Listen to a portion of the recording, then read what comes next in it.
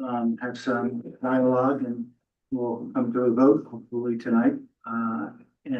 So first of all, I'd like to hear from our three consultants, starting with Dennis Kay, who represents Hal Engineering, our engineering company, and along with Thomas Eddington, our planner, as to your latest advisories given to the council and to the tenant. Dennis, would you like to begin? Yeah, I'm trying to turn my camera on. Is it? Oh, well, I was sorry. Okay, looks like I'm on. Um, yeah, thank you, Mayor. And also, before I get started, I would like to thank Glenn and Jackson and David, the team with GCD, and working with us on this. There was a lot of questions and information that we requested, and they were very good about trying to get that to us in a timely manner, and it's much appreciated. Um, I'll just get right into things. My report doesn't include a lot of the background. Thomas has that in his, so I guess I'll skip that part and just get into what I consider the engineering concerns. The first thing is according to the geotechnical report that was provided, much of the area is underlain by undocumented fill. As in the geotechnical report, it says that that's as much as 14 feet deep. As part of their investigation, there were 21 test pits that were excavated, and samples were taken from these test pits back to the laboratory and tested. Um, the report makes very specific recommendations about this undocumented fill and what needs to be done to construct on that. It does say that that fill is unsuitable for pavements, slabs on grade, and foundations. When I say pavements, I'm talking about roadway pavements. The report states that undocumented fill should be removed from under these structures. And furthermore, it says that there should be a representative of the geotechnical firm that prepared the report on site to determine the suitability of soils for those uses. And the recommendation from engineering would be that the recommendations stated in the geotechnical report be strictly followed to ensure that there's safe construction and that the structures built on those sites will be suitable and be sound. During the public hearing, it was reported that there was an oily smell coming from the fill as it was being placed. Others have said that they have experienced the same thing. They've smelled that odor in passing through the area. Has become a concern for the town as well as many of the residents. And Mayor, in discussing this with the applicant, they have come to an agreement that they would allow the town to proceed with some testing of the soils to make sure they're not contaminated. The agreement is that this would be done by a qualified geotechnical firm that is agreeable to both parties, GCD and the town.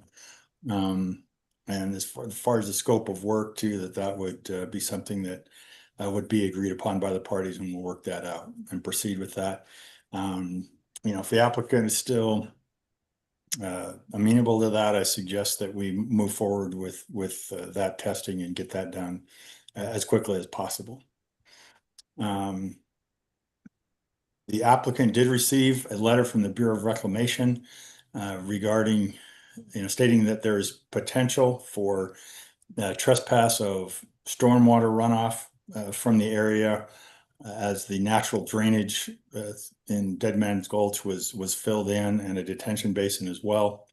The applicant and the town met with the Bureau of Reclamation as well as Central Utah Water Conservancy District and the representative from the Department of the Interior, and we discussed the issue.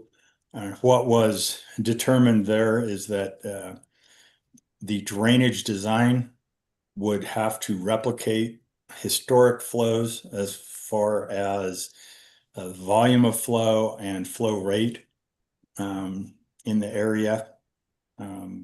It felt like if that was taken care of that way, then that would mitigate, potential sediment and other contaminants getting into Jordanelle Reservoir. Jordanelle Reservoir is their major concern as it supplies drinking water for 1.5 million, residents of the state of Utah. Now, the Bureau of Reclamation said that they would provide criteria that would need to be met for that design. We have not received that, and to my knowledge, neither has the applicant. We're still waiting on the Bureau to provide that. So we have not, or I have not been able to look at, or I haven't taken the time to look at their drainage design. I looked at the plans to kind of get a general feel for what they're proposing, but as far as digging into the details of it, haven't looked at that because I didn't get that those requirements from the Bureau. Let's see, the Bureau also said in that meeting that after that and the applicant agreed to this as well, that they would provide a letter certifying from their engineer certifying that their design meets the Bureau of Reclamation criteria. The town of Hideout would review their design as well as the Bureau of Reclamation to make sure that everybody's on the same page and in agreement. Because the drainage system will be turned over to the town, the town of Hideout will be required to get a discharge permit from the Bureau of Reclamation. They have sent me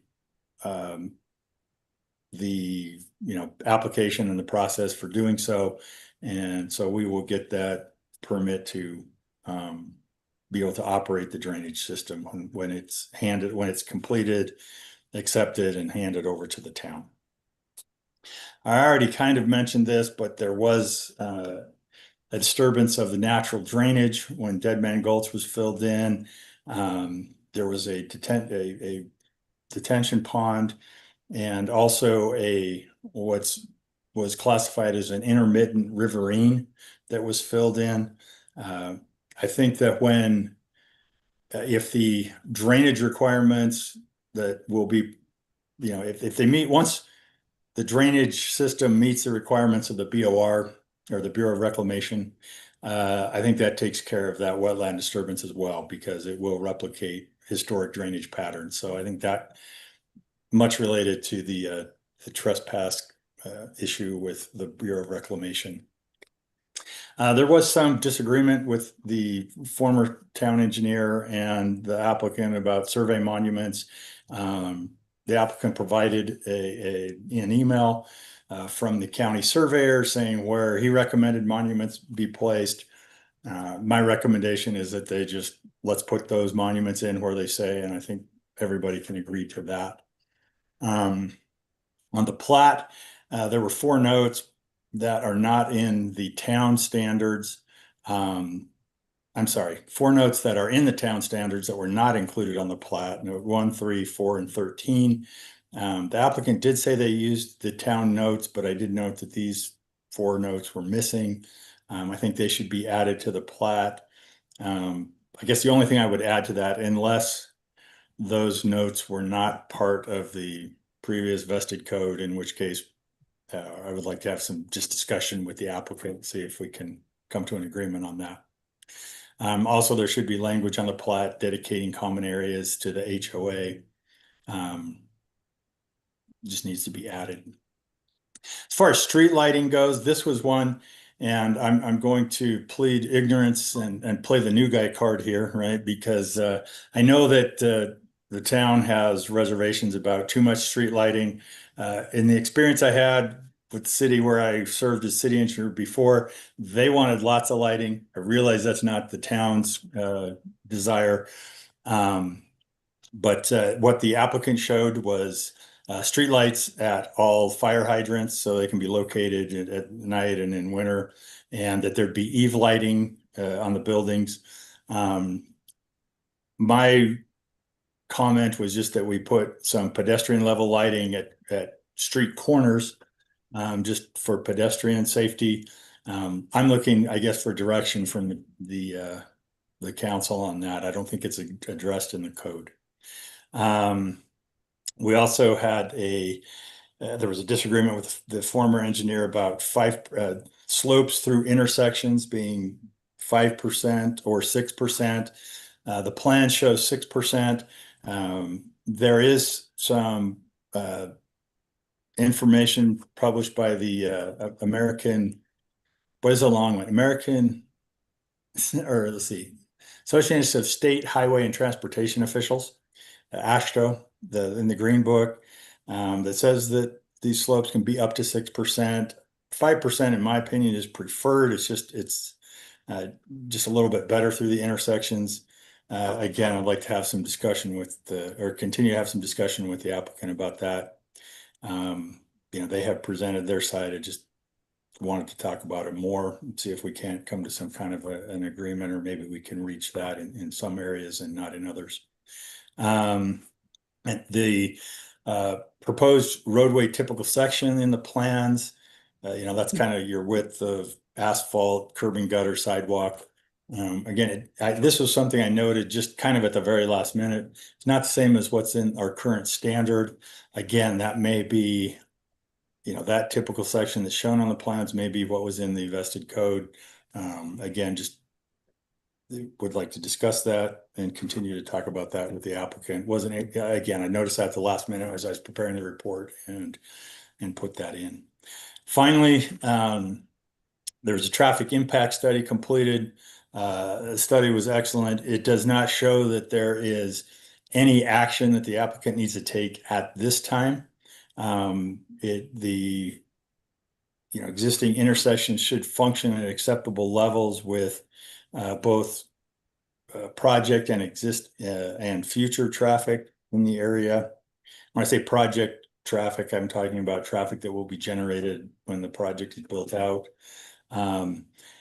Then the other comment I would make on the traffic study is that it does provide a lot of useful information that will help us in the future. So I appreciate that submittal. And that's my report as far as the engineering aspects. If there are any questions, comments, whatever. We can open it up to council questions. And thanks, Dennis. That was very thorough for us. There was 8 or 9 points there. Thomas, do you have anything to add to Dennis's report? Because you're more aligned between planning and engineering. Anything you want to add to Dennis?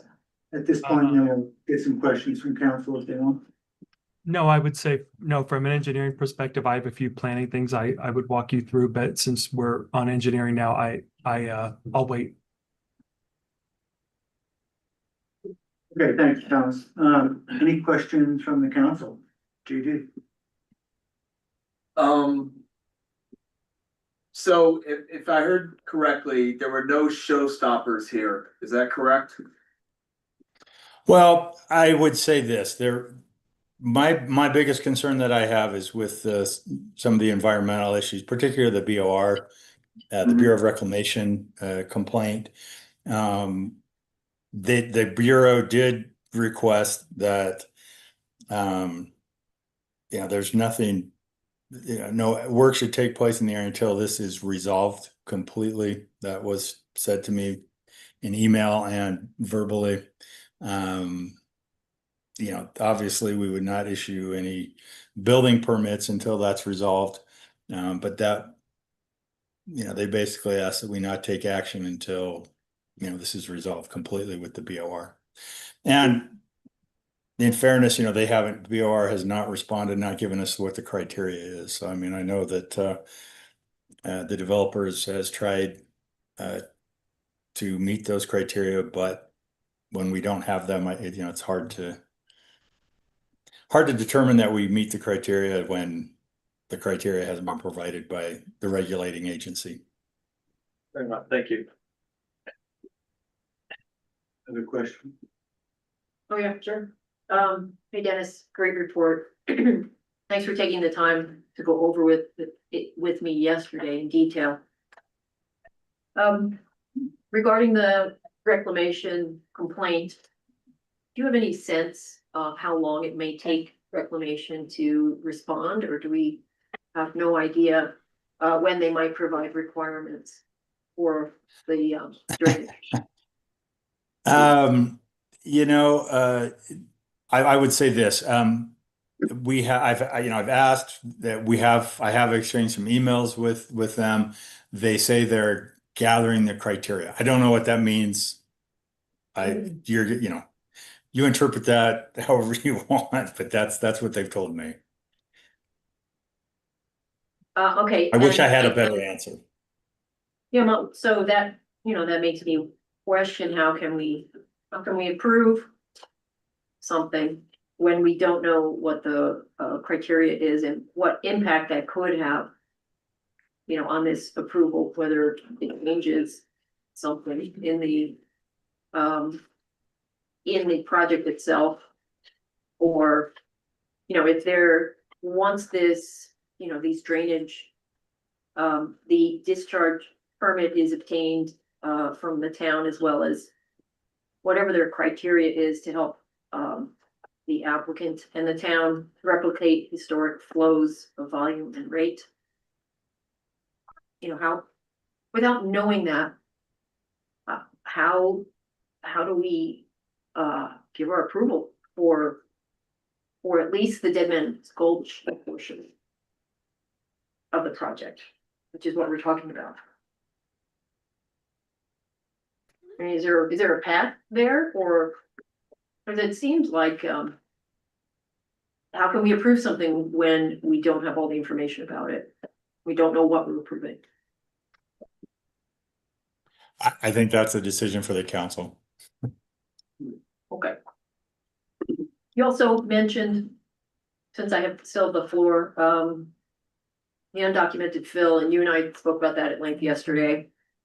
Now you mentioned that there is an engineering solution to that. Can you just outline that, I guess, for the rest of the participants in this meeting? What does that engineering solution look like? Well, specifically, I mean, in the geotechnical report, it says that, for example, on pavements, if the pavements are not, it does give a recommendation for a pavement section as far as thickness of asphalt, untreated base, and then structural fill. If it's placed on native soil, that section is a little bit, it's not as thick. If it's on film material or unsuitable material, the recommendation in the report was that recommended section should be underlain by another 24 inches of structural fill and a geofiber fabric to prevent fines from infiltrating up into the structural fill. That's on the pavements. It does say that there should be, when they're excavating for pavements, foundations, slabs, that there should be a representative on site to verify the suitability of soils. It says that under foundations, the undocumented fill should be removed. So there would have to be, basically deeper foundations and there'd have to be some kind of an engineering design that's specific, to the site. So there's lots of foundations in this project, in this plan, right? A lot of square footage of foundation. Does that undocumented fill need to be removed, like for the entire footprint of the structure, or just? No, it'd be Foundation. It'd be on what's the foundation, what it's bearing on. It wouldn't necessarily have to be under the entire footprint. It's not digging up everything that we see where there's a building or on top of it. It's the actual footprint of the foundation and footings. Right. Where the the footing bears on, whatever's supporting that, right? Okay. So there is a solution to that. There's an engineering solution to that undocumented fill. It's just report some remediation and extra work, additional costs, etc. Okay. What about it's not mentioned in your report, but I did talk to Thomas about this. So when the Bureau of Reclamation and the Central Utah Water Conservancy, they're concerned. Central Utah Water Conservancy is concerned about water quality. Reclamation is, we need to get a permit with the Department of Interior for that discharge. What about the state park? The state park does manage the land around the reservoir. And has anybody talked to the state park to make sure that they can handle the volume and flow that would be introduced, through this discharge permit? Do we know if the discharge, do we know the increase of volume and the increase of flow rate? Or is that Right, something well, that's when, gonna sorry, cover go in their- ahead. Is that something they're gonna cover in their requirements that come to us? I guess I would assume that. To my knowledge, nobody's talked with the state park. But again, when we say replicate historic flows, with regard to volume and rate, they would be similar to what has happened historically, right? When you introduce, impermeable surfaces, roadways, rooftops, right, you're going to generate more runoff. So those would have to be detained in basins or, somehow, those flows would have to be restricted so that they replicate historic flows. And that would be, on the part of their engineer would have to design for that and certify that they've met that criteria. Okay, again, that's the thing we don't know. That's experiments from reclamation on how, Correct. it needs to be in place for that. Is that right, Dennis, or am I? Right, we're waiting for that criteria.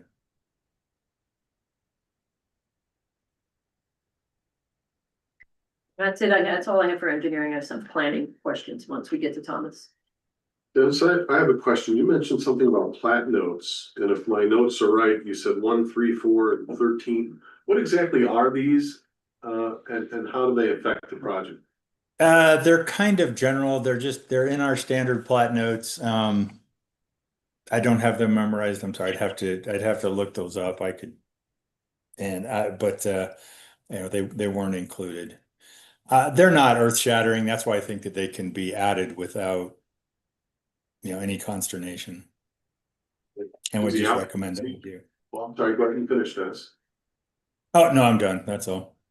Well, Dennis, I remember you explained it to Sorry, me Chris. yesterday, but I Sorry. just want to answer. Why don't you let me finish my question? I let you finish yours. Kindly extend to me the same courtesy. Okay. So does the applicant agree on those plat notes that they can be put on the plat? We actually, that's the first we've heard of the issue. We haven't seen the plat notes that are an issue, but I mean, my client is not along, there shouldn't be a problem. We use the form that we've We've used. always used the same hideout form that they provided and what Wasatch County has required. So if there's a few different. Sorry, if I might respond to that. That was in our original email that we sent after when we said it was incomplete initially. That was noted in there that they weren't the same plat notes.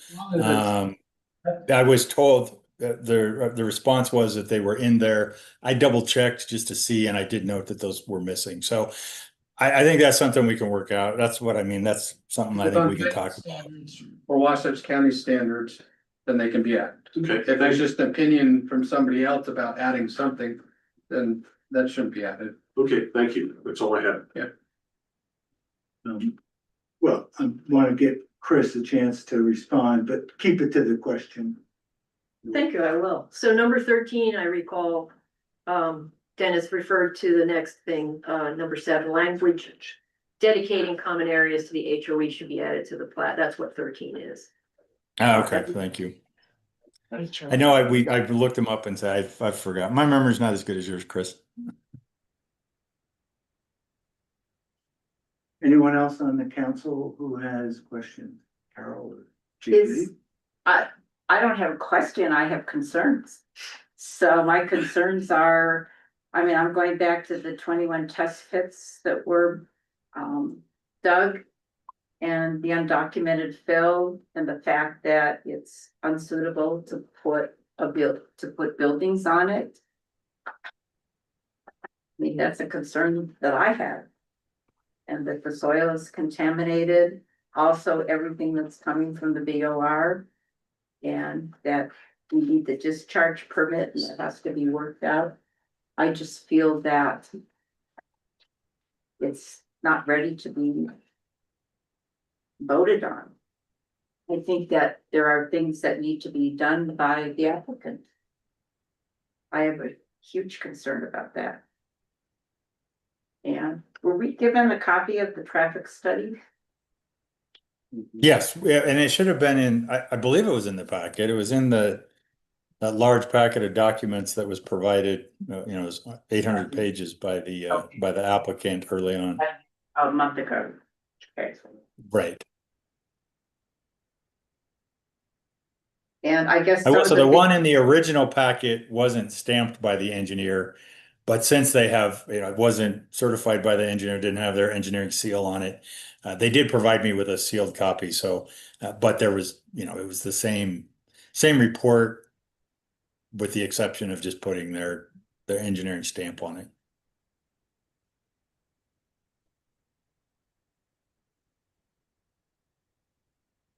Good job.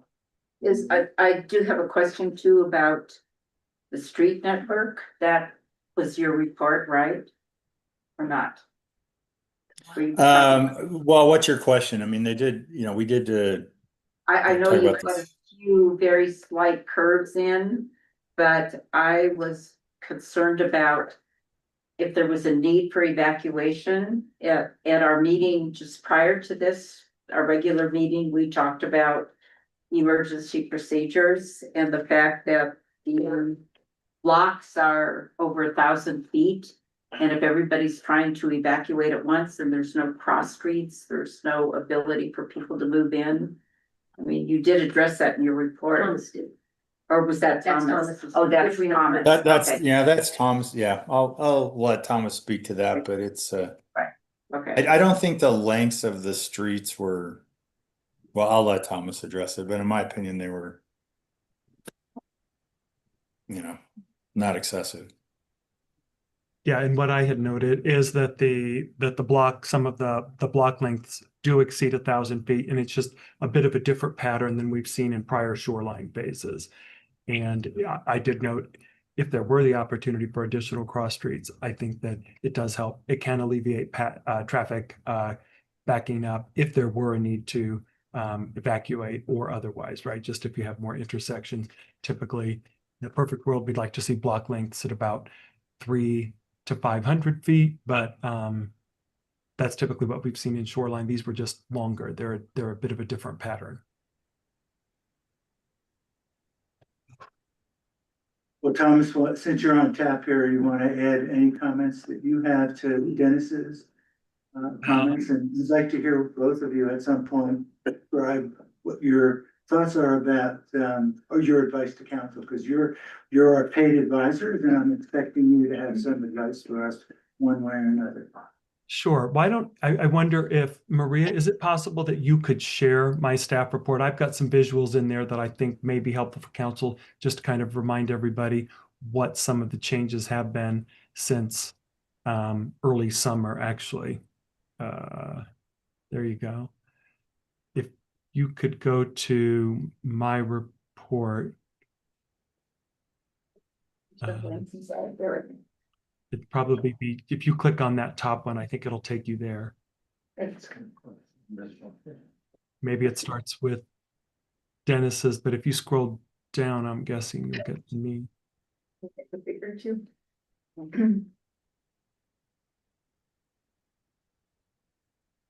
Okay.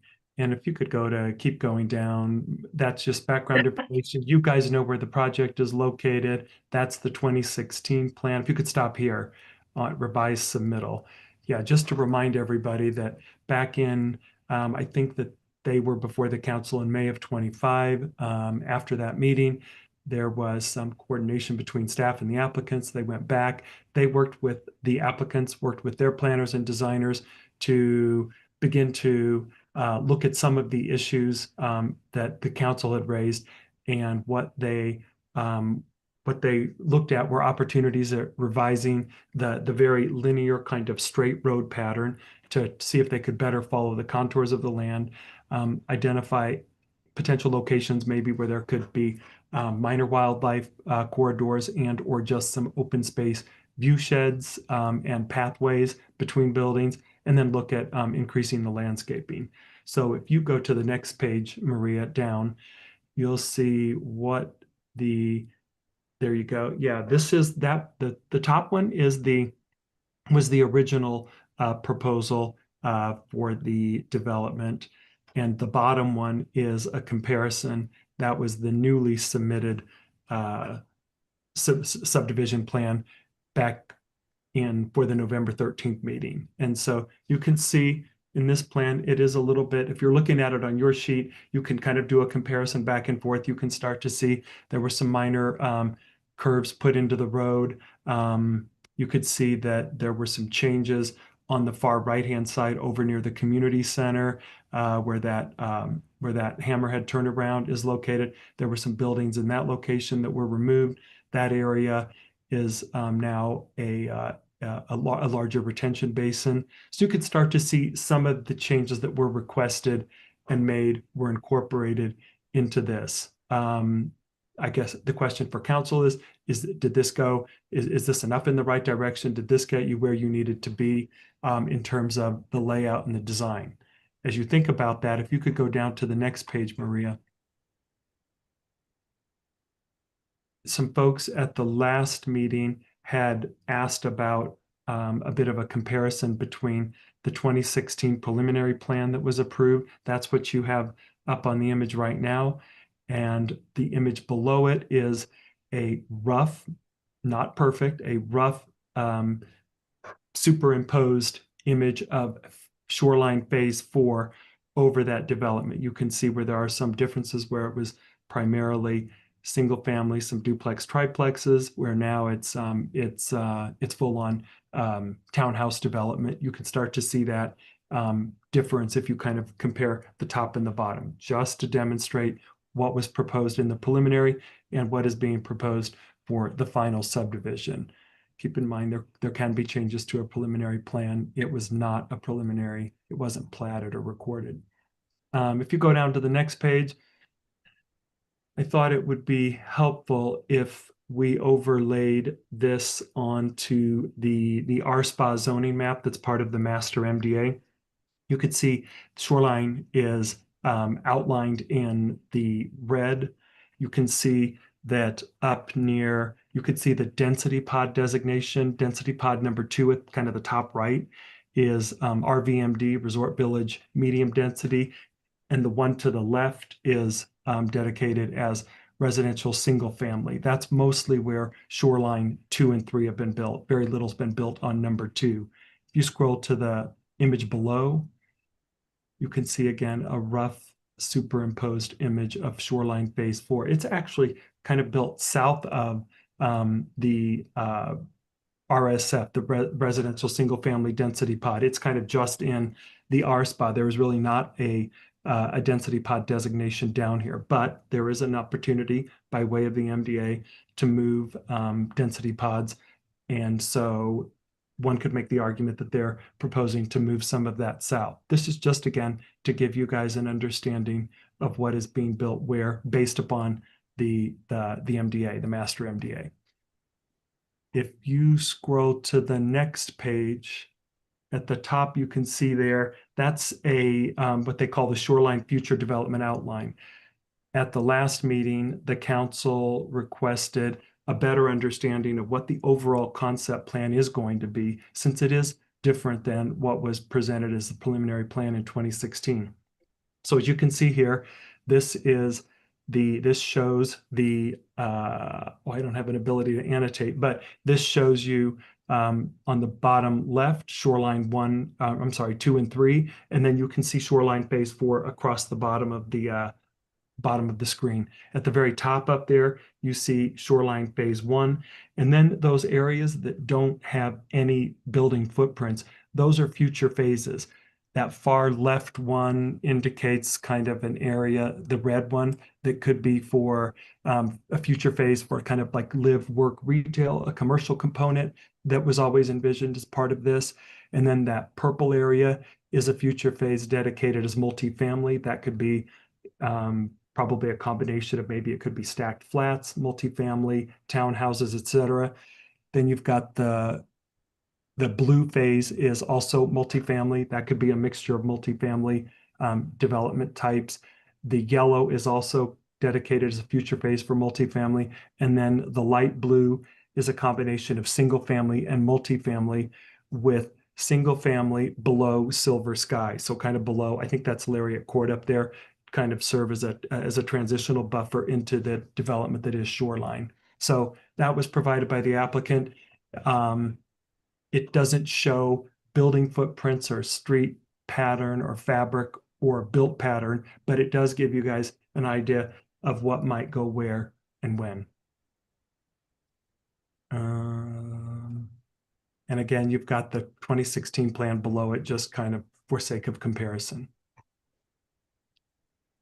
If you go to the next page, unless you guys have any questions, if you go to the next page, I have just outlined some planning issues for discussion, some of which were brought up at the last meeting. Again, with regard to the built pattern, just understanding the differences between the preliminary plan in 2016 and what's being proposed for phase 4. Carol brought up the block and street network structure, just ensuring that council is comfortable with the longer block lengths than was originally envisioned. Number 3 was actually addressed by Dennis. That's the BOR. We're waiting for their letter. We don't have that information yet regarding the fill and drainage patterns. You can scroll down, Maria. You've got some images there just for clarification. You can keep scrolling down to the next page, maybe the text. Number 4, the open space that was originally proposed for the canyon recreation area, we just ask that that be noted and dedicated on the plan. If you go down to number 5, it is worth noting that the area along the property boundary between Shoreline Phase 4 and the state park. If you go to the next page, I actually have an image that might help everybody visualize this. So you could see there, those areas that are highlighted in red are the retaining walls, the significant retaining walls. If you scroll down to the bottom when it kind of zooms in a little bit, you could start to see the top of wall and bottom of wall measurements. In this area, that stretch down there along the state park is probably, I don't know, probably 500, 600, 700 feet long. It's a very long stretch. And that area will have a retaining wall between Shoreline Phase 4 and the state park. Some of those retaining walls are double tiered retaining walls, up to 13 feet height for each wall. So there could be a wall that's 25, 26 feet tall. It does have to have a 3-foot setback for tiering and landscaping and structural reasons. That is different than our current code, but that is the vested code. They're allowed to have 2 tiers of up to 13 feet, but just so council knows, it could be significant. It is not 2 tiers of 13 feet and 13 feet, 26 feet, the entire length of that. That's just the tallest portion of the wall. It starts on that left-hand side, just a few feet, rises up to the 2 tiers of 13, 13, 26, and then drops back down a little bit. There's also a pretty significant wall. If you scroll down just a little bit, Maria, no, the other way, sorry, on that top area up around that basin, some of those walls get pretty tall too. Just so that you're aware, I reached out to Glenn. He's provided some ideas and imagery for what those walls could look like to try to soften them a little bit. So we certainly would work with him in that regard. If you scroll down to the next page, Maria, we had asked for a bit of maybe a type of a cross section from the upper kind of the area closest to kind of Recreation Drive, Shoreline, if you will, almost like a cross section through the site perpendicular to the site toward the water to get an understanding of elevations. They provided this with spot elevations so that we can get a bit of a better understanding of the slope of the land as it currently exists. You can see there's about 80 feet of drop from that 6,400 number at the top left of your screen down to the bottom. It's a little hard to see. That's, I think, 6,320. So you can start to get an understanding of what the layout or the land pattern is in that area, the land slope, I should say. Just kind of an informative piece of information. And then we had also asked for a sub-phasing plan for phase 4 because they don't intend to plat all of this area, all 27 plus 29 plus acres. So you can see down there, if you scroll up just a little bit, you can see they've got an approximate phasing plan. It's kind of based on utilities. You can see that the blue area is the first road to be built. That would go all the way out to the community recreation, community village clubhouse. And then phase 2, moving up slope, would be the second phase. And then the green area closest toward the state park, excuse me, would be phase 3. So kind of gives you an idea of what that sub-phasing plan is for phase 4. And actually, that's all I have, unless you want me to kind of walk you through a decision if you were to look for this project or if you were to look against it, looking at findings of fact, conclusions of law, conditions of approval, or rationale for denial. If you want me to walk you through any of that, I'm happy to do that. Otherwise, I'm here to answer questions. I just wanted to make sure you guys had that understanding of the mapping, et cetera, since some folks had asked for that at the last meeting. From your perspective, is there anything here that is outside of the MDA or the 2010 vested code? Or as far from your perspective, does it comply with those two things? One thing I can just jump in on from just a legal perspective, and then looking at, as Thomas kind of showed, the development that's being proposed is outside of the RSPA areas. There is, and at the last meeting, there was a request from the council, at least to prepare a conceptual plan for kind of how the remaining vested units would be developed and how this would play out. And I don't believe that, the council, as part of the MDA, is allowed to ask for request items that have to be responded to in good faith. I can pull up the exact language, but that's in the section 7 of the MDA. It's a little hard to, on one hand, the way that the vested code reads, it does say that that the pods can move, but it does also say that it says this process is likely to be highly influenced by market forces, and the plan is subject to frequent changes. As portions of the plan are complete, they may be submitted to Hideout for comment and approval. If approved, the plan will then serve as the guiding design and marketing document for the resort. So I think it is fair, at least for the council under the vested code and the MDA, to ask for a better understanding of how this development is developed, how the layout is going to be, because it is so tied to the RSPA areas. And when you see, Thomas's, the map as he showed how much the development is outside of what was initially the density pods. And when you look at the MDA, it's defined that the density pods is where the density will happen. Now, that's not to say that they have to keep to it based on what's written in the code, but it does mean that they have to at least give us indications of how it's going to develop.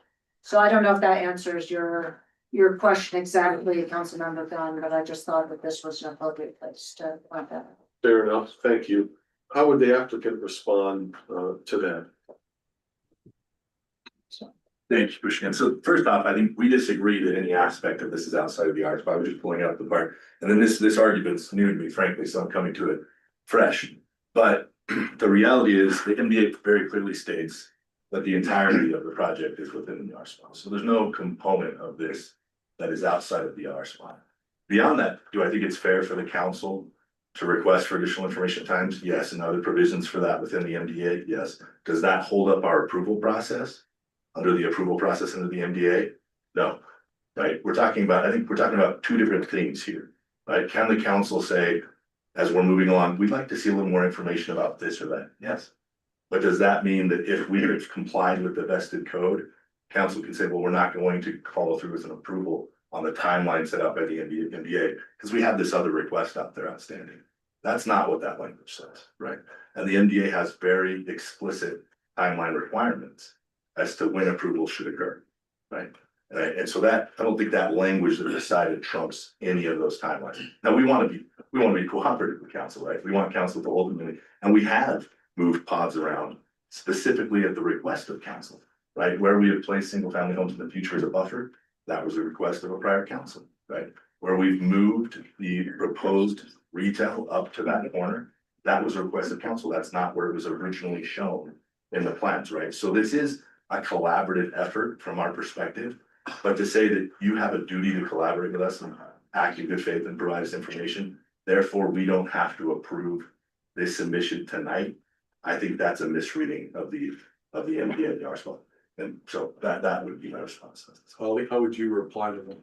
I'm just looking at so the way that it reads is just that developers shall respond in good faith to any request for additional information by the town council during its consideration of any development application. And then looking through, the minutes and the recording from last month, it was requested to have that development, how it's going to unfold in the future be laid out. If I said R spot, it is within the R spot. If I misstated that, it is correct. It is within the R spot. It's just that the development is outside of the density pods. And that's under the MDA, it's the density pods where things are supposed to be developed. So in a sense, they are developing these in a way that's not consistent with that original MDA. If I may quickly, I think Paul, you would admit that the MDA gives us the flexibility to do that. Right, and I read that language. Okay, all right. But it's that you need to still give us, the language from the vested code is, it says, since this process is likely to be highly and this is something that the applicant has also put in many of their presentations to us. But it says, since this process is likely to be highly influenced by market forces, it is anticipated that the programming plan will focus on resort attractions and amenities, not on the required infrastructure, and that the plan will be subject to frequent changes. As portions of the plan are complete, they may be submitted to Hideout for comment and approval. If approved, the plan will then serve as the guiding design and marketing document for the resort. And I guess the disconnect is that we asked for kind of what is dividing, what's the rest of this going to look like? And that hasn't been provided. So it's up to the council to determine how much of a factor that is in moving forward with this phase. And to be clear, we did provide something. It's just to be clear, right? We provided what we thought the future areas of development would be, a map.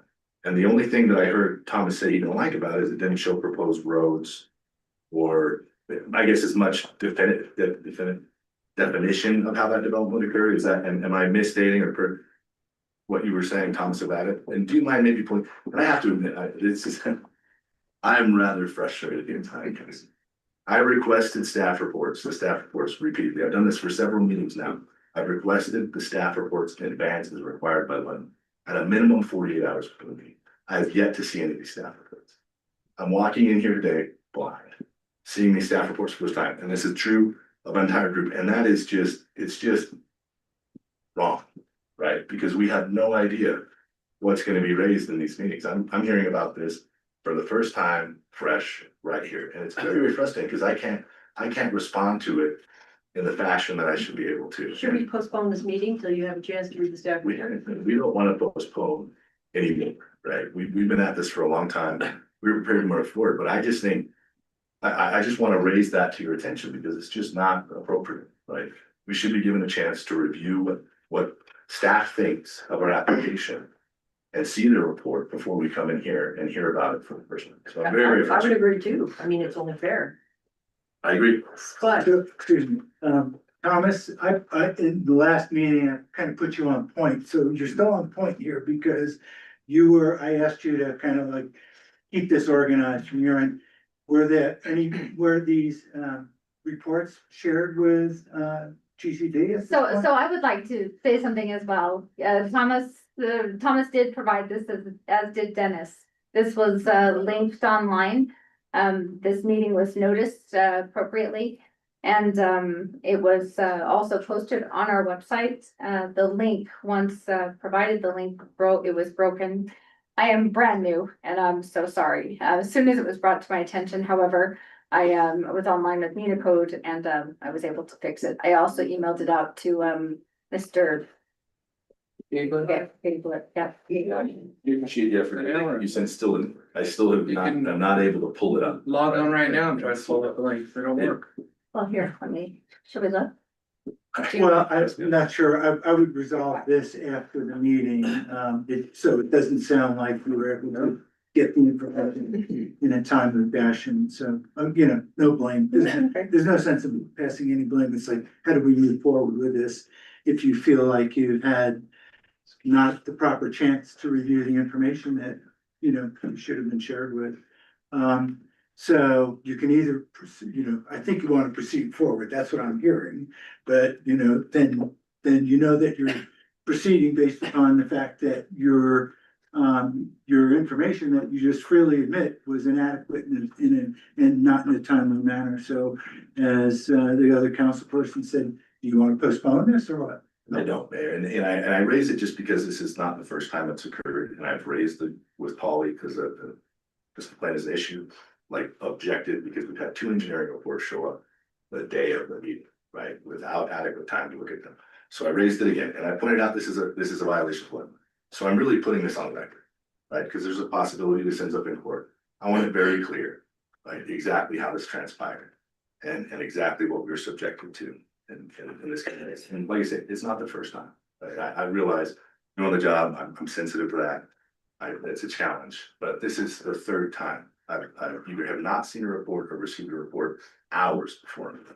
And that is frankly in my practice, unprecedented. That's never happened. I always get the report at least 48 hours in advance, often the Friday before. So it's just been a recurring issue. That's the only reason I never raised it an issue until this meeting. I would say contact me. The buck stops here. So, call me and say, hey, I haven't gotten the report. I'll figure out what's going on. I appreciate it, Mayor. In the future, I'll do that. It's just, like I say, 3rd time, and I hate not being prepared. Yeah, I mean, I'm fairly open. I know we have conversations, so I would just say, geez, I didn't hear this, so, I wish I did. Anyway, let's not pass any blame around. Let's go to the next level. I don't know if there's any other questions of Thomas before we go, because I have Also, one. just so you know, so Thomas and I have been talking with Thomas today because I knew that it was important that the applicant wants a vote today. So he does have prepared both an approval with conditions or a denial based off of the information that staff has. Of course, that's up to council to adopt or change or amend.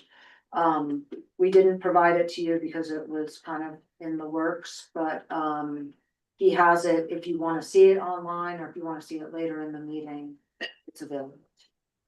I would like to, I'd like to put Dennis and Thomas on the spot at this point, because you're our paid consultants. You've spent a lot of time on this over quite a few months. What's your impression from all three of us have a fair amount of gray area, so you've had a lot of experience in the field. You know the town. I'd like your rough opinions on things. I think would be useful for the council and for everyone involved. So Thomas, you can be first, or Dennis, give us your perspectives from your point of view and your background.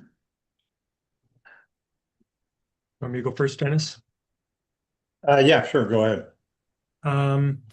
Well, I think that, I mean, if I look at what the MDA,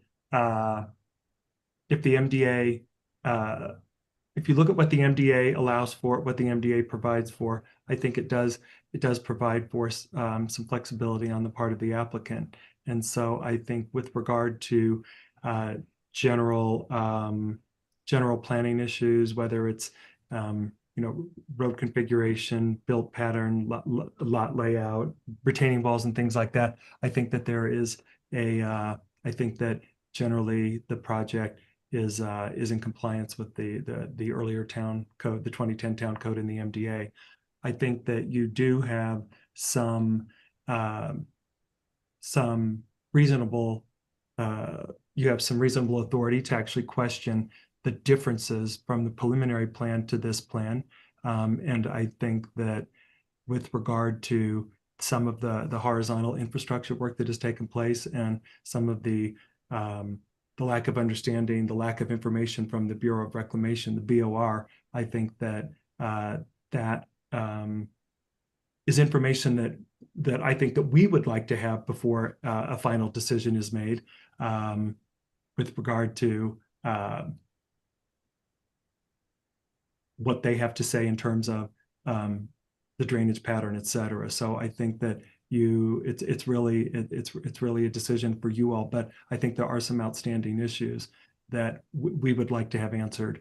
But I guess I'll turn it over to Dennis.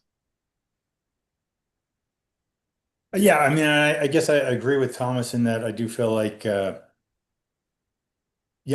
let me address one thing. Some of the timeliness of the report, we're in a situation where, we said the initial submittal was not complete. Then we were kind of told by the applicant, no, it's complete. And then we did get together, and I feel like I felt really good about the interaction there and the communication and, the exchange of information. I think that I felt like I was trying to be upfront and provide information. And I feel like that the applicant, especially Jackson and Glenn, were great about providing the information to us and trying to get things done. It was somewhat difficult because things didn't come. I mean, they came in somewhat piecemeal, and part of that was just kind of in the situation we're in. I also will say that I have, as far as codes and the vested code and the MDA, with the town of Hideout, that was all new to me 3 months ago. And, I've been trying to come up to speed with that as well. And I'm not trying to make an excuse for that, but I am saying it did make this more challenging, for me in that regard. And, I think, we worked, and again, I appreciate the information provided by the applicant. I mean, I think in general, based on my report, there are, maybe some items that I think we can work through, or that I wouldn't say would warrant denial. However, from an engineering perspective, I am very concerned about the BOR issue. I would like to see that resolved. That concerns me. And I'm not saying that, what they provided doesn't meet the criteria, but I don't have the criteria, so I don't know. And that's neither our fault nor the applicant's fault. We did meet with the BOR. Again, I felt like that was a constructive meeting. I thought we had a very good path forward coming out of that meeting. However, the BOR really hasn't delivered on what they said. And I don't know what the circumstances are with them. And why that hasn't come, but that does make it very hard. And I think it is a big issue. I don't think anybody wants to, be on the wrong side of federal regulations. And as a town, I don't want to do that. I don't think that the applicant does either. And I know that they feel like what they've done would meet the criteria of the BOR. But we don't know what that criteria is. And so I don't know how we make that statement, or how I can say, oh yeah, it meets it, when I don't know what the criteria is. I have a question for the applicant. If we back up to the fill issue, and I know this was a little while ago. And if I understood you, Dennis, if I understood what you said the fill is unsuitable according to the geotechnical report, should be removed under the roads, and if I understood the way you clarified it, the footings of the foundations. Do I kind of have a good grip on that, or a decent grip? Again, I think if the recommendation, like I like the way she said, there's an engineering solution. I mean, if they follow, that's why you do the geotechnical report, right? You find out what's there, what you have to do to mitigate that and make sure that you have stable structures. And I think if those recommendations are followed and strictly followed, yeah, I mean, I think that, there's an engineering solution there. Okay. Well, I'm sorry, go ahead and finish this. No, that's all.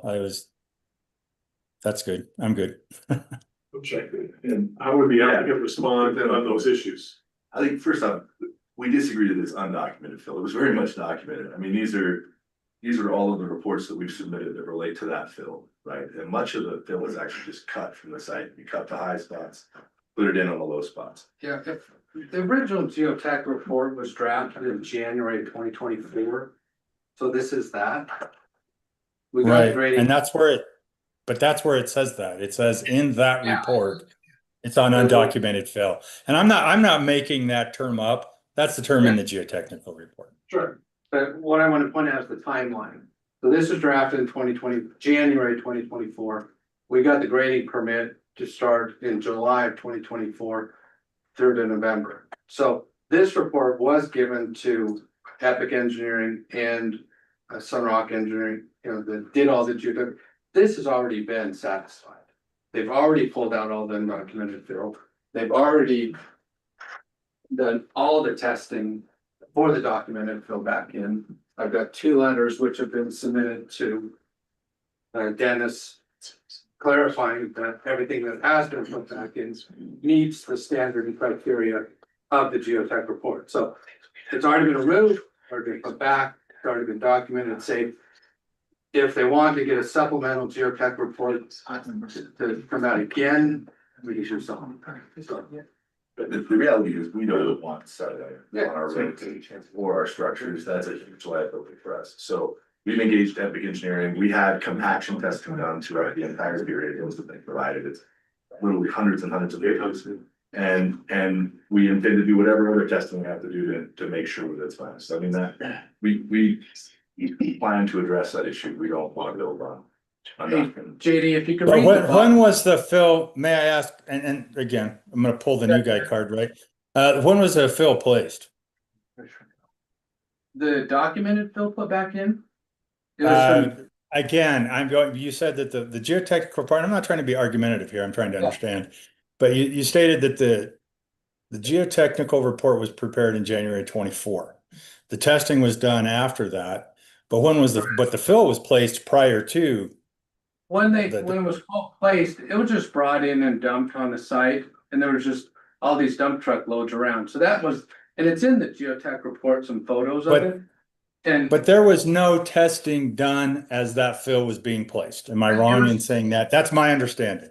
Yeah, it was just, all they were saying was just a dump truck load dumped there. Right. So it was all they wanted to say is, when this gets placed, we need testing. So those 3 from July of 24 to November of 24 is when all that material got moved around, put in compacted lifts, and then tested. And proctors were taken. So JD, if you read the bottom paragraph of the ethics letter, he also goes on to say, hey, look, there's also gonna be, go ahead and read it. They'll talk about future testing and all that needs to be done. The second to last paragraph. I'm not, it's toward the bottom. Okay, as site work resumes, Epic Engineering will continue to provide field testing and verification services as needed, including compaction testing for utilities, trench backfill, roadway subgrade, road base, and final grades. All future testing will be completed and reviewed prior to installation of curb, gutter, or asphalt. In addition. Okay, and in that case, if I may speak, and in that regard, yeah, if they're gonna continue to monitor, evaluate, that was the recommendation in the report, and that's what I'm saying. Follow the recommendation in the geotechnical report. So but when I use the term undocumented fill, that was the term that was used. Yeah. And, I mean, and when I say, documented, you said a lot of that came from the site. Do we know exactly where that fill came from? I mean, has that been documented? Came from houses being dug in other areas. So. Exactly. So it came from, but we don't know exactly. You can't say, okay, this fill came from this site. I mean, it's from other areas. And again, I get that this is, that's pretty standard. I'm not saying it was wrong, but I'm saying when they say undocumented fill, it was undocumented. And I'm not trying to say that that was something improper. But what I'm saying is that, it wasn't documented. And then as that was built up, the compaction tests were done after it was placed. Right. But typically, again, when you're doing fill, you fill in lifts, compact, and do some testing, and fill in lifts and compact. Right. I haven't, in the reports and in the what was provided, and some of that goes back to I believe and I'm going from memory here, so if my memory is incorrect, I'll say, okay, I'm wrong, but I believe that some of those reports of construction observation when the fill was being placed are from 2022. And some of those reports say that there was, they could not see any, and some of them, not all of them, some of them said they didn't see any compaction equipment on site. Sometimes they said there was just a heavy equipment that would roll over it. But there really wasn't a lot of documentation of what effort was made to compact the fill as it was placed. Now, it has sat on site for a few years, which the soil is going to consolidate and kind of naturally compact to a certain extent. And that's why in the geotechnical report, it says there should be a qualified geotechnical engineer on site that observes what's done in the trenches and the pavement and for the foundations to verify that it's suitable for the use that's proposed. Yeah, And I guess that's my recommendation. So I don't want to fight over the term undocumented fill. Again, that's the term that was in the geotechnical report. But what I'm saying, there are recommendations to address that. I think that those are suitable. And I think if those are followed, I think we're okay. Yeah. And then does the applicant, Glenn, do you agree with me on that? If we follow that and make sure it's. Of course. So a lot of those documentations have been done all the land of last summer. And they'll be done in the future. And Epic specifically says all roads, trenches, curbs, and all utilities will be documented and tested. Now, in addition to that, regarding the foundations, part of our building permit process with the town, when we click on a building permit, every single unit, we have to have a geotech or a compaction test on that specific unit and that specific address. That's been standard for years. We get that. It's uploaded on the building permit site. We're on the same page there. I don't dispute that at all. I think we're fighting over the term undocumented, fighting, wrong word, sorry. But I think we're disagreeing on the term undocumented fill, which I think is kind of irrelevant. I mean, I'm going to call it undocumented fill because we don't know the source. We don't know exactly where it came from. That part isn't documented. Okay. Fair enough. What we do with that fill, what we do with that fill and what we do with the structures that are built on that fill, I'm comfortable. I'm okay with what you're saying is going to happen there. Yeah, and that's a recommendation in the report. So I think we're on the same page. I think we're just having a disagreement about, it's semantics. And I think that I don't want to waste any more time on that. Because I think as far as the remedy for it, I think we agree. We're already gone through the remedy, we'll continue them, so. And that remedy will continue Yeah, absolutely. as outlined by this epic report. That service and that the inspection will go on. Sure. Okay. And we'll Okay. probably stack of paper. And that was my recommendation. Again, I think we're on the same page. As Ralph would say, I think you're in violent agreement. Very violent. No, I'm just kidding. I'm kidding. I'm kidding. That answers my question. Thank you. All right, Oh, Mayor, you- I've got something to ask about. Before. Maria, when you have a moment, can you scroll forward into the packet toward the bottom, like maybe the last fourth page from the bottom of the packet?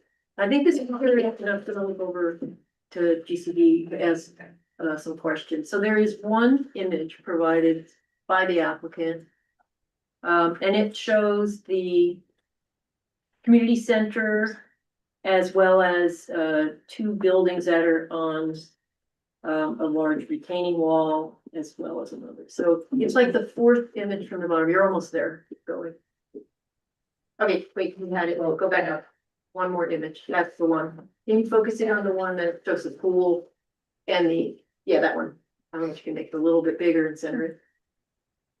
Yeah, that's perfect. If you could scroll up a bit, that would be awesome. All right. There we go. That's probably good. Can you explain to us what we're looking at here, the applicant, since you provided it? Is this an accurate rendering of what you're expecting this area to look like? One of the building locations in the clubhouse and pool, it's pretty accurate. Okay. Those little retaining walls there, that was just kind of the 3D rendering company. Those aren't necessarily to scale. Okay. And then in addition to that, kind of in there is where the new basin would be. That's been on the civil drawings that didn't show up on these 3D concept plans. And the basin is the detention basin, Correct. which could be part of that reclamation Correct. requirement, and we don't know how big it has to be or Right. what it has to be. But let me get to my question then. How do we define natural grade? Natural grade is the grade, that before area was disturbed, what was there naturally before any kind of construction, correct? Would we agree with that's the definition of natural grade?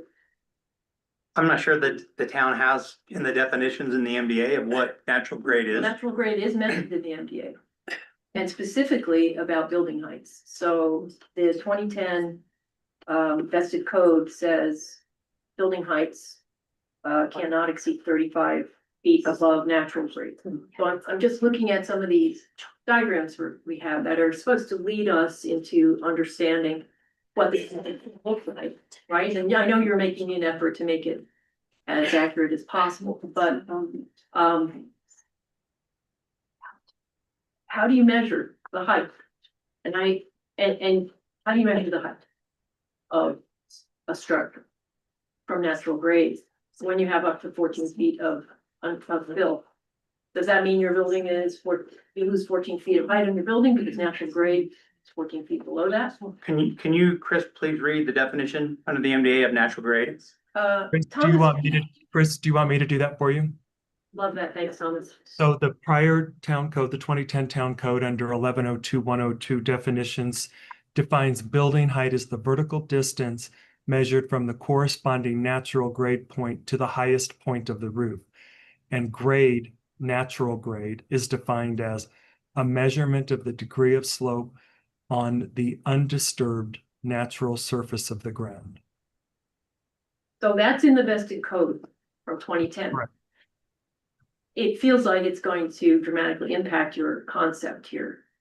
At least as the drawings you've given us, because I take a look at that and I'm like, wow, how can that building be so tall? Because there's a bunch of fill under it. How can we know what your intent is there for developing all the areas where there's fill over natural grade? We're talking about the fill to make this taller, not, excavating to make it below grade. So are you intending for these three-story buildings to then have one floor that is dug in and goes all the way down to natural grade. And one thing I can't answer, Chris, is where this particular building is, whether it's slab is sitting on a natural grade, because yes, the 3D company is showing a three-tiered wall. That could just as easily be a 1-to-1, a 2-to-1 slope. But this is an RVMD zone. I believe it's 6 stories. We can be up to 6 stories, not 3 stories. So even with the interpretation of natural grade under the RVMD zone, because this is an RVMD pod, we can be 6 stories rather than 3. No, it's only, I thought RVHD was 6 stories. RVMD, I have it right here. yeah. Holly, can you verify that? Just for clarification, the RVMD has a building heights are limited to 42 feet or 3.5 stories, whichever is greater. That's RMD. Yeah, this is RVMD, Thomas. You were RVMD. going back to the density pod question, and where the density pods are located, because where this is in that, well, I'm gonna call it no man's land because I don't know what to call it, but it's in that peachy area back in Thomas's, illustration. There's no density pod right there that is in purple like I would expect, or for high density or whatever the other color was, or the medium density. And so, how do we know what your intent is with respect to these density pods and how you're moving them around? I'm still trying to figure out if what you're proposing here is actually allowable under the 2010 code and the MDA as far as. Well, building when heights. we met with you, you could ask any question. This isn't a question that you asked. I'm wondering why you're asking it now. I think I met with you in the summer, right? It was probably 2 months ago we met. But the question as far as how the pause have worked, there's nothing in the MDA that we're aware of that says with exactness, and that's not what Thomas asked us for. Thomas said, what does the future growth look like? The one thing that we will not exceed is it's the matrix, which Thomas has that slide. How much of it's RVMD? And we have the slide available. Phase 2 of Shoreline was initially an RVMD. And we could have been, I think it's up to phase 3 was RVMD. There was no complaint by the council when we didn't do that RVMD. We did that RMD. And so It was initially supposed to be 145 units in phase 3. We did 47, and that included 15 and 20 plexes in phase 3. And this slide we have provided to the council. So it's not something that we've been sitting on. It's not something that you don't have, but we did show what is happening with the prior pods and the current pods. So how do you address the height?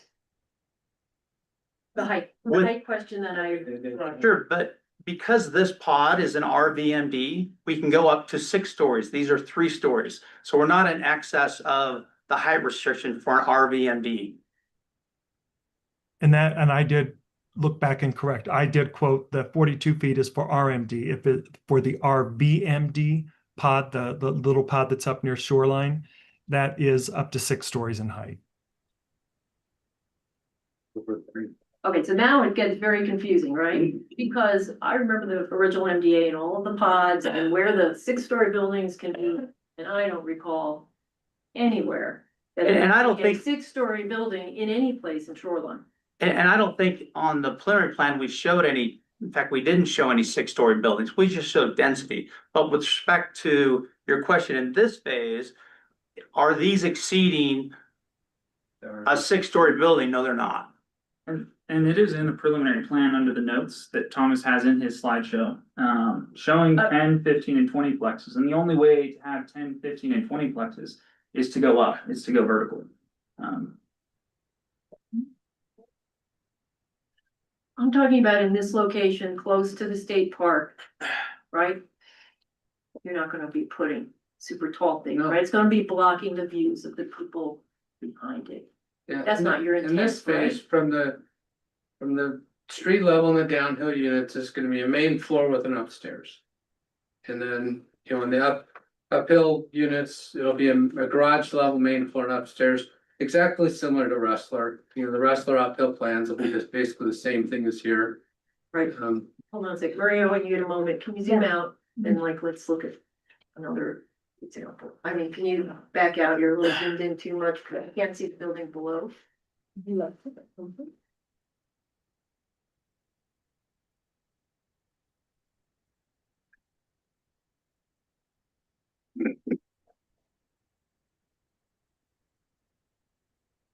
Okay, so, go to any other example where we're sort of seeing the front row. I'll tell you what page. Ira? Yeah, no, that, I think we're gonna have to stick with that one and just look at the lower buildings, the ones below the one with the big wall. Yeah, the ones below the wall. So, Right here.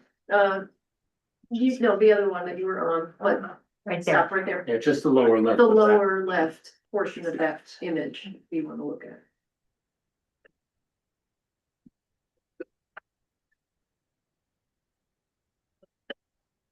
And then scroll down, there you go. Okay, so what's the height of that building in this rendering? Is that 42 feet? Is that 35 feet? We haven't done all construction drawings yet, I but mean, it's a concept, so what's your, I got that. The problem we have with the concept plan, Chris, is this, for example, part of the reason that when they put this into the rendering software, there is a depression there that's artificially made, right? We're creating a new retention basin right there, and that software just picks it up and throws it out there. So natural grade, because we're going down with a retention basin, is much higher than what that shows right there. And this is because we're really not at the stage where we can tell you affirmatively, this is the height this will be from natural grade. it sounds like you can't even tell me that there won't be a whole retention basin there with no buildings, because you might, like you said, where you gonna retain the water, if that's where the retention basin is. Well, Yeah, that's a large area right there. There will be a retention basin. yeah, the rendering's not showing the horizontal distance between the retaining walls and the back of those uphill plans, but these are very similar to an Eastwood plan in Rustler. You can drive over there. And if you scroll down one more slide, you can see the fronts. Keep going. It's a little bit to the right, I believe. You can barely see the front, but it's only 2 stories above grade from the downhill perspective. If you can zoom in.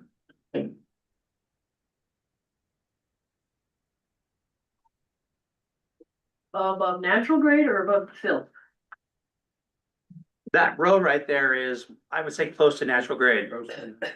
Yeah. Okay. And where is the 14? Where are the things that are up to 14? Specifically, that area is in the area to get the new 12-inch sewer line in for the town. There's a depression there and an old basin that was different than this other basin. That was the 14-foot of fill to get that up, to get the sewer line in for the town to gravity feed. Otherwise, you would have a 12-inch sewer line, you know, up in space.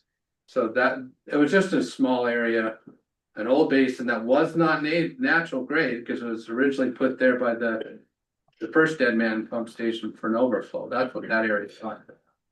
That's where the quote 14-foot of fill happened. It's incredibly expensive to place fill, so we did not put 14. Yeah, foot fill most across of, the yeah, entire most of the sites fairly cut and fill slow. I've lived there for a long time, right? That area was naturally sloping.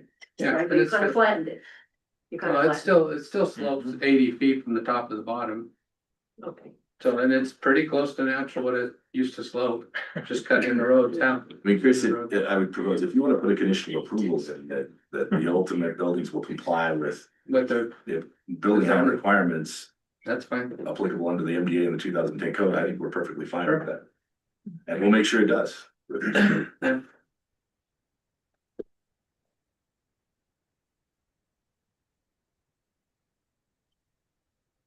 What I don't still understand is the density pods and how you're saying that this is, resort, RBMD versus RBHD. Who made that determination?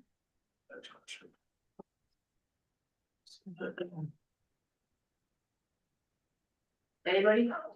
There hasn't been, I mean, when you look at the original, MDA, it talks about the density pods, and we have that map that were adopted. It allows for, as we've talked several times, to change them, but there's no. But who gets to change them? Not. So, and at least. I mean, it normally should we be- control, Right, normally we control, you know, our zoning. If we, you know, so legislative decision, right, to change a zone. Yeah, I just wouldn't share. It's not, Chris, it's helpful, it's not, there was a lot of flexibility built in the NDA. You recall my last presentation, I talked at length about the legislative versus administrative decision. And we're here in the context of an administrative decision. Because unlike the MDAs that you're entering into today, where you can negotiate these things and you're building much more rigidity into that MDA. I worked on the Wild Horse project with Nate, who works with me. And we're building much more rigidity into it and mechanisms where you can control what occurs.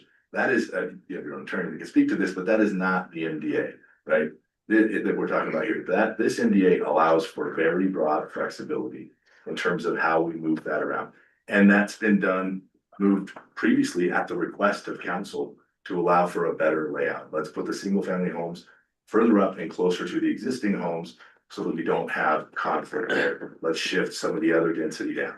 And so you do have a lot of density. The reality is what the MDA says that we have 700 units that we can use within this space and several zoning designations that were with it, but it allowed flexibility in how we move those around. And I think earlier the conversation we had is, as Polly says, the council can request information on how that will look in the future and we can collaborate on that.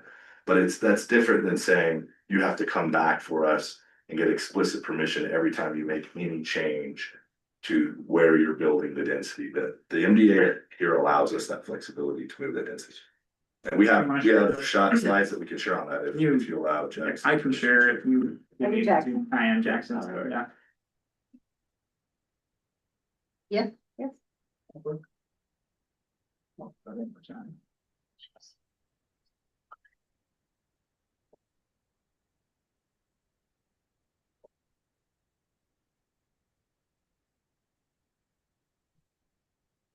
Here you can see we have a chart of exactly what the original preliminary plan was in terms of where the density would be allocated and what it would be, the type, right?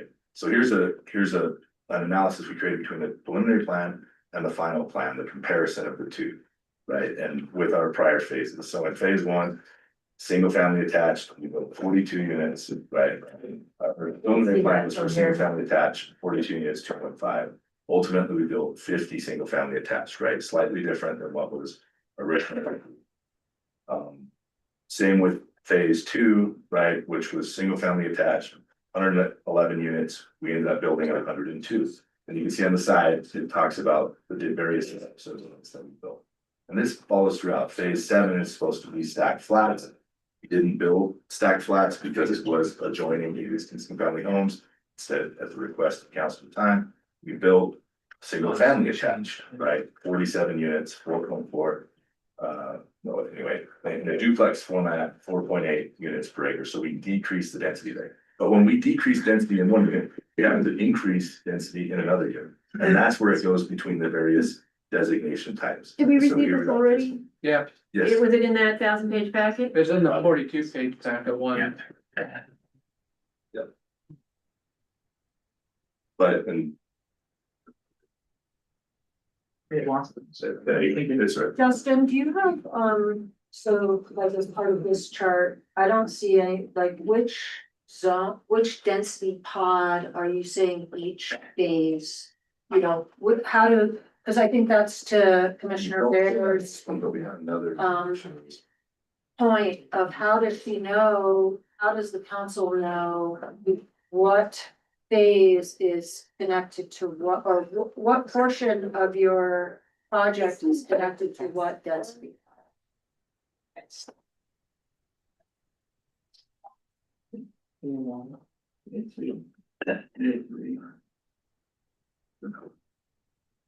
And I also do want to just make sure that it's clear, the town has always committed to the fact that there are the 700 units permitted. I just want to make sure that that has always been very clear and we have never questioned that. In terms of 700 units, I think it's 580 ERUs. So if they underbuilt in every single unit, it would stand to reason that we should expect higher density in other some parts, correct? Yep. Okay. Sure, ultimately, they get 700 per. 700 is the number. Thank you, Colin. Yes, and this is I think it's also helpful, we talked about this in the prior meeting, but what we're showing is potentially being built in this phase 4 is the maximum density that would be built, right? We anticipate that there will be a mix of unit types, right, within those footprints that we're showing. But we're showing all the highest density unit type, even though past practice shows that's not what ultimately. Right. It's built by the market. I made that clear. So, yeah, that we do not believe that that will not be proposed. Now, this was phase 1, PA1, preliminary plan versus what was built, right? And you can see the difference, right? And we know was this RVMA, you know, the RMD, this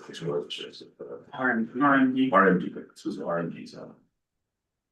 Phase 2, you can see the preliminary plan on the left, the ultimate approved plan on the right, right? So you can see it was meant to be under the preliminary plan 4, 6, and 7 plexes. And as Jackson, I think, pointed out earlier, the only way you go denser in the same square footage is you go up, right? So it would be a taller unit that was contemplated. Instead, under the final approved plan, we constructed 4 plexes, single family attached, which would not be as tall, right? Not going as dense as we could have done, which is how we result in fewer units. Phase 3, these were supposed to be under the preliminary plan PA7 stacked flats. This was supposed to be a very dense location, right? You're supposed to have 145 units, 10, 15, and 20 plexes. And I can give you an example of what one of those would look like, but it's basically a large apartment building, right? Stacked flat, very tall, very tall. This is what was contemplated as 6-story. It would easily be 70 feet. Because of, feedback we got from council, that's not what we constructed in that location. Instead, the final approved plan was single family attached. So we downsized, right? In that circumstance at the request. And we built 47 units instead of 145. This is what phase 3 could have looked like, right? This is what a 20-plex contemplated under PA7 phase 3 could potentially have looked like, not what we constructed, right? And not what we're looking to construct now, even though that is the underlying base density zoning that we have under the MGA. So anyway, that hopefully that's helpful, but that's what It is helpful, since I think I've done it before, let's go back to your phasing plan, if you will. So, Maria, can you go to the phasing plan? That's the one that has the red, blue, red, and green lines. What page is that? 12.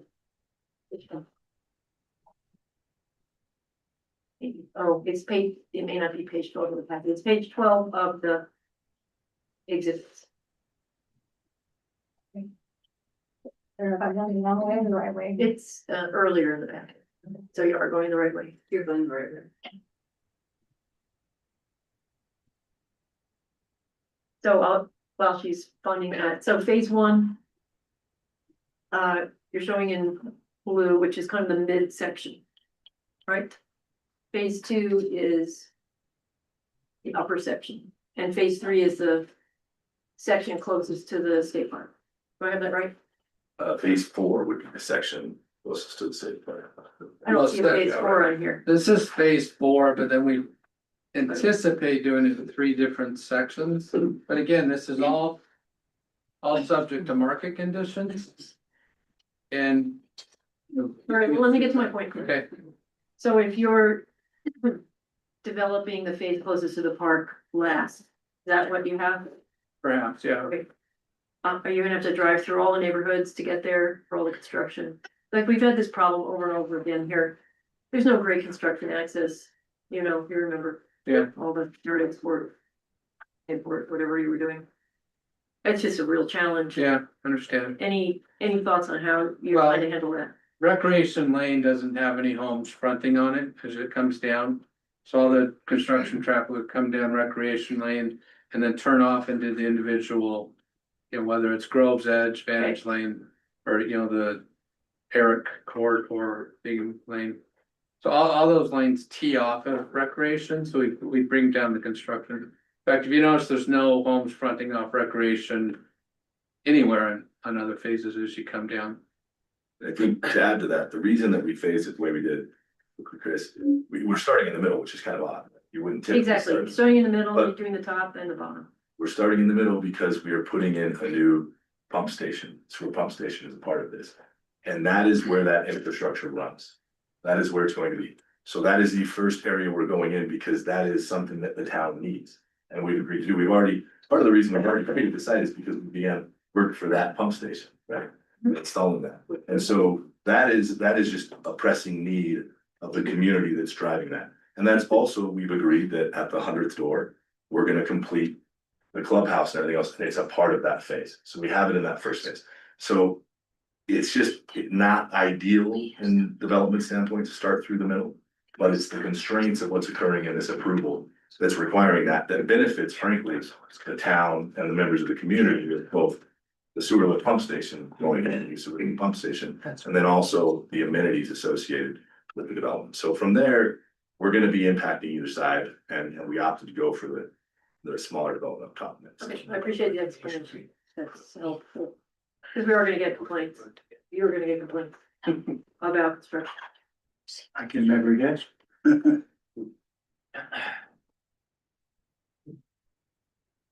you have anything further? No, I think. Anybody else? Oh, people. So, anything further?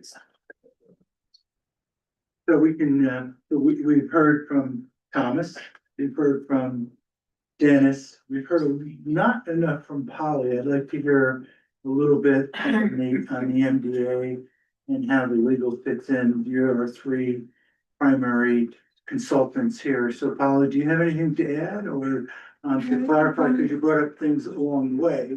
Is there anything that you'd like to add specifically, or you want to wrap everything together from a legal standpoint? And also I just want to make sure that we don't forget to open a public hearing.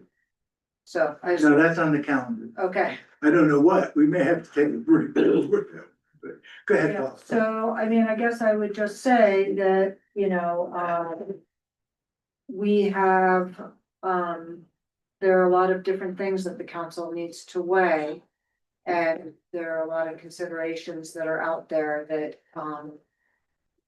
that you need to work through. And, I think the applicant would like you to consider the big issues as brought up by engineering and planning in terms of, conditions of approval. It can also be a denial based on those reasons because they are still outstanding. And just to give you, just kind of high level, if there is a approval and there are conditions of approval, then you could condition those approvals that you wouldn't sign the plat, that the plat wouldn't be signed or recorded until those, requirements are met. And that is done typically. If you if there is a denial, and as I mentioned, Thomas has put together, just based on the information we had before this meeting, related to the key topics that we know of, put kind of reasonings. If there is a denial, just so you're aware, the MDA has a requirement that there's a meet and confer within 15 days. Any denial has to be in writing. And then the applicant developer has the ability to meet and confer with 15 days to go over that. If we're not able to, come to a solution there, then, sorry, I'm trying to get back to you would have a mediation. This is 7/15, that would occur. And then if that's not resolved, then of course there could possibly be litigation. In addition, there is a provision about denials of development applications based on denials from non-town agencies.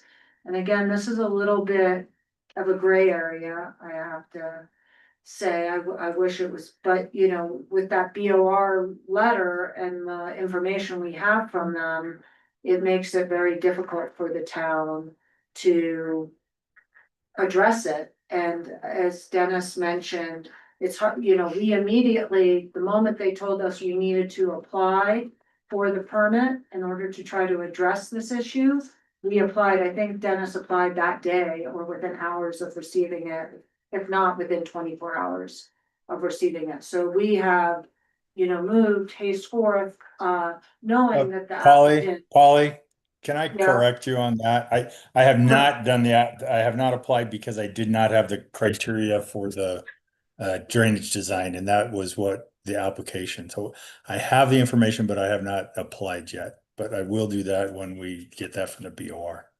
Okay, so I misinterpreted. So what you sent back to the BOR immediately after was, you need, please give us the criteria so that we can. Yeah, it was a request for, yeah, and that was, and actually, I mean, and you know, understandably so, Glenn has been, you know, say, Dennis, please contact him, please contact him. I'm like, Glenn, okay, I will, and I have. And you know, I think everybody's anxious to get that because it's a big deal, and we want to get past that. And it's you know, it's hard because both parties don't have the information.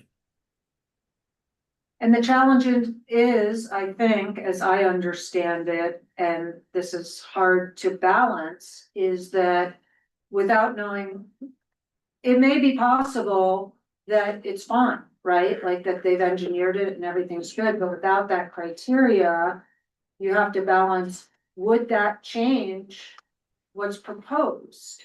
And so I don't know how you evaluate a plat that might not be that they'd have to come back for, but that is an option. So that's, you know, that's kind of what you have to weigh. So I think that, those are kind of the main points. And then as you talked about, you know, having this, the area where phase 4 is part of kind of the R-SPA undesignated density pod. So it's unclear what zone staff is supposed to be utilizing to make sure that they're complying with the density zone that they are, because it's in an area that's not designated for a density pod. We're not saying that they can't, but we need to know what part of the vested code we should be applying. So those are kind of some of the key issues that we need to evaluate and decide on. So Justin, do you want to share what your thoughts are? Because I think those are pretty important points.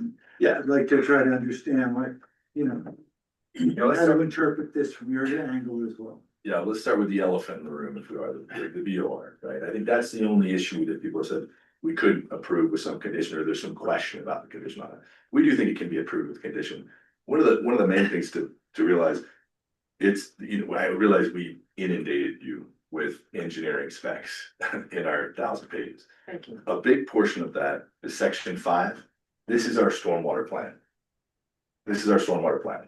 And part of the engineer who's going to be on council next time around had read through this, and he and I talked about it last time because he talked about, I think it's Brian Kimber. Right. Yeah, he didn't know where there was adequate ripping given the volume of historical flow water that we're piping through the site, right? And I was able to show that to him afterwards, exactly where we engineered that. The reality is we have LEI Engineering, one of the top stormwater engineering firms in the state that works with the BOR all the time. That's who prepared this for us. This was not cheap. You know, they didn't skimp. They performed a complete analysis as to what we should do with that stormwater, how it should be handled. That's what's on our proposed plat. All historical flows that are coming through the drainages will be piped through the property. That was an original request of Gordon Baier. We not entered into any of the existing systems. We pipe it through. It's coming into the right facilities to service that water before it leaves the property, so that there's no trespass or no water quality issues. And that's the historical flows. Everything that is on site caused by us, because we are putting more impervious surfaces, and that's going to be handled through the engineering specs there in the stormwater system that we're putting in and then turning over to the town. Part of the reason that the town has to apply for the permit of the BOR is because the system is ultimately going to be the town's, right? That's why it's there. So we are fairly confident, based on what our engineers are telling us who work at the BOR, that this meets all of their criteria. But we can't know that for sure until they come forward and tell Dennis, yes, this meets the criteria, here they are, you're good. But we are confident it can be done. And if the concern that we're gonna have to reduce density or anything like that, we have massive amounts of space where we can facilitate whatever we need to do to accommodate the criteria that they may put in place, right? The reality is we're very confident about the system we've designed, given the experts we've hired and what they're telling us. But we're gonna solve that problem. There's no way we can't solve that problem. It wouldn't matter if it wasn't the BOR. If this was just an adjoining landowner, we can't commit trespass. We can't put water out on their property. That's a trespass, right? So we are going to solve this problem. We are committed to solving this problem. That's why we think the appropriate take is just have a condition of approval. We prepared a language that we think would work, that I can show you, that just addresses it, says you will, and whether that's before recording of the plat, great. You know, we hope to get this done pronto, right? We're not holding back. We've spent the money for the design. We are literally just waiting on the BOR, and hopefully they just green light. If they don't, we'll make the modifications we have. Why is it so important that we make a decision tonight instead of really waiting for the reclamation to come back with those requirements and everyone? Your engineering, our engineering, reclamation, Central Legal Art District, perhaps even the state park. Why is it so important for you to have this approval tonight instead of waiting for that? Because we want finality about what our final condition is, right? We've been at this for over 14 months, right? It's been more than a year that we've been going back and forth on these issues, and new issues crop up all the time, right? That are not part of the vested code. We understand that we're building in an area where we've already built adjacent and people have strong opinions, but we need to get moving. And if we come down to conditions of approval, that gives us a clear path, right? You're telling us, okay, this is what it is. We don't want to have to come back for more town council meetings. And the NDA doesn't require us to, right? Says this is what you get in a So if we give you denial tonight and give you the exact conditions for the reason for denial, that will meet what you're saying. You'll know exactly what you have to do. There won't be any more, oh, by the way, here's another problem. Oh, by the way, here's another problem. These are the, whatever the conditions are. If we do a denial tonight, come up with that conditional, that official written conditions. We give it to you, you've got however many days to respond. I don't know what the details are. That's what you're looking for, so that you have finality. And we can get very, very close. Wait for whatever those conditions might be that the council wants to decide on. And then we're almost there. And then we will be there once those conditions are met. There's two paths we can choose tonight. Either one will give us finality, right? We will get finality tonight. One path is you approve with conditions and you set out the conditions that we have to meet in order to record our plat and move forward, right? Based on the input from staff. That's one path. That's finality as to where we go based on the conditions you impose. The other is that you deny, right? There's no conditions there because it's just denied based on the findings and conclusions of law that are prepared by staff. Down that path, there's finality as well, right? Because you're not saying if you solve this, this, and this, you're saying we're denying because of X, Y, and Z, right? Mhm. We believe that there is no grounds under the vested code in the NDA to deny our application, right? So we'll have finality. We'll say, we're done. We're with town council. We will go through the mediation process that's set out within the code. We've looked very closely at it. We understand that. And then we will go to the court of law. And we'll go to a judge and we'll say, Judge, we have a contract with the town of Hideout. They're not living up to the terms of the contract. You should reverse their decision. So we have finality, right? Either way. One, obviously, there's a path that I think is a better path, right? That I think actually keeps the town of Hideout in the driver's seat. Right? We are agreeing to reasonable conditions in this context, including as it relates to the Bureau of Reclamation, right? There's nothing though in the vested code from my perspective that says we have to get a Bureau of Reclamation approval before we can have this through. Now, what Paulie said is it's a gray area. Well, guess what happens? Gray areas in my world mean litigation, right? That's where we determine what the gray areas really mean, right? But our position is that We don't believe it's correct, right? It wouldn't matter if it was the Bureau of Reclamation next door, or if it was a rancher. We can't discharge ground, we won't discharge or trespass onto that property. We won't. It's not going to do that. And that's why we're okay agreeing to a conditional approval. But that's our position on it, Chris. We want finality. Either approach brings us finality. We have a preference, obviously.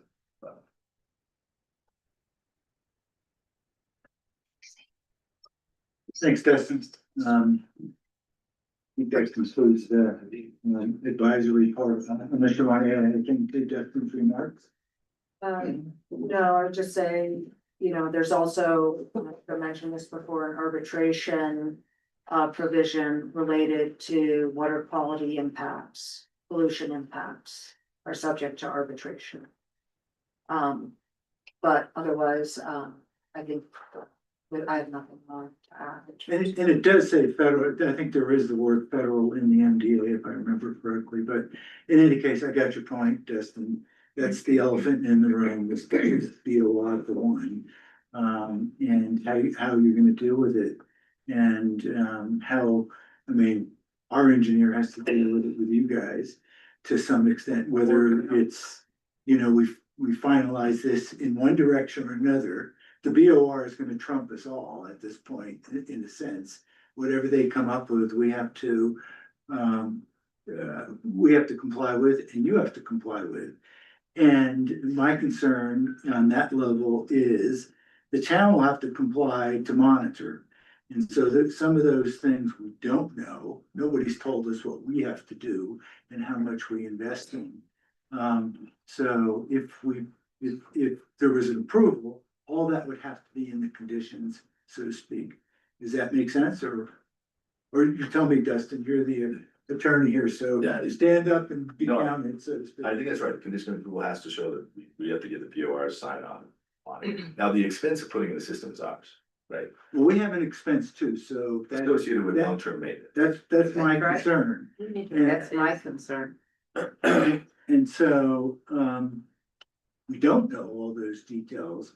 So how do we make a good conditional based upon, if we lead into a conditional acceptance, how do we protect the town? I'm gonna lead this to Polly and Dustin. I'll put you guys both on the spot. How do we protect the town, in those scenarios? Give us, give us what you would do. Or Polly, is there anything we can? I think it's important to hear how, because I know that the developer applicant would, they would prefer an approval with conditions. So I think that having them discuss how they see that unfolding with the. Which I'm not, again, I mean, first of all, I may not even be voting here, I'm just giving you my opinion. But we wanna have really, if the conditions, whatever they are going forward, we need to know what they are from your standpoint, what you're gonna stand behind. So there's always been issues here with any of the, I mean, the kind of the rap against developers is they didn't come through after the fact. So, we need to precondition this in really tight writing then, that you're gonna, we'll work with you and you're gonna pony up something here. So what is that, Dustin? So I guess to get to the risk that you identified, right? It's all about mitigating that risk. So the risk you identified is the long-term maintenance cost of the system, right? So walking that back, the reality is, under the NDA and the approval documents here, I don't think the town has any ability to turn away from that risk, right? It's not as if the BOR today said, yep, we're good with what they proposed. LEI's plan looks great. It's not as if the town could look at it and say, no, we don't like it. We're gonna deny you, because the NDA actually has a provision that is specifically stating that if we have it from a stamped engineer, that it's good, then the town has to accept it, right, as being good. Polly, do you agree with that?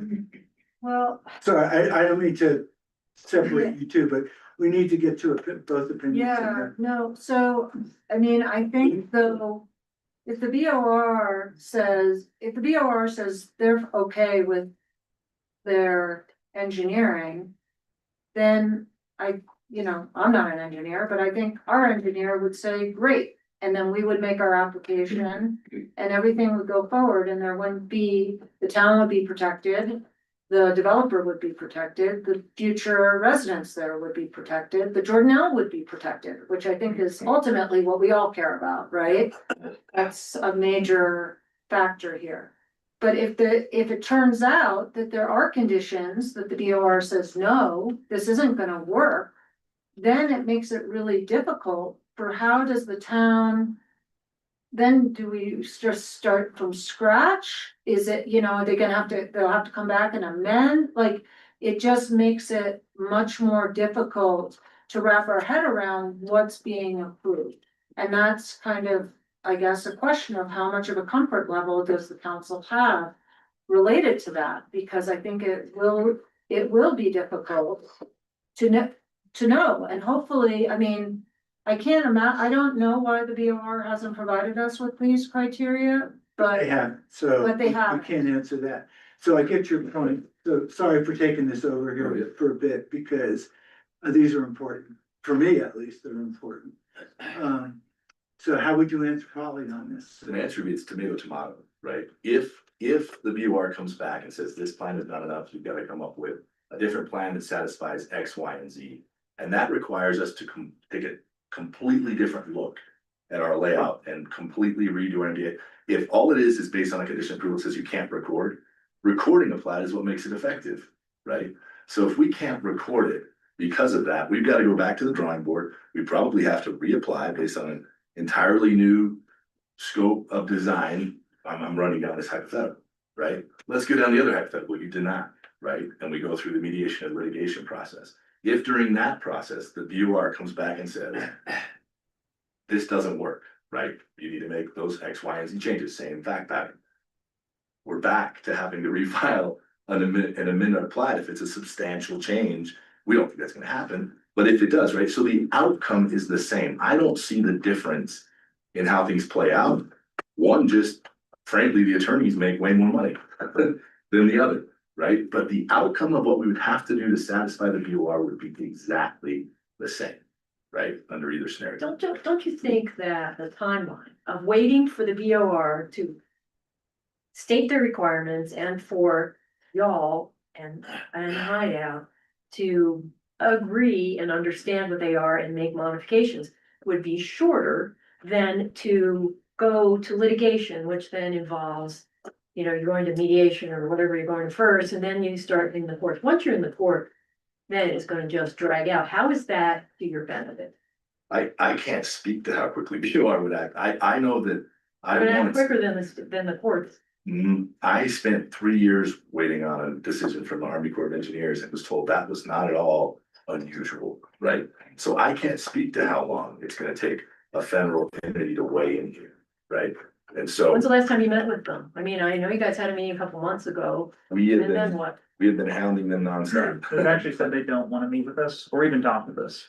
They wanted the BOR, they wanted to Sorry. interact directly with your engineer. Okay, great. So our engineer's been trying to contact them. It is the holidays, granted, right? So I don't have a full council, well, Christophe's flying somewhere probably.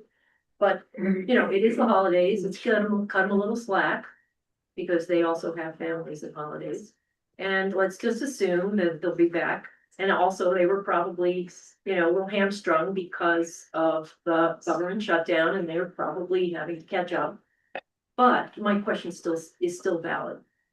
Wouldn't it seem like a shorter timeline to just work with the BOR and Central Utah Water Conservancy than it would be to go down the litigation path for you guys? Because you did state you want to get going on this. I can't respond as to what their timeline would be. That's the problem. I've dealt with federal entities. I've dealt with BOR myself, you know, because I needed their approval 10 years ago when we wanted to develop a trail network on reclamation land. So it's just a matter of getting the right person who happens to be in that role, getting their attention. And if it takes, you know, Dennis driving down to Provo to go meet with the guy, wherever his office is, you know, I'm sure we'll be able to make that work out, but I know that Dennis is giving it his best shot. And, you know, it may take them a while, but again, if it takes them 6 months, isn't that quicker than going through litigation? We're not, I don't think we would ever take the hammer off. We would always continue to work with Bureau of Reclamation under either path we go down. But we are looking for finality, like I told you. So once you're into litigation, we're into litigation. You can always settle litigation. If I might back up just a bit on the maintenance issue for Hideout, it's just a stormwater system. There's stormwater boxes, there's stormwater pipes, and when LEI, from a year and a half ago when we first started this, and isn't brought up, we had an original stormwater plan. And when LEI got involved, they said, no, this doesn't work. So all the pipes upsized, all the stormwater boxes doubled, there was a big detention basin put in. It's 170,000 gallons, whatever it is, the riprap. There's also a system called a base saver, which is this huge device that goes in the end of the hammerhead and underground. There's some manhole covers on top. And that device separates the oils that land on the road. There's filtration systems inside that. That device alone is $300,000. So as a company, we directed our engineers to design a Class A top-notch system that would be easy to maintain for the town. Because we're gonna be here for future phases. We're not gonna build a crappy system that's gonna provide the town with long-term problems. So it's a Class A system now. If the DOR comes back and says, hey, we actually want your discharge points to go from what you have here to this number that might be slightly lower. All that entails is enlarging the stormwater basin and putting a different orifice plate on the discharge pipe. So, you know, right now there's a certain size plate in there that would allow X amount of water to go through that hole. They say, no, you need to slow it down a little bit. All that's gonna entail is a smaller plate to let less water going out and a little bit bigger basin. We have room to put a bigger basin in that area if we need to. So there's not a lot here that would really change. As far as the maintenance for the town, we've already committed to put a Class A system in. They're welcome to review it, look at all the storm boxes, look at the base saver system. It's a top-notch system. So anyway, there's not a lot that would change. And If I might add, I in no way mean to question the qualifications or the engineering that has been done. I haven't looked at it. I'm just saying, I don't know what that criteria is. They don't. LEI, I know by reputation. I've never worked with them directly, but like I said, I do know them by reputation. I know they do good work. And so I don't question that. And it may very well be that even if it, that criteria, maybe it's a matter of just making a few minor changes. But again, we don't know. And I guess that's, this is a decision that has to be made by the council, as far as, what that risk is, what direction they want to go. I guess I'm done. Eject. Yes, Glenn, we'll take a couple more comments, and I think we need a 5-minute break here. With the DOR guys, they said, we're only concerned about two things. Sorry, go ahead. We're only concerned about the discharge rate to historical length. And we're only concerned about the water quality coming out. And as long as you guys comply with those two criteria, we're good. We don't care how you accomplish it. That's all we care about. So, like I said, we've already calculated LEI, the historical flows for the 100-year storm. In fact, LEI said, well, we only need to do it for the 50-year storm. We've calculated for the 100-year storm. And your water quality is going to meet their criteria and your discharge rates. Now, yeah, we need to get it, but LEI's done work with the BOR all over this state. They said, I already know what their criteria is.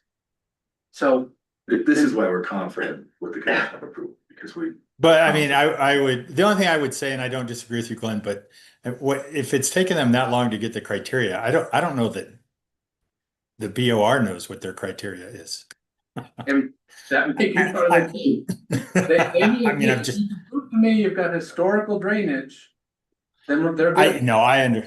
I agree with you. I don't disagree with what you're saying entirely. I just am saying that we don't have that criteria. I get it. Are I we understand what losing- you're saying. Are we losing the narrative here? This is a bunch of bureaucrats. Of course they're taking forever. And we're not gonna get plats recorded until they sign off, Hey, Mayor, so there's no difference here. sorry to interrupt. I do know I've just been getting some whispers from members of the public who would love to comment before a break. So I just ask you to. Okay, if we can keep our comments limited, because we've been at this, and I like to take a break after 2 hours. It's been 2 hours, to be fair to all of us people who are of different ages, so to speak. I don't know how else to characterize it better than that, but how about we, We're the same age. okay, let's take some comments and try to keep it to the 3 minutes that are allotted as that. So who wants to go first? Oh, we need to Make a motion. Yeah. Open to public hearing. So motion to move in public hearing. So move a minute. Need a second to the We motion? need a second on this? Do we need a motion to go to public? Yeah, do we need? We don't need a motion. No, we just did it. You just opened it up. Okay, so let's open it up to public hearing again. If Polly's okay with that, then I'm okay with that. Yeah. So who wants to get up first and state your name, come to the podium and let us know what you want to say. Do you want this timed or? Yes. On your honor, yes, fine. No problem. My name is Donna Turner. I live in Shoreline 1. There's a few things I just wanted to touch base on. Number one, the undocumented soil. People have been saying that there's been an oil smell to it. And of course, there are numerous Superfund sites around here, very close by in Park City. How do we know that that soil is safe for residential? That's number one, for residential building. Has it been tested? Number one, we know it hasn't been compacted and adequately. So that is number two. As I go into this unstable soil that's being placed there. What about cracking foundations, shifting, sinking homes? And I do want to correct you. We still here have problems in Shoreline 1 that have not been resolved, and Shoreline 2. Somebody in the background reminded me. So you are still here in this development, and they're not being resolved. How do we know at a bigger scope, so many more doors that are going to be built here that they're going to be resolved? Can you give us some kind of guarantee? I really don't want to put this on the homeowners or the town. That is unfair, and I know you want to do the right thing, Glenn. I know you do. But you need to really show us that you want to do the right thing. And Shoreline 1 has unresolved issues. So because of unstable, foundations. So how can we trust you with Shoreline 4? So anyway, that's number 2 or 3, but I want to go on. So I have a little bit of insight. How about GCD give the homeowners or town some sort of guarantee? Like we will fix, foundational issues, for the 5-10 years, 10 years down the road. Just something that would, because I know we all want to move forward. I mean, I'm really tired of talking about this stuff. Okay, and we would love to move forward, but if we can make some conditions to that, some sort of guarantee, so it doesn't put the burden on the town of Hideout or any of the homeowners. That's another thing. Let me just see here. Maintenance issues, just not the stormwater, it's sinking homes. I already said that. And of course, the water quality. So, we need to make several conditions in that. But, if we can do some sort of, if we can, actually have, ask GCD if they can do that for us, I would feel much better, going forward. Fine, thank you. And I'm done. That was perfect. Thank you. If I may respond to that, All the homes we've ever sold in phase 1, 2, and 3 already come with a 10-year structural warranty through QBW. It's in their closing documents. If there's ever an issue, it'll be resolved. If there's some minor outstanding warranty issues that I'm not aware of, I'll have my warranty guy, address it and we'll take care of it. I mean, we have a 1-year warranty, but we've always gone back well past time and. Well, State law 7.2 and 2, I Yeah. believe, correct. So, I don't think homeowners know that. It's in I there, certainly but don't think. I'll get back to you homeowners know that. on that. Yeah, there's a state law as well. QW 10 warranty. It's through. I need What's that? Through Liberty Mutual. Okay. But great questions. Yeah, so can we move on a little bit here? Yes, sir. Yep, thank you.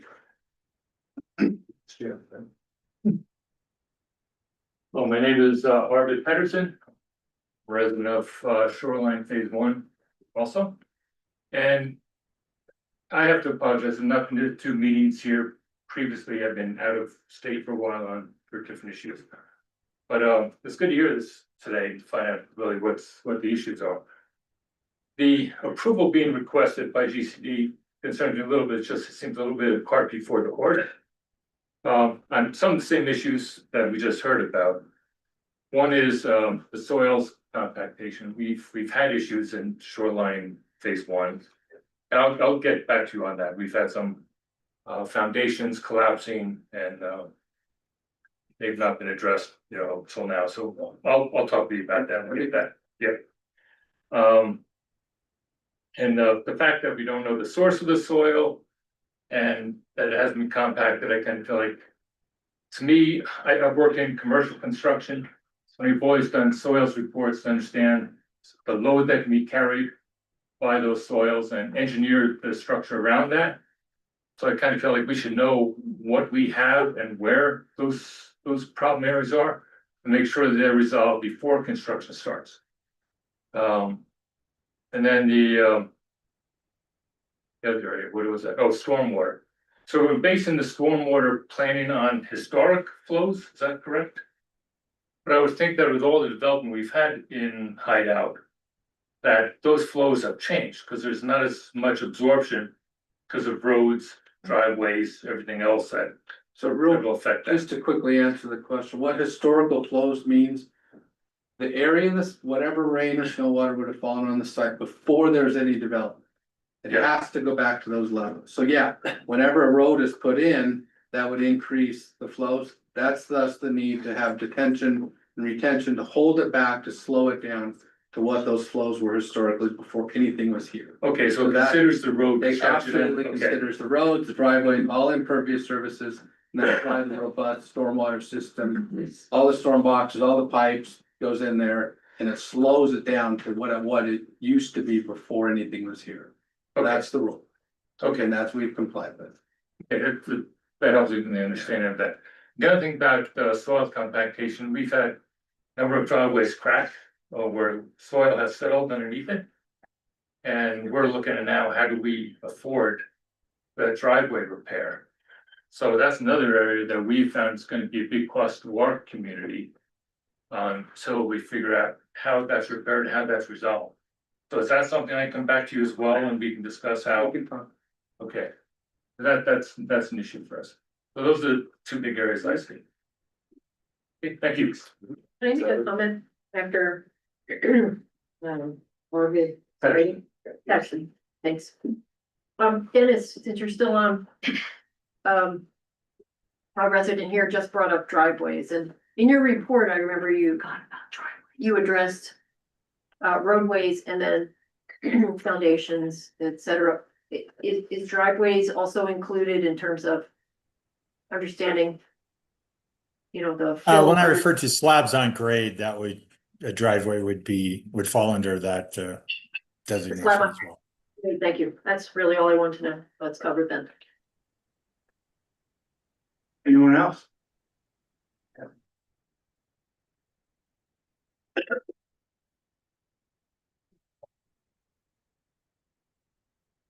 What we heard tonight, sorry, Catherine, I live on Shoreline, Your last name? Woltering.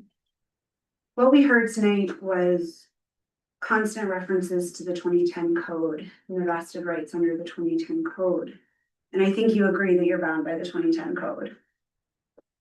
But the 2010 code explicitly says that the final plans for any subdivision as part of the process must first evidence how the final plan conforms to the preliminary plan and any conditions for the preliminary approval. We haven't talked once about whether there were conditions to the preliminary approval, nor about how they are going to evidence that this conforms with the preliminary plans required by the 2010 code.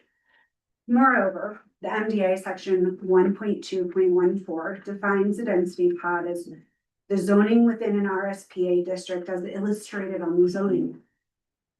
MDA section 1.2.19 says intended use is defined as the use specified in the zoning map. Well, now all of a sudden, we're talking about what is a use outside of a pod in a density. Density pods are only allowed within the zoning district as shown on the RSPA map that's attached. We don't know what the zoning is and nobody can answer it for area that's not part designated in the RSPA zone map attached to the MDA. So this becomes a zoning question. And that changes this from an administrative approval, as they would suggest, to legislative. Thank you. Yeah, compared to response. Yeah, I'm trying to take down the specific sites that she put there, but I think what we focused on last time around was the flexibility within the R spot. So there are designated zoning maps and pods, but then in the entire R spot zone, but the NDA goes on to say that there's flexibility allowed and they can be shifted, right? Without making it a legislative decision. You don't have to go back and amend the MDA like you would with other MDAs in order to move and shift density. Instead, you can shift density within it under the flexibility granted within the MDA. And I'm happy to pull back all the provisions again that we focused on last time, but that's the flexibility built into the MDA. Can I just respond to that? Please do. Section 3.5, use of density. This is what they claim gives them the flexibility. Master developer may use any of the maximum residential units in the development of any subdivision, so long as the density requested in the proposed development application is no greater than the maximum density allowed by the zone and the RSPA zoning map for the proposed subdivision. We don't have a zoning under the RSPA, so there's no flexibility to move it because there's no zoning assigned to it. Yeah, so the zoning density was, in the preliminary plat, it was set out as RVDMA, right, which is what we are here, and that's what we were talking about earlier. That is the zoning density allocation here. And our final plan is consistent with that preliminary plan and the RVDMA density that we're allocating to the site. That's not true. And we're not going beyond the density that, like Polly indicated earlier, we get 700 units. We're not going beyond the 700 units. We're not picking up additional density, and the zoning of the final site plan is consistent with zoning. It's their burden to show that. I don't believe that there's anything giving them RMVD in their preliminary plan. But if they want to prove that, let them bring evidence back. That's their burden. The language in the MDA is exceedingly clear. If there's no zoning associated, there's no flexibility associated. There's no part that has no zoning associated. Well, it has zoning associated. It's a matter of whether or not. We can pull it up. Yeah, so the provision she's quoting is from the 2010 MDA, and that's the MDA that we inherited. We played no part when the legislative negotiation happened between the town and the developer at that time. Under the MDA, we're a sub-developer. In 2016, we came in, and that's where we got our preliminary approval. And the plan that was put up on the screen shown by Thomas earlier, and it's been shown several times in planning commission and council meetings. It has a chart in the bottom right corner. The whole phase, the whole development of shoreline is RSPA. And then under the RSPA, there are different pods, and there's flexibility to move those pods around. Some are RMD. there's also RVMD, there's several that are RVMD, and so. Yes, the map at the end of the 2010 NDA doesn't reflect what happened when we received 2016 preliminary approval. The areas, can we just go back to the map that Thomas had that showed the outline from the 2016 and the outline from the current? They're not the same. It's the number of markings. I don't know where that would be. I'm so sorry. I believe, Thomas, can you direct us? Well, there's a lot of attorneys talking, so Polly, can you also weigh in, because you're our attorney at the present time, so thanks, because I know Catherine, you are, and we got Jackson and Justin over on this side of the room. So, let's, we also have to listen to our attorney, who's been our attorney for a long time.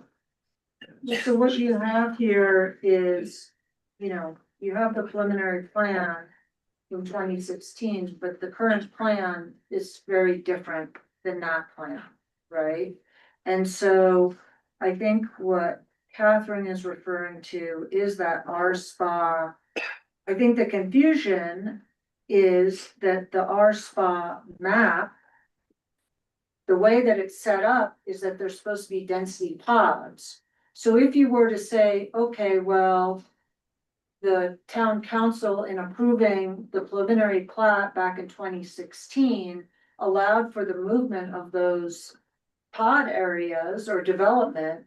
Well, now we have a different presentation of where that density is gonna go. And I think that it's, that we don't have information in terms of what underlying density pods apply to each of the areas within the development. And so it goes back to that question of how do you know which, you don't just get to say this one building is this zone and this one building, what zone are we applying and what is this going to look like? And how are they gonna fit their density that they are entitled to? And they, they get that, and I don't think anyone disputes that. So the question is how is that density going to be spread out and put on their land? Do they have to show that?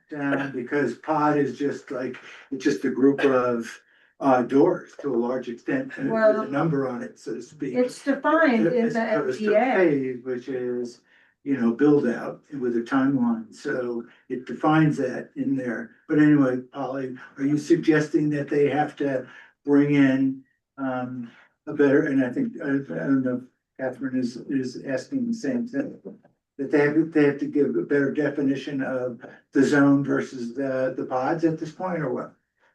The zones, and I'm sorry, I started speaking earlier, so I apologize there. The zones are the pods, right? The density pods in the original MDA designate what zones are within each pod. And then you have areas that are kind of within the R spa area without density pods associated with them. And I think that what it comes down to is that they have a huge amount of latitude under the vested code and the MDA. But you have to tell us what zone, where the density pods are. And what zone they want each one to be considered to. And I would submit that back in 2016, if that moved the density pods around back with that approval, that the council approved the preliminary plan with that. But now what we have is a shift. And I think that they still have, based on market rates, they have the ability to move things around. I'm not trying to say that they don't. But I think we need to know what they're applying so that we know, is it going to be a 7-story building? Or is it going to be a 3-story building? Okay. Catherine, is that what do you interpret the same thing? I think there was never a rezone, an application for rezone associated with shoreline. And so it would inherently be whatever it was under the MDA. And while they inherited the MDA, they also inherited the rights of the MDA, but also the downside. And that's just life under an MDA. And so this area it is within our spa, but it does not have a designation as RVMD or any of those. And yes, they're allowed to move density around within a pod, like a resort, village, mountain, medium density, but not outside of those pods. Because outside of those pods is not an intended use.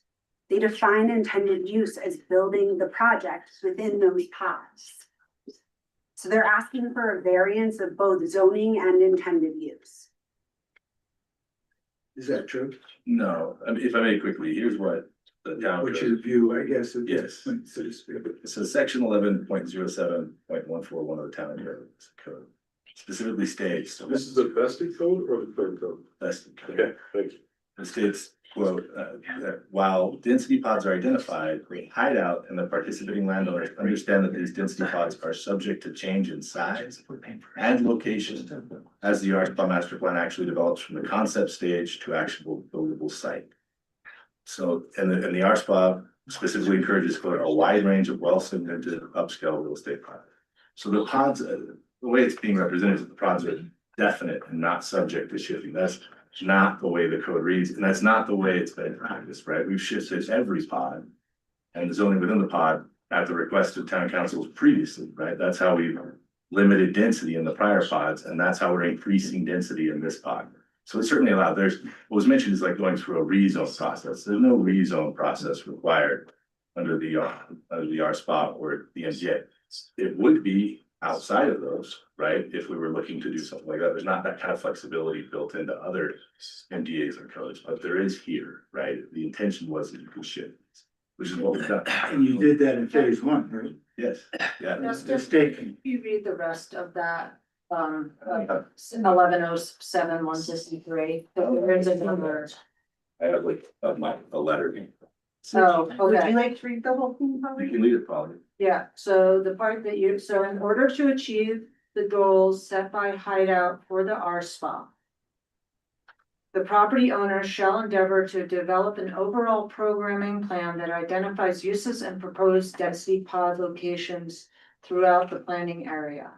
Since this process is likely to be highly influenced by market forces, it is anticipated that the programming plan will focus on resort attractions and amenities and not on required infrastructure, and that the plan will be subject to frequent changes. As portions of the plans are complete, they may be submitted to Hideout for comment and approval. If approved, the plan will then serve as the guiding design and marketing document for the resort. So that's what we have from our basket code. I would ask, have you done that? So, I think that's exactly so that's the same process that's occurred on every phase, right? And has been approved on every phase. The difference between this phase and those phases is it reduced the density, right? In this instance, we went through the same process we've gone through each time. Right, preliminary plan where we propose it, final site plan where we come in with the final version of it. In every other instance, the town council approved it, right? Because it was reducing density. Same process here that we've gone through. There's not some other process set out within the MDA for approving that. This is the process that's anticipated. And here we are. So, I mean, and frankly, this is the first we're hearing this. I understand it's because it's based on a public comment, not some other. The staff didn't raise this, right? This wasn't in the staff report. Like, this is out of line. It wasn't consistent with the contesting provisions that there are within the MDA for raising issues like this to us within the timely fashion that is required by the MDA. So I'm at a little bit of a disadvantage, right? Responding to it, but it is consistent with best practice, consistent with our read of the MDA and the flexibility built in, and consistent with the way that the town has operated previously in approval of our preliminary plan site. And in reality, this phase may not be as high as the density or max density anyway. So it'll probably drop back down to what it was before.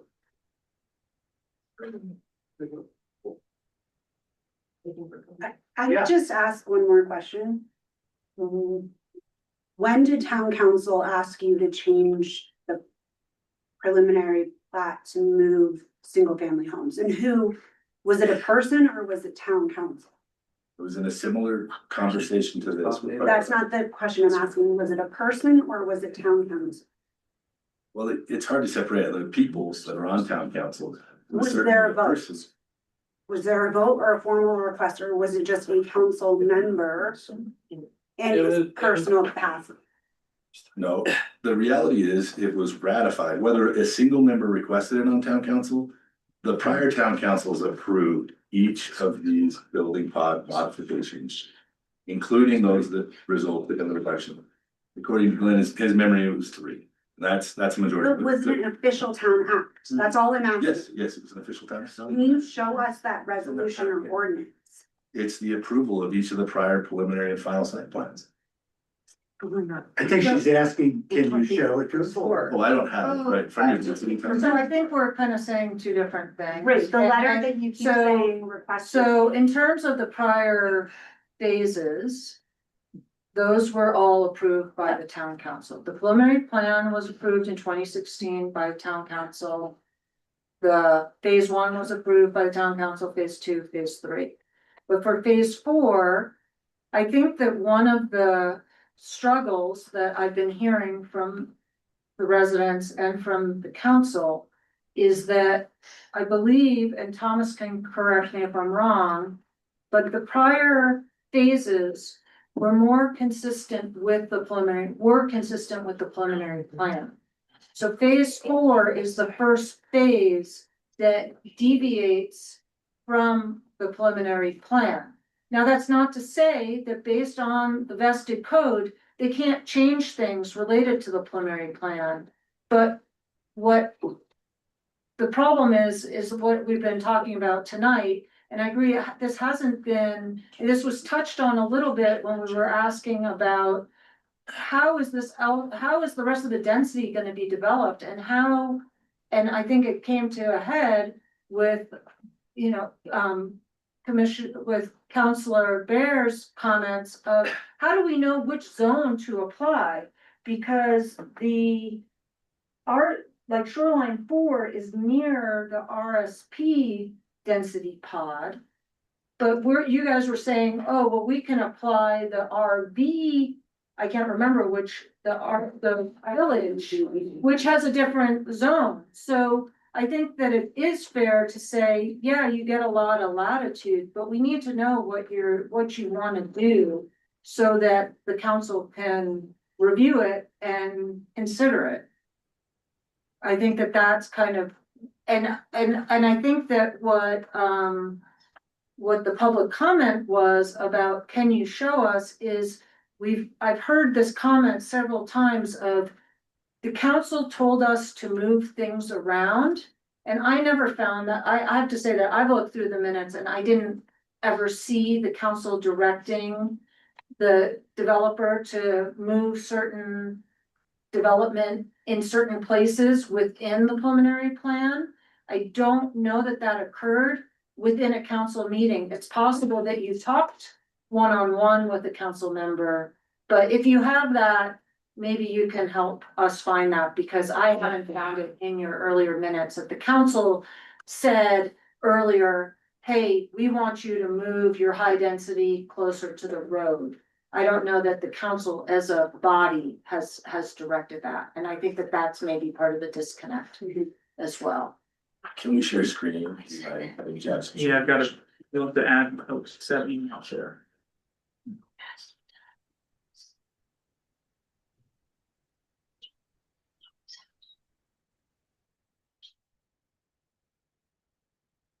Could be sharing.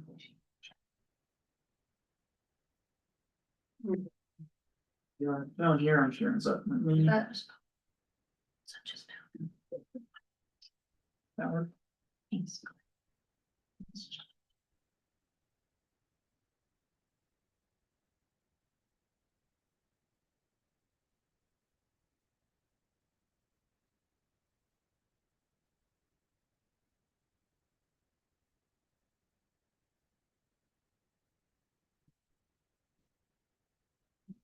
Yeah, it's just. Yeah. Get through this, because this is really important, I think. What can I do?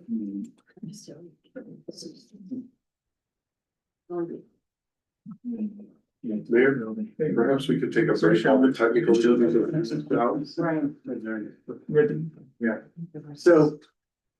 It's 8:35. We've been at this for 2 hours and 35 minutes, so let's take a 5-minute break and then we'll come back. Continue something. Oh, that was exactly that. What are my vision that they can show them? Sorry, what are something like they were first? There's something, and then senior shorts and jacket. Don't look at that one. I wore my short army jacket. Yeah. I think you're right. I want those to them. Oh, I don't know. I know it's just on that. It's just like. On there, I think this is. Well, that would be great.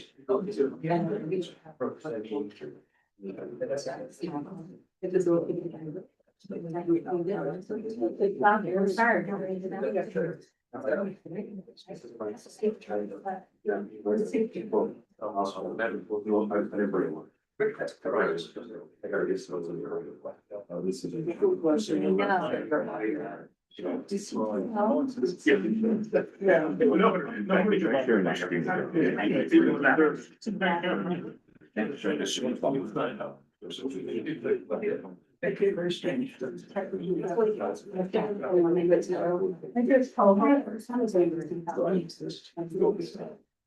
My sister. Yeah.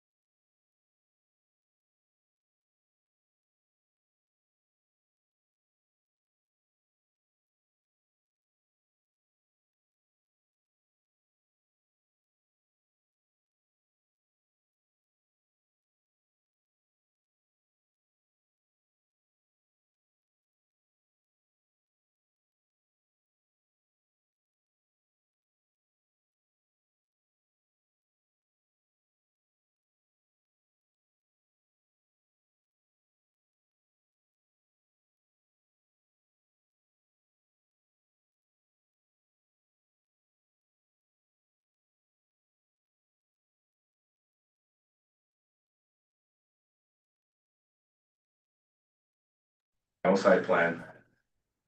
And never get to see this, but we were encouraged to go with a lower density option. So if you go down to that other page that we have. You can see what we ultimately built there, right? Basically, the final. This site one? plan. No, yes, okay, so I showed this earlier. Right, sorry, I spoke too soon. It was PA 7, which was the other. RDA. Some of it was market as well. Yeah. And the topo. Yeah. So we ended up not constructing the stack flats that were you can see in the lower left hand corner, that's a little snippet from that preliminary plan. What was contemplated were these stack flats, right? High density, 10, 15, and 20 plex, very tall, very large buildings. That's what was supposed to be in PA 7. But under the final site plan approved by the town council, and we understood with encouragement from town council, that's not what we ultimately constructed there to create a different barrier with the single family homes that adjoin. Instead, we put single family attached in, which is a RMD, sorry, zoning, RMD zoning. And that's what was approved in the final approval, and we got, because it de-densified it, we only got 47 units in, right?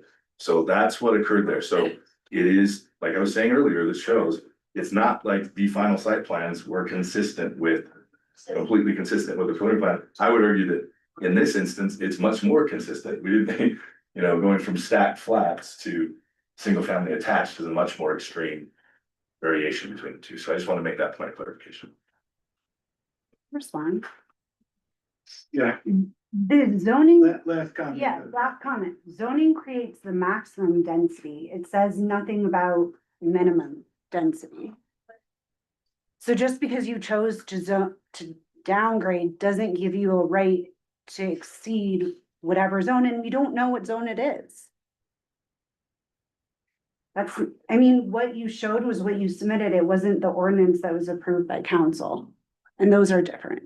You can go back and forth, Yeah. but the preliminary plan most definitely was approved by council. That chart I showed you, it's been in our presentations, it's been in staff's presentations, sets out the zone, right? That's what allocates us our 700 units that everyone acknowledges we're entitled to. We didn't agree to down zone any of our units. We still have our 700 units we can construct. And this is the flexibility built into the RFA, MBA. But So, thank you. Do we have any other comments, online? Anyone can raise their hand? What is it, *7, *9? If you're on the phone, if you're, I don't know if anyone's on. Can you show the participants, Maria? Right. Click on the participants so we can see if anybody has their hands raised. I'm not online either. Okay.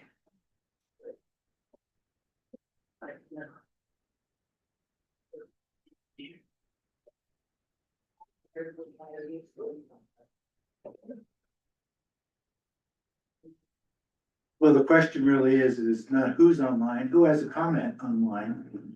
And either raise your hand using the icon tool in Zoom, or a *7, *9 on your phone.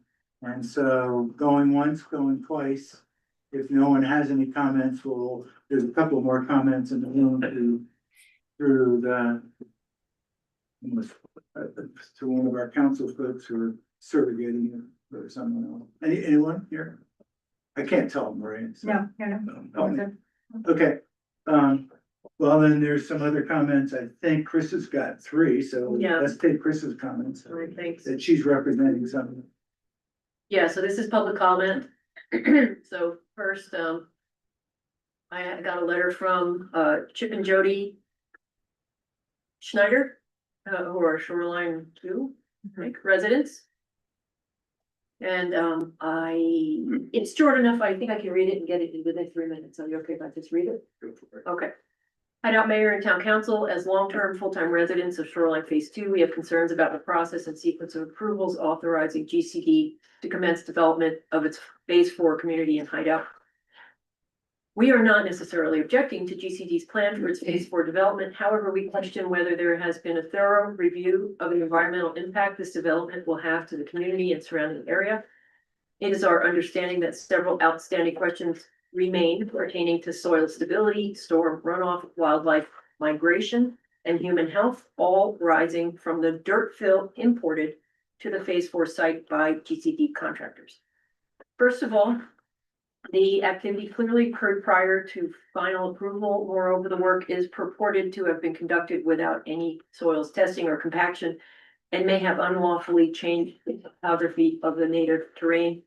Ultimately, any consequences from defects in the above that were to cause harm to residents' property or health, jeopardize water quality in the Jordan Reservoir and downstream, upset known wildlife migration corridor, or otherwise significantly impact property values, would become a significant burden and financial liability to our town long after GCD has finished their work and moved on. Though it will delay the council's vote on this request, it is necessary for the residents of Hideout to have clarity on these issues and impacts before granting GCD any further license to proceed. We know that other residents in Hideout share these concerns. As the decision-making body of our town, it is incumbent upon the town council to investigate these matters fully as a condition to GCD being granted the final approval it seeks. And then it was just signed respectfully. We also got a letter from, and I might pronounce his name wrong, but Dale, Eichmann. Did I pronounce it good? Okay, whatever Carol said. This one's shorter. Oh wait, this one's longer. I may not be able to read it all. I'll just get started. Dear Hideout Mayor, current and incoming council members, as a full-time Hideout resident since February of 2019, having purchased a GCD home in Shoreline Phase 1, I've taken a keen interest in subsequent phases. I request the council to explore and find every administrative means possible to vote no and reject the current Shoreline Phase 4 plan. I listened to the November council meeting where the GCD's attorney delivered dissertation on GCD's vested rights and how blah, blah, blah. I'm gonna skip that part. Having purchased a GCD product and lived through the nightmare of attempting to have them remedy significant health and safety construction defects, I am not surprised with their approach. I urge you to hold GCD accountable for violating the land in our town and play the administrative game to force them to return with a new Phase 4 plan that is beneficial, not an eyesore to our community. And there are some things to consider. It was addressing the fill, which we talked about. Testing for contaminated soil, also the water runoff, the natural drainage into the Jordanelle, and the reclamation issues are all mentioned in here. I'm just paraphrasing because it's more of what you've already heard than what we've already heard. Testing and documentation of prior soil compaction, and then long-running construction defects that residents are complaining about with shoreline phases 1 through 3. So there again, you know, some people that have already lived in shoreline 1 through 3 just want to make sure that the product that is being built and any defects that happen will be remedied by the developer and the builder. And that was basically what Dale said. Then I have a third letter. And this is from Brian Cooper, who is an incoming council member who will be on the council starting January 1st. He asked me to read the following in public comment. As a resident and future council member, I strongly recommend delaying voting on the proposed Shoreline Phase 4 project until the drainage issue with the Bureau of Reclamation is resolved and testing has been performed for potential petroleum contamination in Dead Man's Gulch. And that's what Brian said. Okay, Carol, I think you have some input too. Well, I have input on my feelings, but. I have someone else who also wanted me to at least share some thoughts. And this is Doug Silva, who ran for council, but he passed this on to me, but just some bullet points here. There's supposedly 2 blocks of missing guest parking, which could cause issues with street parking and people parking on narrow turns. Think fire emergency in the summer with parked cars. No fire truck can get down that road. So guest parking issue here. The walking path is now and seems to be a gravel road, still unfinished. that may be in his area. Dog park added where GCD promised nothing would be added, and construction at phase 4 creeps into view sheds. So those are the primary 4 bullets that I wanted to share. Or if you wanted to share, I'm just repeating that, Carol. Okay. We as a council are elected to represent the residents of Hideout. But we cannot, because we are held hostage by the 2010 MDA. We spent a lot of time with trying to formulate a general plan. I don't understand why we spent all that time. The people that attended the general plan workshops came up with ideas. We can't follow those ideas because we're held hostage by that 2010 plan. They wanted us to preserve view sheds. They wanted us to limit density. We can't do that because many developers were given the rights in that 2010 plan. It's just extremely frustrating to me. The other thing I wanted to say is I feel that both the undocumented soil and the drainage issues could create long-term liabilities for our town if there are failures. They could include safety, road, infrastructure costs, fees, fines, lawsuits, declining property values. It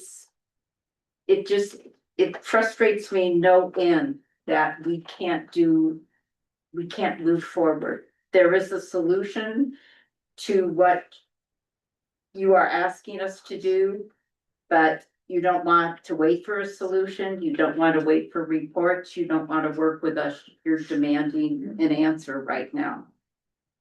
And that's my frustration. Thank you, Carol. Yeah.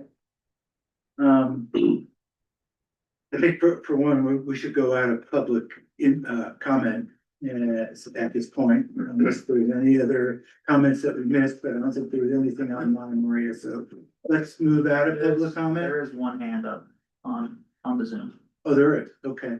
Can you help, Yes, there's no name, Hi. Hi. Oh, sorry. This is Doug Silver. I live over on Vantage Lane, Shoreline Phase 2. I guess what I heard tonight was a lot of risk.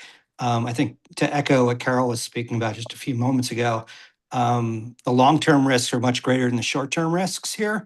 And I would advocate that we find a way to work with GCD over a little bit longer period of time to get these questions answered. I think the attorney, Stewart, did mention that he wasn't prepared for the questions that were raised by a town member that raised legal questions about what was spoken about tonight. So I think I don't understand the rush on this when there are such long-term implications that are dangerous, including the BOR report. So I would encourage the council to find a way to work with GCD to stretch this out a little bit and find the time to do the work well, rather than rushing to do the work during the holiday season and then complain about how people aren't in their office, disparage federal workers who work for the Bureau of Reclamation, as one council member did tonight, which is unacceptable. And finally, to, respect the fact that, there are a lot of people who live in this town that aren't in a rush to have this solved in, a very short window between Thanksgiving and the holidays. So thank you. thank you, Doug. Anyone else there, Maria? Not saying anything, no. Not saying anyone. Okay, so we'll move out of public comment at public input. Kind of leaves us with how we summarize this up. So because we do, sounds like you're gonna you want the vote. That's what I'm hearing anyway. Is that correct or incorrect? You've heard a lot of comments about not voting and putting this off and getting better information. In general, which, I'm for, but we've also had, I'm gonna give you my 2 cents here and weigh in as well. But on the other hand, we have been at this for how many meetings now? I mean, it's an absurdly long process, so, if we do anything, in my opinion, it has to be extremely tightly conditioned. And we have to, identify all those, that's my 2 cents. Simply because, we've been at this, how many meetings? At least going back to April. April, probably last year. There's a lot of conditions that people brought up here. And that being everything from the BOR starting and others. So that's my 2 cents. And I'm actually, I don't think, well, I may not even be voting, but I just want to say, eventually we got to move this forward. We want some really good information out of you guys. And I'll say this, forward-looking information. I think a lot of people brought up some, there wasn't good information about the zoning versus the density. And that there was some overlap. I think we need clarity on that. And if you can't promise that you can bring that in a conditional aspect, then I would say, then we shouldn't be voting positive. If you can say you can meet all those conditions, I would say, let's move on. But that's my 2 cents. I'm not voting. I just want to make sure that we get better information, because there was obviously a lot of lack of clarity here. So, is anyone ready to make any additional comments? I'd like to, when it's my turn. You're up. Okay, thank you. I want to thank GCD. You guys have answered a lot of our questions. You've challenged us. I also want to thank our professional staff, thank Polly and Thomas, Dennis, have done a good job. Yes, I wasn't happy. I only got the packet on Monday. You guys didn't even get to see the report, so I do understand that that's a problem. That should be fixed in the future. But like I said, I appreciate the discussion. I had a lot of questions when we came in here. And they ranged from reclamation to the 2010 code building height, the undocumented fill, the drainage patterns, retaining walls, density pods, phasing plan, blah, blah, blah. And you were able to address most of them. The 2 that still remain outstanding for me is reclamation. We don't know what the requirements are. We don't know how that will impact us. I know you've been trying to assure us that you think you know what the requirements are, but we don't know the requirements until they give us the requirements. I think we should be a little bit, just as afraid of litigation with the federal government as we are with litigation from a developer. The other thing that. Totally agree with you, Chris. Okay, the other thing that I appreciated Catherine bringing this up, but it's the density pods. And as Polly was telling us, we can ask for a better understanding of the layout of the remaining areas. And I know you gave us that drawing with the colors, right? And said, okay, there'll be some single families, but the rest of them are going to be multi-families, and then there'll be some stacked flats. Without knowing the density pods and the zoning you're applying, we don't know if they're 6-story buildings or 4-story buildings. We'd like to get it in better context as well. So those are the 2 things that still feel unanswered and unanswerable tonight, as far as the development. So those are conditions for me, whether it's I would add. negative vote with hey, these are the 2 things you have, or the conditions. These would be my 2 conditions that I put forward. I don't know how we can vote positively for this without knowing reclamation requirements. And again, I asked the developer, the applicant, why can't we wait another month or 2 months and give reclamation a chance to get with our engineer and then ultimately bring everyone back together to, you know, come to the agreement that's needed and see what the impact is on the project. Why can't we wait that amount, a certain amount of time? Not a crazy amount of time, right? Nobody wants to wait 2 years for the federal government to respond to something. But we should give them a little bit more time. So I don't know how, in my mind, we can vote positively for this without having these, particularly the reclamation question answered, but also understanding what are we getting overall, what are we approving? And so that's where I'm at. I hear it. And the only thing I'd add, and maybe somebody else will, is, you know, a number of residents have brought up call it the smell test. But you guys have, I think you folks have said you would be open to doing some testing. I would add that as a major third condition. And so I don't know if but we want to reduce the risk. I wish I knew.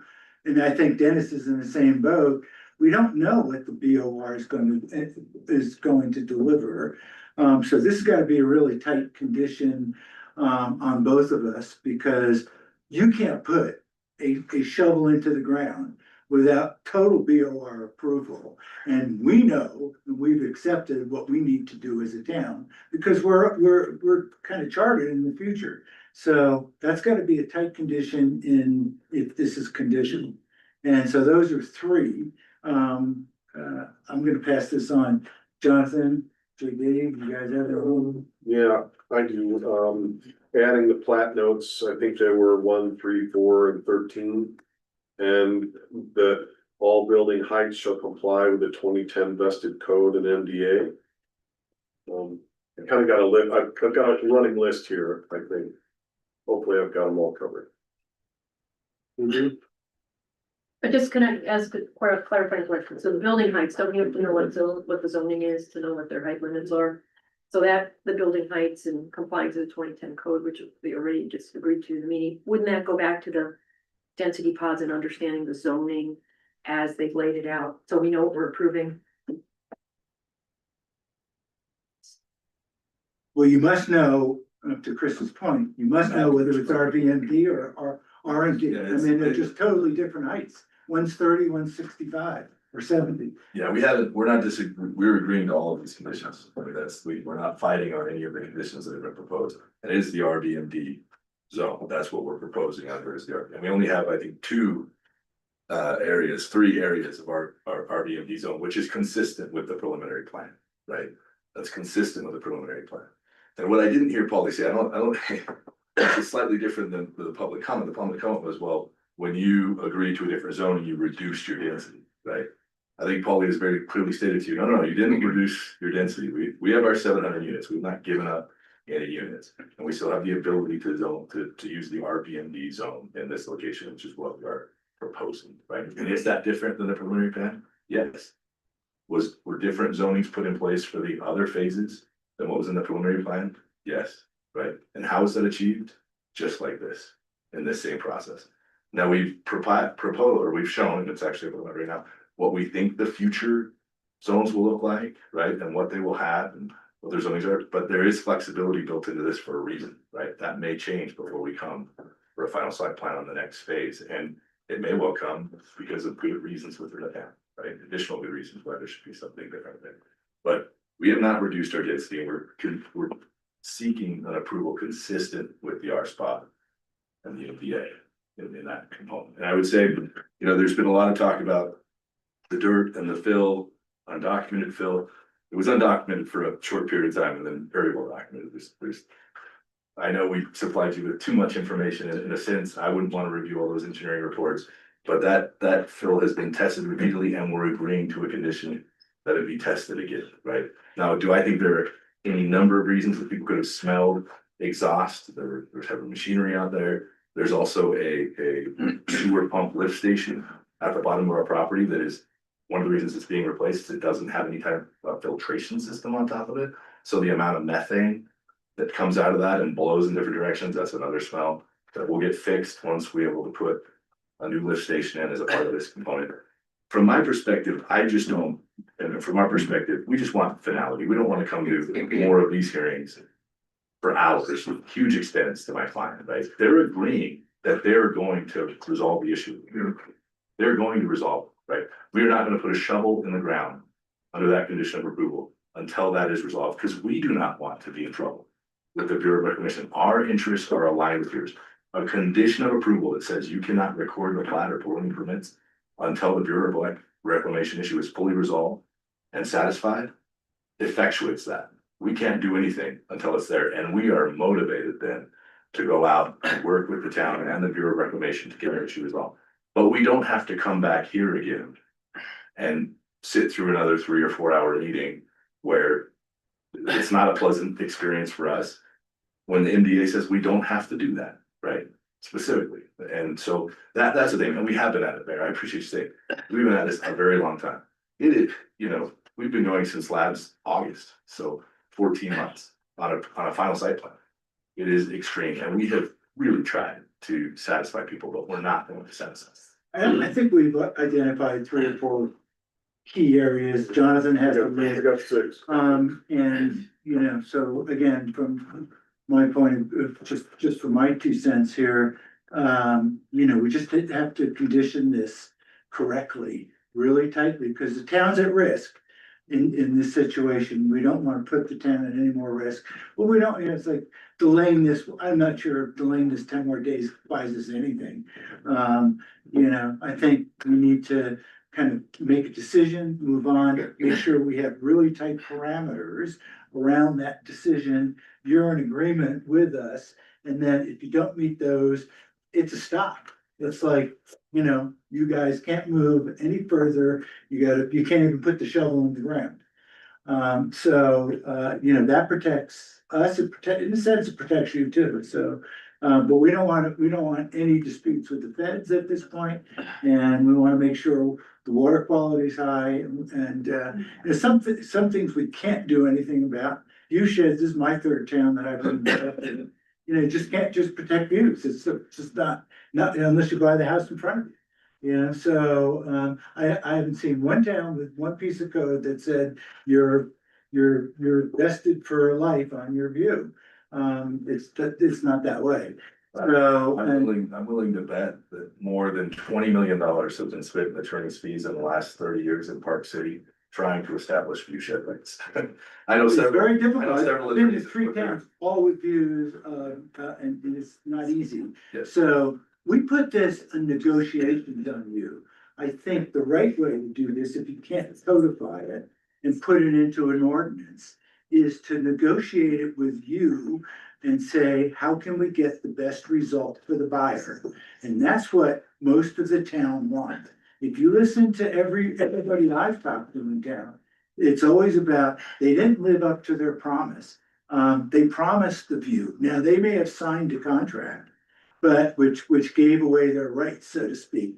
But somewhere along the line, the communications between the seller, the developer, and the buyer got screwed up.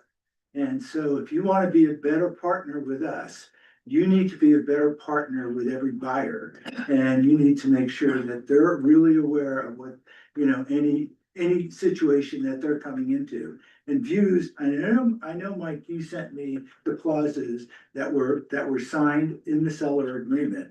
So, you know, I don't know how big those font sizes were. I'm guessing they weren't like this big. They were probably about this big. So I'm just gonna say, if we're gonna be partners in the long term as the town and, you know, a major business concern and one of the biggest developers in town, how do we work together better outside all these clauses? And so people get better information when they're buying. You have how many homes? 230 homes. How are you gonna make better promises to the buyers coming in from views to everything else? And you know, the town's willing to work with you guys to make these things in the best interest of the buyer. And I'll address the views, Mayor. The reason I sent you those paragraphs is out of an abundance of caution, being completely open. We can't guarantee them. Our salespeople do not guarantee them as far as we're aware. But the reason for those being in the contract is make sure you have read this. They initial every page so that someone can't say, I was promised that forever I would have this view. That's why that is there. Mike, is this in every single sales contract in GCD? So every single one of us who lives in GCD has signed this. That's correct, right? Is there gonna be public comment after this additional discussion? Public comment, sorry. I don't think there's supposed to be more discussion. Oh, the council. Well, the council can discuss, yeah. And they get a right to discuss, so, yeah. So we can, you know, and even during voting, you can have more discussion. You can open up the vote, you can ask any council member if they have additional comments, so. Yeah, so we're in the process of kind of summarizing things. And if I might add, as a developer, we want to maximize those views for our sales. I mean, it's in our best interest. Yeah, so we're doing everything we can to, you know, to accommodate those view corridors. So. Carol, did you have something? I guess what I want to say is, I would think as developers, you would want to maximize your reputation. And I think there's an issue in this town with your reputation and what you tell people that you're gonna do for them.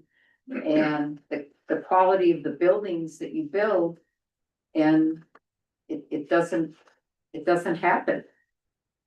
So that's another concern that I have.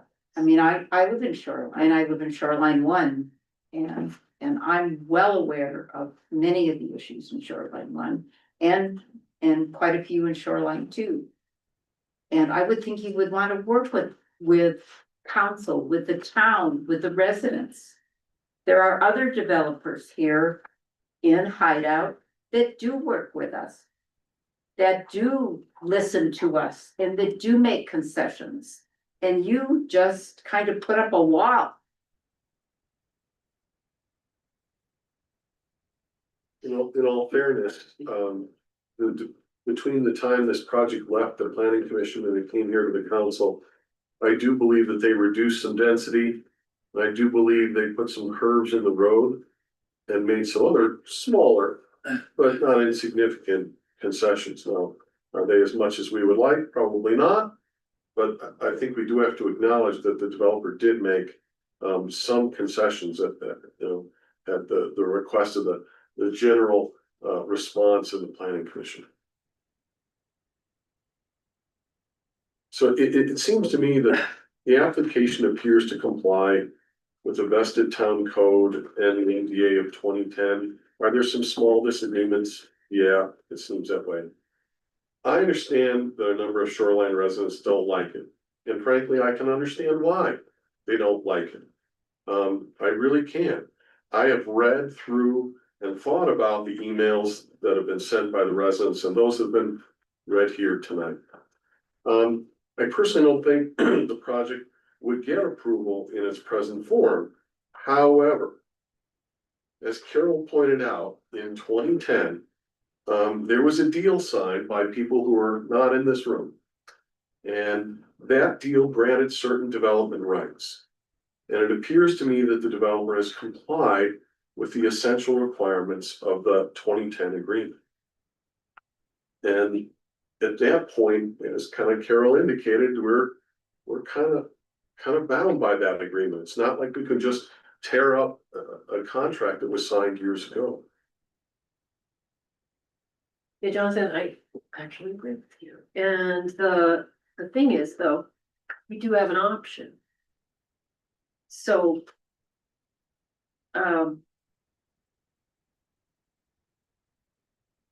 we don't have to approve, we can deny the application, but with very specific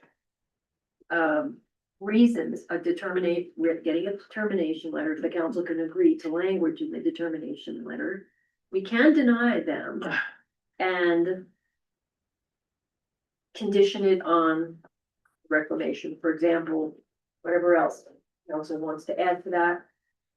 And then it's still a very finite answer.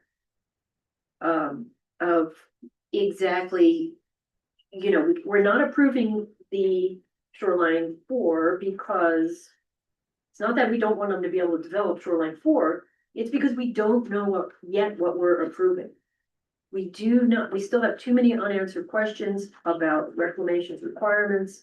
And as far as the density pod zoning, we just need them to produce a plan that shows us, you know, what the zoning, the RSPA zoning is, and for the remaining phases, what their best guess is of what the RSPA zoning is gonna be there, so we know what it is that we're approving. Are we approving 42-foot height, 35-foot height, 6-story building?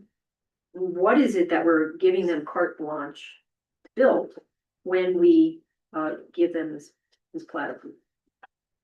So those are the unanswered questions, and I still struggle with knowing exactly what we're allowing them to do because of those two problems, the reclamation and the zoning density, which is just probably just a map. You just draw something up and bring it back. Doesn't seem very hard. It's in your control. The thing that's out of everyone's control is reclamation.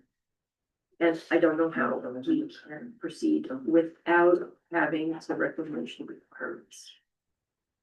I guess just to be clear, Chris, if that's a condition of approval that we bring back a map showing what our future density allocation is gonna be based on zoning, sort of an update of the preliminary plan, we're happy to do that. That's a condition of approval. But a condition of approval doesn't really exist in a denial context, right? If you deny, you've denied.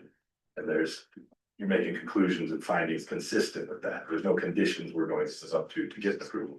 That's just a denial that we've taken to court, right? That's after mediation. You go to mediation first, right? Yeah. You don't go to Mediation. court. No, we mediate first and then we Right, go. you go to mediation. No. Meantime, You have a meeting for 15 days and Correct. then you go to mediation. go to mediation. Maybe there's another way to look at this.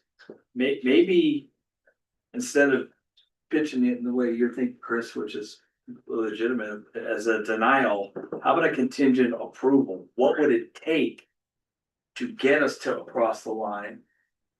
Codifying everyone's concerns in an appropriate way to make it that way, because I don't think a denial immediately puts us on the wrong foot with the applicant. So I kind of feel like turning it around a little bit, maybe be more constructive. The applicant had choices. They could have waited till January or February to come back after reclamation. They had a choice. They've come here and they put us in this position. When you spend as much money as they have, and time is money, and that matters to people, and so I can't, am I gonna take off my capitalist hat because of that? But I have a motion if we're done with Can the I discussion. jump in before you make a motion? Sure, please? I have absolutely. 3 Please do. things that I wanna kind of clear up for you. So one is, just going back to the, way back about the staff report, and I apologize, you know, we have a brand new recorder and she has been drinking from the fire hose. We've had 3 huge applications in the, I don't know, she's been here less than a month, I think, less than 6 weeks. And so, you know, it happens. But I just want to make clear that the applicant has the ability to waive the failure of being provided the staff report so that to move forward with the public hearing. And so I would say that they have waived that in order to have a vote tonight, and that is 10-2202 of the state code. So I guess I just want confirmation that that is waived. They want to vote tonight. That's what I heard earlier, but just to make that. We do want to vote tonight, yes. Okay, so by doing that, they've waived, you know, under state code. It says the applicant may waive the failure so that the application may stay on the public hearing or public meeting agenda and be considered as if the requirements had been met. So I just wanted to clarify that. Number 2 is there had been both from the public and just some statements. I just want to remind you that the decision shouldn't rely on things outside of this application. and the administrative analysis. It doesn't matter how, you can't look at how flexible the developer is or isn't, their reputation. Because you just need to make sure that we're looking at the application before us and what we're dealing with here for that application. And then lastly, especially tied to a motion, is I would recommend that once we know which way you're going to go, that we pull up, that before you make your final vote, that we pull up conditions, because whether it's a denial or approval, I think that we want to have very, very clear conditions so that there's no question in terms of what needs to be produced in order to have either this recorded, or if it's denial, so that we can go through them. So, please make sure that I would just request from a legal standpoint that any motion include conditions that Thomas can pull up on the screen so that we can have a written decision tonight. So how do we want to capture any and all conditions here so that we know what we're actually voting on if it's conditional? I've got a list of 6 that I would read off, I propose to read off as part of the motion. Should we start Well, with and also I Dennis and think, Thomas at this point? yeah, that might be some, just to kind of talk about the conditions, whether it goes for denial or approval. Thomas, or do you want to kind of decide which way your vote is going to go so we know whether it's an approval or denial? I don't know. Well, we can take a straw poll here, I guess, without any commitment on the vote and just get an indication. Well, Just get an indication of how people feel. So we've done that before. So I'd like to go through the conditions first before we go through the struggle. Well, here, why don't I read off my list? Yeah. And then we can make a motion afterwards. How about that? Any objection? Well, I'd like to hear from Jonathan, and then I'd like to hear from Thomas and Dennis again, because, they wrote reports for us, they made recommendations in these things, including a list of conditions. You should be reviewing those again. Well, here are my thoughts on 6 conditions. The first has got to be a full and unconditional and unreserved BOR approval in writing. And if necessary, that also has to come from the Utah state government or any branch thereof. It's got to be from both of those. Those approvals have to be covering all of the stormwater and drainage related systems and issues. That would be number 1. Number 2 would be clean results of soil sampling for contamination. And the sampling must meet all applicable requirements. And if for any reason they don't, then a full remediation is going to have to be required according to whatever procedures and standards would apply. Number 3, that there be further structural and road related compaction testing to make sure we're not going to have any sinkings in the future, as was described here earlier. Number 4, that we add the plat notes. I believe somebody straighten me out if I've got the numbers wrong, but I think it's 1, 3, 4, and 13. That's right. And then number 5 is all building heights shall comply with a 2010 vested code and MDA. Number 6 would be that the developer provide a future density map. Yeah, I don't know, is 45 days reasonable for that? Okay, within 45 days, provide that to the council. And then under no circumstances would any plat be recorded or any construction begin or any excavation begin until after, excuse me, until after all 6 of these contingencies are clearly met. That's my list. Jonathan, Can you reread number, the 45 days, I. Sure, yeah, that the developer will provide to the town a future density map within, I think they said 45 days is reasonable. I'm getting head nods, yes.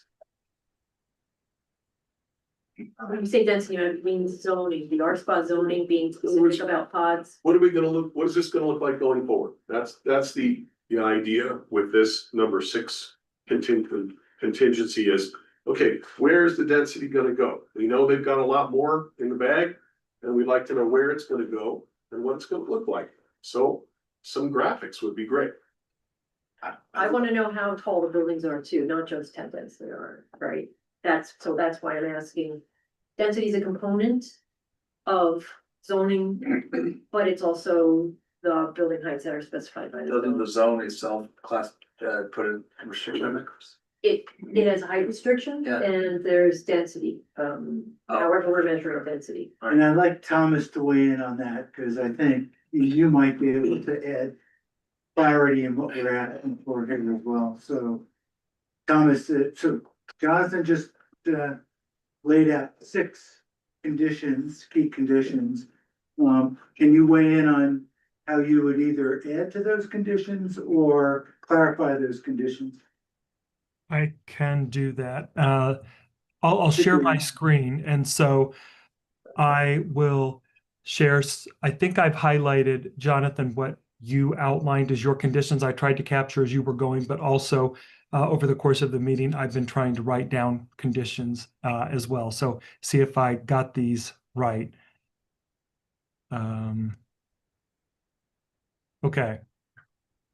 So Jonathan, I generally highlighted the 5, 6 conditions. I might have had mine slightly in a slightly obviously different order and maybe different wording, but if you could maybe take a look at the ones that are highlighted, I think that may generally capture what your conditions were. Of course, Polly, I guess we could tweak these as well to reflect the recording. Is that right after the meeting? I think Polly wants to get as clear as she possibly can get for the town. Yeah, I mean, I think that it's, fair to, you know, that the signed document will be done tomorrow, but yes, we wanna get it as done as. Let's see what we can do to have it on the screen. Do you guys want, so again, the highlighted ones generally, I think, capture what Jonathan outlined. The other conditions are conditions that have been incorporated before and during this meeting that I have written down. Do you guys want me to walk through these, or do you want to take a look at them? See them very well. They're too small. Oh. Hang on. There we go. Go bigger. I want to go to 90 font. I'll let you guys maybe read through a few of those and then ask me questions. I won't read all of this. I'll make you tired of my voice. I like your number 2.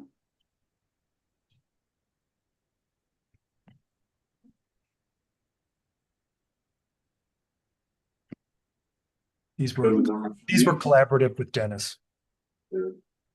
Thank you, Thomas.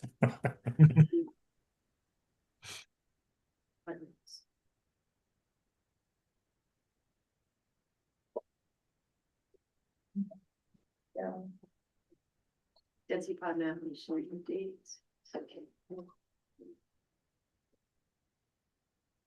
As for number 4, I'd actually like to see the VOR certify that the system complies with all of their requirements. Yeah. And on the issue of drainage and Dennis, have you resolved with GCD, the wetlands? Is that no longer an issue, or is that an issue? They want to That's up to the town engineer. Yeah. Has to certify them. Yeah, let's check with Dennis on that for sure. Okay, Dennis. Hey, Dennis. Sorry, I was trying. All right, Dennis. my mic's on. I'm struggling with the camera. As far as the wetlands go, I think when if you're replicating the existing drainage patterns, I think you are addressing that wetland issue. Does that make sense? Yeah, I agree with that. And then one of the questions was, if I recall correctly, the BOR guys said they're not the ones that will certify that the design meets their criteria. That's up to the town engineer to do that. What my memory is, Glenn, is that they would have either like sent somebody from Central Utah Water Conservancy Right. speak for them, or they'd have somebody else. But it wouldn't just be, just the town engineer. That they would have somebody review that for them, and And we'll have our So that- engineer, you can review it and they can review it. We'll have 3 different people reviewing to get thumbs up on all 3 people. I think as the Yeah. town, we need the BOR to give us the thumbs up. Yeah. Cause I don't wanna get sued by the BOR. Right, so we'll get 3 thumbs up. Alright. One of the thumbs being the BOR. Sure. But they may not provide it in writing. They may just give the thumbs up. it may not be the BOR, but what I remember them saying is that they would have. And that it might be Central Utah that actually does that with their engineers. With Baxter said he could speak for all of those agencies, so that's good enough for me. Thomas, do you have any requirements for what you expect? So that GCD is very clear what they are going to deliver about what the future is gonna look like, the future map, not just zoning, but do you have any expectations that you can define in writing at this point? Because it makes it easier for them to deliver, and it makes it easier for us to either reject or accept. I think that we noted on number 13, similar to what Jonathan had outlined, is the applicant agrees to provide a density pod map for approval by the council within 45 days from the date of this decision. Estimated height shall be included as part of this submittal. And then the one below it kind of is maybe a step further, which is beyond a density pod map. And it is essentially an updated preliminary plan, since we're making changes, deviating from the 2016 plan, just show us what the new plan would look like. So essentially almost an updated preliminary plan. So not just density pod allegation, but actually showing us, the roads, the approximate built pattern. Okay. That'd be helpful, yeah. We're seeing a nod over here that that's. Does that include kind of updating the old phases to show, so an entirely updated preliminary plan that shows that the old phases were different than the final plan? You want to include Accepted. that, but I think we want to see what the future is gonna look like no matter what. Yeah. How you put, we need to know density, we need to know the look and feel. I would like to see if there's contours on there. So many of the maps do not even show contours. We want to see, because contours will show you what the view sheds are, even if they're not coded. At least it gives the people an idea, it gives the council an idea of, are you protecting the view shed? So if you're saying you are, show us the contours. Does that make sense? Because we don't even know what the product would be, what the housing type, because the next phase is single family homes mixed to show roads, and even at this level, the architecture is conceptual only. And we've shown you almost finished, at least, the elevations. So to go to that level of detail. Again, that's not typically part of the preliminary. As much detail that you can give us would be relevant to us.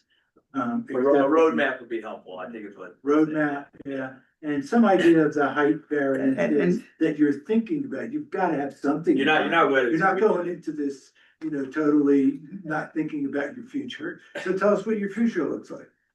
Well, the zoning designation has a height associated with it. Right. No, but I'm thinking about the contours of the land also, where positioning is of view lines. So they may not have that. Usually that's in the final map, typically with the contours. But can you show us something that's a little bit, shareable by you in terms of the view sheds? And can't do any of that, Mike? It's really, recently approved 2 large projects that showed concept. But He has but the still- same questions that Nathan. yeah, but even the architecture was just pulled off, some of it was pulled offline. We work backwards. We look at what we're seeing in the market with our data. So even the next phase, which will have the single family homes in it, we don't know what their footprint will be, what their site, how deep they will be. That impacts, the depth of it. So we start with the home itself. We're not pulling things off the shelf. It is all from scratch. And so that impacts where those roads would go. What we know first, I mean, even this, what's RMD, what's RVMD, what's gonna be single family, that we can show. But the market really does shift. Is it 1,500 square feet? Is it 2,500 square feet? Is it 3,500 square feet? That footprint shifts, how many rows will be there? What the views would look like. And so we start with our planners, not engineers. The planners work through that and the architects work with the planners. And then when they're happy, it gets turned over to the engineers. It's not as simple as, oh, let's throw a road, throw a road, throw a road. That looks, I mean, we could give you that. But Mike, can you provide, it's gonna be single family homes, Sure. RVMD, Yes. that's the kind of Yes. stuff, Yes. that's the start. Yes. Okay. Yes, we can. And we could, Mayor, we could show that. It wouldn't be accurate. It would It's just, gonna change, correct. yeah. Well, we'd love to know what your thoughts are from today. So we know that markets change. But if your vision is something at time X, we may not be able to hold it to, I mean, this is, the third town I've been involved with, we've always asked for some kind of future vision, even in the preliminary. That's what it's all about. So I think what we're asking you here is give us the best. Okay. Give us your best shot. Sure. I think that's, and, try to live up to it. So that's been the rap so far that, hey, that wasn't what I saw when I first came into, the sales office. So. And we definitely wouldn't show it at the sales office. Just because there's no guarantee. We really are careful with that. We don't. And that's why those paragraphs are in the purchase agreements, so that it is full disclosure that we aren't guaranteeing. I'm gonna ask you to work with Thomas on that, sir. Yeah. Thomas, I haven't seen all of those, because I didn't see the staff report. I have not seen all of these conditions of approval that you have here. Are there conditions of approval that are going above and beyond what the code requires? I think we're No. gonna go through all of them, Justin, and they were not in the staff report. Okay, all right. So we did not know what direction the council was going to go. I'm just seeing that there's a lot of conditions of approval there beyond what we've talked about here. And there's a condition at the very bottom that says all of them must be complied with before we record a plat. That may be very difficult for some of those conditions of approval to get there. For example, the soil testing we talked about, it's gonna occur throughout. Yeah, it's just ongoing testing. So maybe we need to go, based on what the council has said, maybe we need to go through each of the conditions and say when they need to be complied by. Because, for example, the BOR, once you guys have a reported plat, you can start selling lots. And so the town, I think, doesn't want to be in a position where the whole plan can change based on some future requirement. What I heard you say was that there are certain things that you agree they need to be complied with before you can. Most And definitely. I understand what you're saying. There might be things that can't be, but we should just tease those out so that we're all on the same page. Totally agree. Yeah, I want to be sure that we identify those before we vote. Do you guys want me to back up here a little bit? So I don't know where you read down to. We don't see your screen. Very last condition, but your screen's not up there. Yeah, I think where we left off, Thomas, was, do you have any additions? And clarifications, and same thing with Dennis, because we wanna make sure that you kind of you have some solid input here as to what we're writing down as conditions. Yeah, I think I've captured what you guys have stated tonight, specifically toward the end of the meeting. We've also got some typical conditions of approval relative to subdivisions that we require for easements, et cetera. Meeting post parks open space trail standards for the trails. I think that's pretty straightforward. Ensuring JSSD signs off. Glenn, how many townhouse designs are you proposing? I thought it was 4 different ones, but it was at least 3, I think, right? Yeah, as far as individual unit plans, Overall layout, not individual unit plans or square footages, kind of the design of the townhouse structure. yeah, we had 10 or 12 different elevations or plans or building footprints. Units that drive the. Yeah, so it's, the unit size will drive the building size, and we have 12 different unit plans of various sizes, so Okay. there's a lot. Okay. That's just meeting the basic MDA requirement for less than 5,000 square feet pursuant to an ERU. Work with us on the retaining walls. Glenn, you had sent us some images. Trails, you comply with that. It's a typical condition we put in. Streetscape amenities coordinated with the town engineer. I know there were some discussions regarding street lights. Let's see, repair of the fence all along the state park line. You'll include right-of-way widths on the plats. Some minor updates to the landscape plan regarding quantity callouts and specifications. And a little bit more detail on the landscape plan. And then conditions of approval must be completed prior to recording the plat, as you just talked about. Maybe but you guys are proposing to do the plat in kind of a sub-phased. I mean, you can back up a lot of those prior to issuing of any construction permits, and no shovels in the ground. So the BOR is done. Well, the problem you have, I think there are some that can be. Some can go. Some of them you can kick the can on. Yeah. I would not recommend, I mean, any time that it could change. And the thing is that what's being approved here is your entire plat. We're not looking at phase A, or like that hasn't been presented to us. So we're looking at the whole thing. And so something like the BOR, that might change the whole layout, then we'll have a real problem if you're able to sell, I mean, you're able to sell lots. I know you're planning on doing all the development yourself, but I don't want the town, I'm just very concerned. I think it's fine to make it, if it does end up being an approval with conditions, if you kick it down too much and make it building permits, then you might have a situation where things could be sold off, and then they could be changed, and we're stuck with them. Once we sign a plat and it's recorded, it is saleable. Yeah, all those could be pre-plat, yeah, no question. Except for one, two. The BOR will be before there's any shovels in it.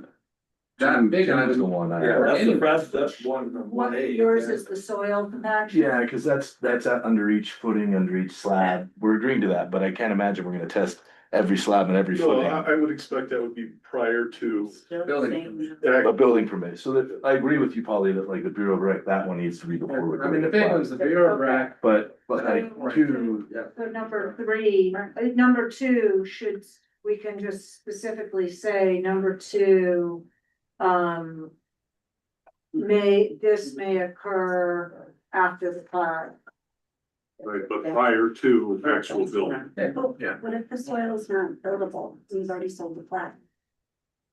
If the soils aren't suitable, then there'd have to be some kind of adjustment or design to the foundations, right? So that they are suitable, whether that be, I mean, I've just thrown out, I'm not saying this is what would need to be done, but I mean, you have geopiers, other things that could be used. I mean, it's, they would just have to make sure that the foundation could support the load.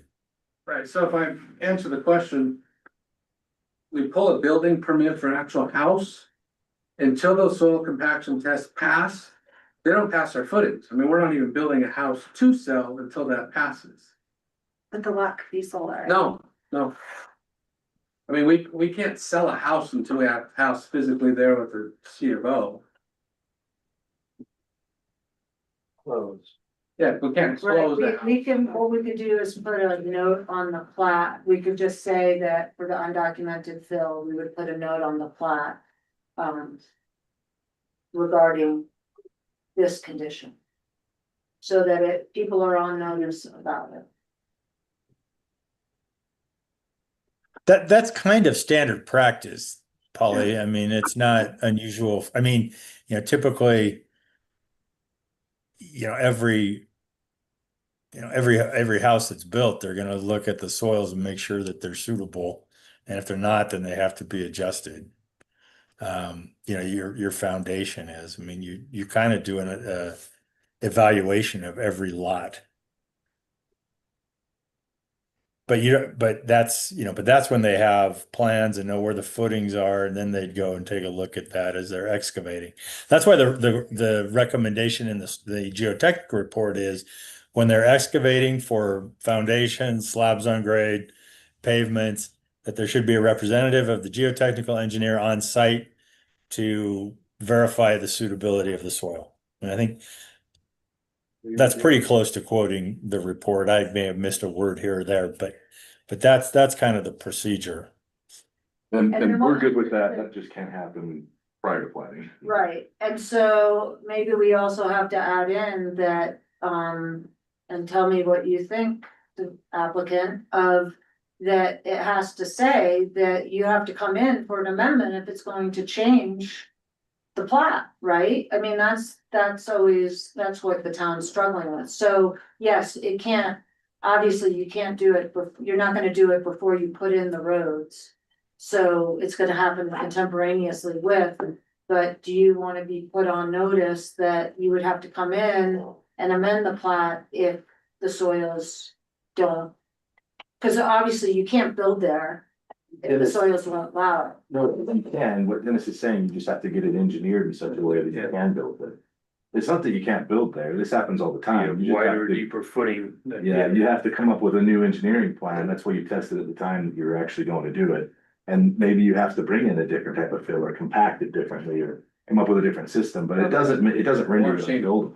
Gotcha. Dennis, do you mind kind of suggesting some language related to that? Again, I think, if we say strictly follow the recommendations in the geotechnical report, I think it's covered. Because the geotechnical report essentially says that. Okay, And that. so we can put that on a note in the plat. For example, Paul, I had a road project and they excavated and it was some of the weirdest soils I've ever seen. It was like walking on a mattress when you got down 2 feet. The solution was over-exed, about 3 feet, had to backfill it with some, heavy cobble and then some structural fill. But yeah, then in the end of the day, we had a very good road, that's lasted for 20 plus years now. But we did encounter some very bad soils that, think about it. You have a large area, you're doing 21 samples, you're not going to find anything. They're going to encounter some bad soils. That's why each individual foundation, each lot, when they start to build, it needs to be, you need to have somebody look at it and say, okay, yeah, this is consistent with, this kind of spread footing we want to do, or we're gonna have to do something else. Okay, sorry, thank you for explaining that. I'm not an engineer, so. Well, Dennis, do you have any more, Thomas? Because I think we'd like to at least. Oh, sorry.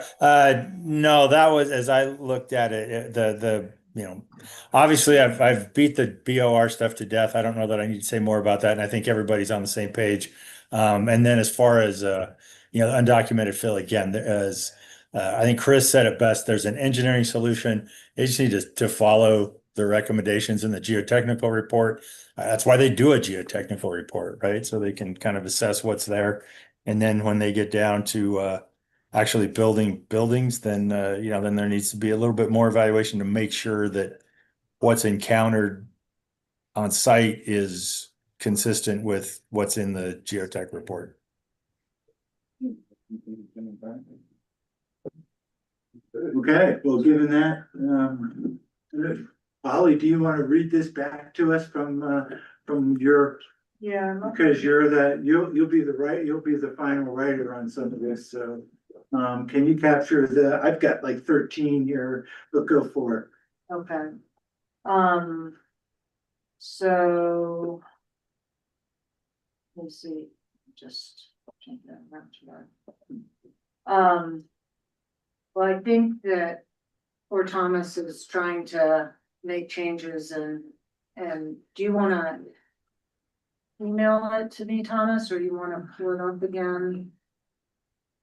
Either or, which is easier for you? What would you prefer, man? Could you email it to her so that she can make, subsequent edits? Sure. I mean, we're basically doing this in real time, so it's probably Yeah. worth it at this point of our efforts to get it right. And I'll be able to share the screen with someone on Zoom.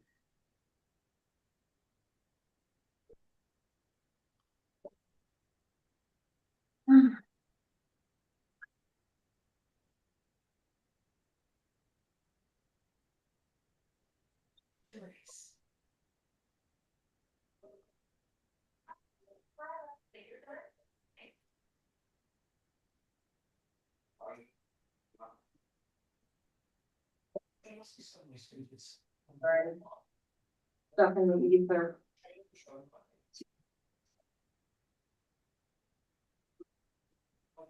Okay, Polly, you should have that.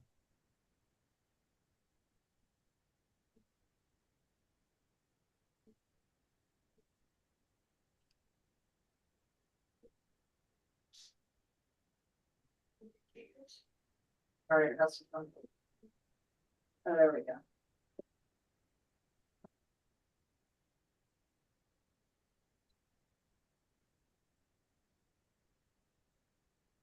So.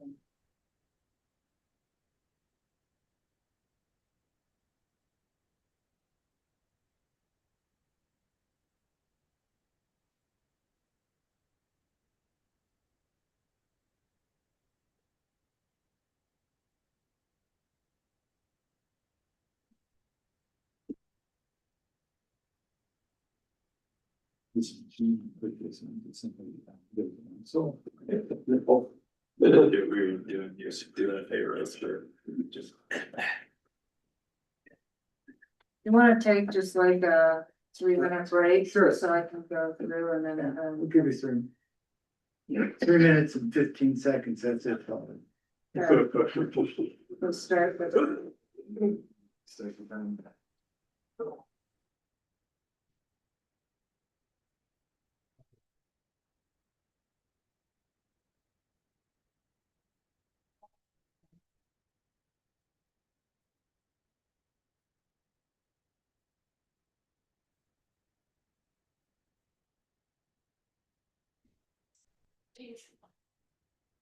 But it could be that at least you.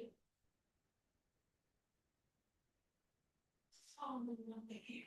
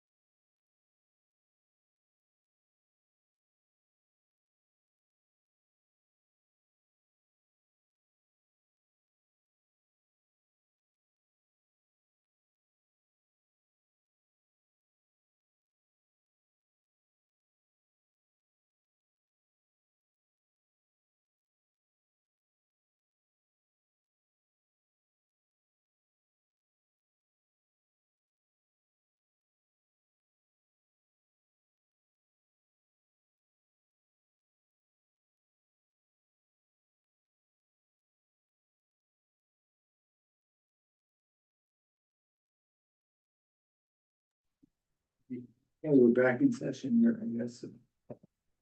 You prepared to summarize, Polly, or? Yeah, so I just thought, so Justin just came up and had some concerns about some of the conditions of approval.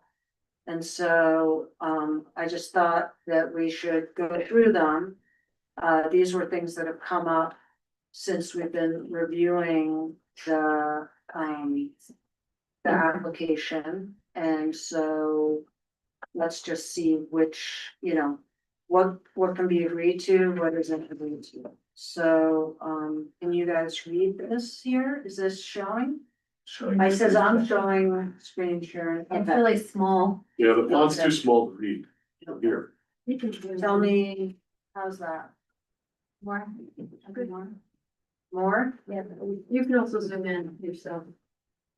Maria, you can also. I'm zoom fine, but I didn't let you guys. Can you read that? More? That's great. That's too much. Too much. No, I'll Yeah. do that. We're fine with the. That's good. You're good. Okay. Okay. So the first one is just that we're gonna comply, make sure we're in compliance with state law, the hideout municipal, I'll put in the vested hideout municipal code and the 2010 master development agreement. Do you have any issues with that? We're doing that one. Polly. Okay, 2, undocumented fill requirements, we've already kind of looked at this. Of the geotechnical report provided in the submittal shall be strictly followed. And should I put in the January 2024, is that the right date, so that there's no question about which report?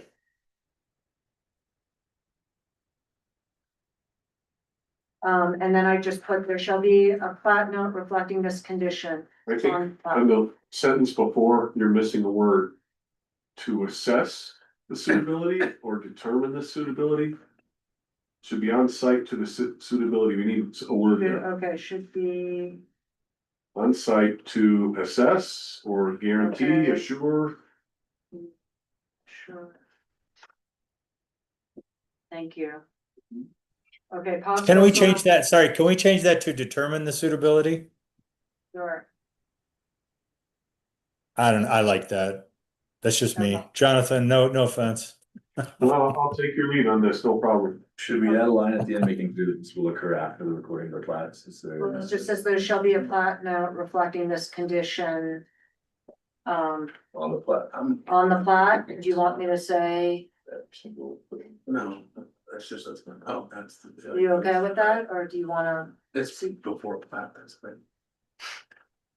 Okay, possible soil contamination, additional soils testing for possible contamination should be conducted as agreed upon by the applicant and the town. Both parties will agree upon the geotechnical. Should I just say there shall be a plat note reflecting this condition on the plat, or is that gonna happen before the plat? It'll happen before we do any shovel. Okay, Yeah, that needs to, yeah. so they're saying this will happen before the plat's recorded, right? Yes. Oh, yeah. Okay, so BOR, possible trespass, and we have this was based on Jonathan's. When the Bureau, reclamation provides discharge, the applicant's engineer will review and provide a letter certifying all Bureau requirements have been met on the design.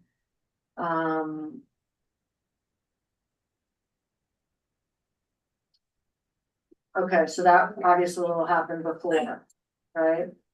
Yeah, just on the applicant, in the middle of the paragraph, the applicant will provide probably just going there. Sorry, can you There's speak a up? the right there, next to the applicant will provide Oh, thank there you. we go. A drainage. Okay, sorry. Okay, 5, wetlands, the drainage side should also remedy any disruption to the natural drainage.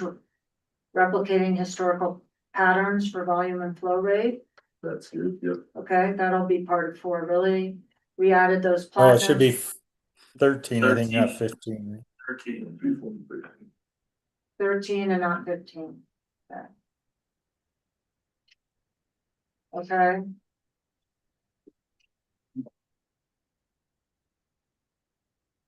Okay, the developer shall provide,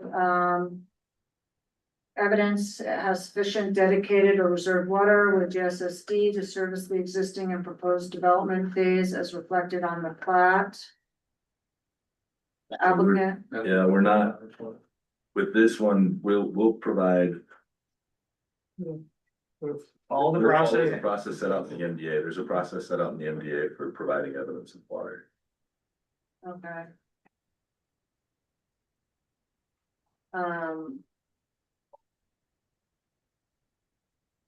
So it has sufficient dedicated water as shown, as required in the As per, 2010 MDA. Okay, I would say as outlined rather than required. well, it's, okay.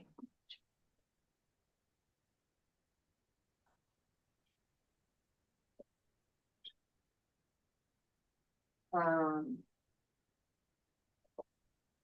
For the.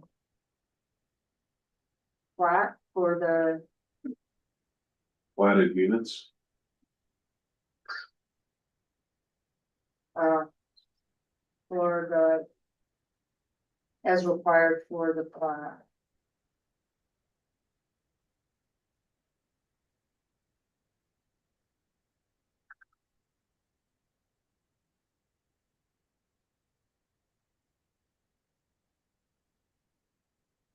Is that okay? Yep.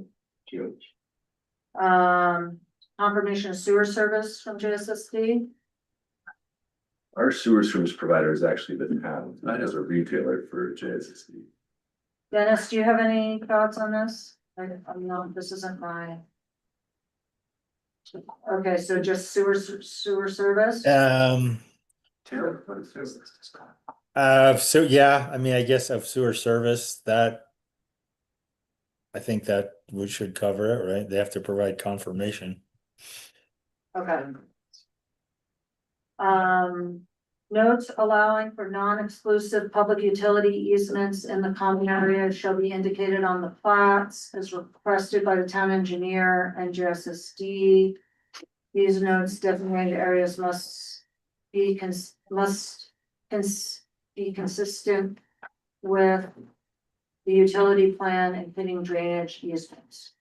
So the only, we don't deal directly with JSSD. It's the town. We deal directly with the town. I know that's different for some Okay. developments. All existing and required easements based on review, I'll take out GSSD. Town engineer and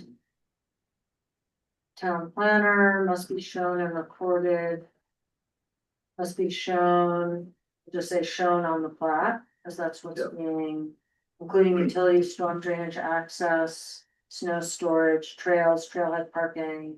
All existing recorded easements and agreements shall be referenced on the plats, including entry number, book and. Yep, that's fine. Okay. All approved public trails and public access easements consistent with the MDA, post plan and the preliminary plan presented to the planning commission in 2016 shall be shown on the plat. We're not sure what that is. Thomas, do you, Parks, open space and trails post plan is not support, but it would.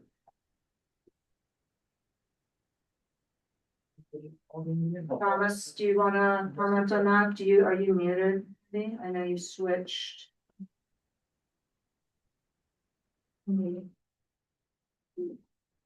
on, I'll text him.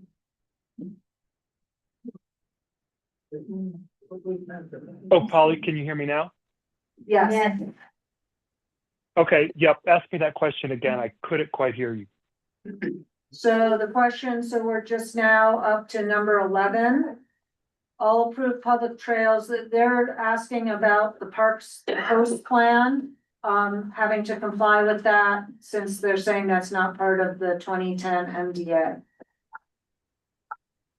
I don't know if the post plan includes trails in shoreline. So It should that, doesn't, the post plan was typically just to review the trails. We can remove that section because technically the MDA occurred before post, so that is true. I'm just saving this just so we don't lose our work. Okay, applicant agrees to provide a density pod map for approval for 1107-153 of the vested code by the town council within 45 days from the date of this decision. Estimated height shall be included as part of that submitted. Okay. Yep, that's fine. The applicant agrees to work with the town to provide an updated detailed preliminary plan to address the changes that have been made to the preliminary plan that was approved in 2016. Yeah, there's just a misspelling, the word agrees. Should be used on this. Yeah, good, they didn't want it, they didn't want to do that. Okay. Yep. 12 different house designs to ensure architectural diversity. We have 12 different plans, but not 12 different designs. Yeah, and I can't remember we don't know the combo. The vested code We're talking required about us floor plan. Yeah, And preliminary. not, and the code just requires you're conceptual talking about 12 different floor Floor plans, which plan. is not at all. about elevation. But so based on the floor plans, that drives the elevation. So as far as the combination of which floor plans get built, changes the elevation. And all of that really will have to comply with the DRC kind of thing. So, I think the concern that I've heard is diversity, right? We don't want monotonous, we don't want anyone going into the wrong house and yeah, Getting shot. getting shot. But the monotony clause is after the 2010 vested code. Right, that's true. So I guess we're asking for something a little bit beyond the 2010 code. I don't know if it's already. And I part of think your- Glenn, when you submitted your packet, I think you had 2 or 4 different architectural designs, not floor plan designs. Do you remember that? yeah, we did. And that's already been submitted and that's all based on the smaller units. So as soon as we get into the bigger units, that will even add more diversity to that. So we'll So have I different. think you probably had somewhere between 2 and 4 architectural designs, different materials, different facade designs, not just sizes. I think that was correct, right? I think we had talked about this quite some time ago. Yeah, but the only thing we changed there is taking out the 12. I mean, you just changed it to 12 floor plans with multiple changed, yeah. elevation. We don't know what will sell, so I we don't- say 7 to 12. Yeah, sure, 12. Well, the first Well- version is 3. So there's 2 different things, though. There's floor plans and there's design. And I think you had 2 different designs. And I think or 2 to 4, and I think that's what we were trying to get an increase in. We have 3 to 4 different design elevations and color schemes, easy, so you could put that in there. That's what we had to start. I can Yeah. put 4? And I know the council's familiar with this. We do answer to the DRC. And we don't ever get to meet them. Yes, We send them plans and materials and, just like everyone else. Yeah. Right? The black box. Yep, yeah, and it's all through the mail, right? you don't get to meet them. Smoke signals. And that's who, Okay, so, and we can call them townhouse plans? Sure.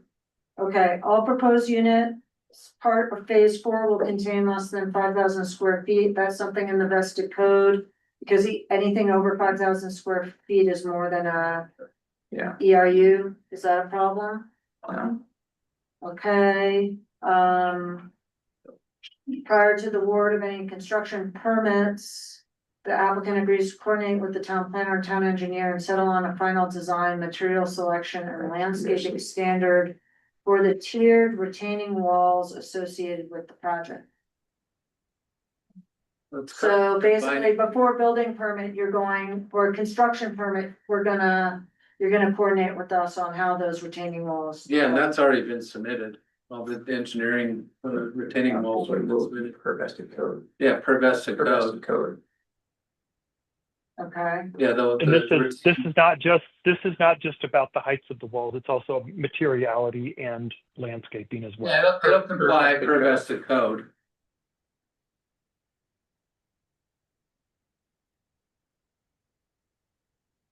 okay. Trails. Proposed trails have not been proposed or detailed and must be completed for phase 4. They're on the landscaping plans of the trails. Okay, so you're And there's a okay, note on it's already been provided. okay, That doesn't really need to be a contingent, it's already on landscaping plans along with widths and materials. Yeah, Thomas, did you have a problem finding that? Because I know that we talked about it. No, we found it, that was on there. We just wanted to confirm that it'll tie into the other trails, similar decomposed granite or crushed gravel material. That was not noted on there. We just wanted to clarify that that's pretty typical condition for most subdivisions. okay, streetscape amenities,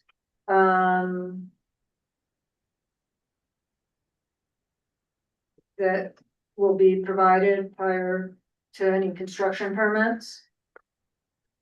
Yeah, once more per the vested code.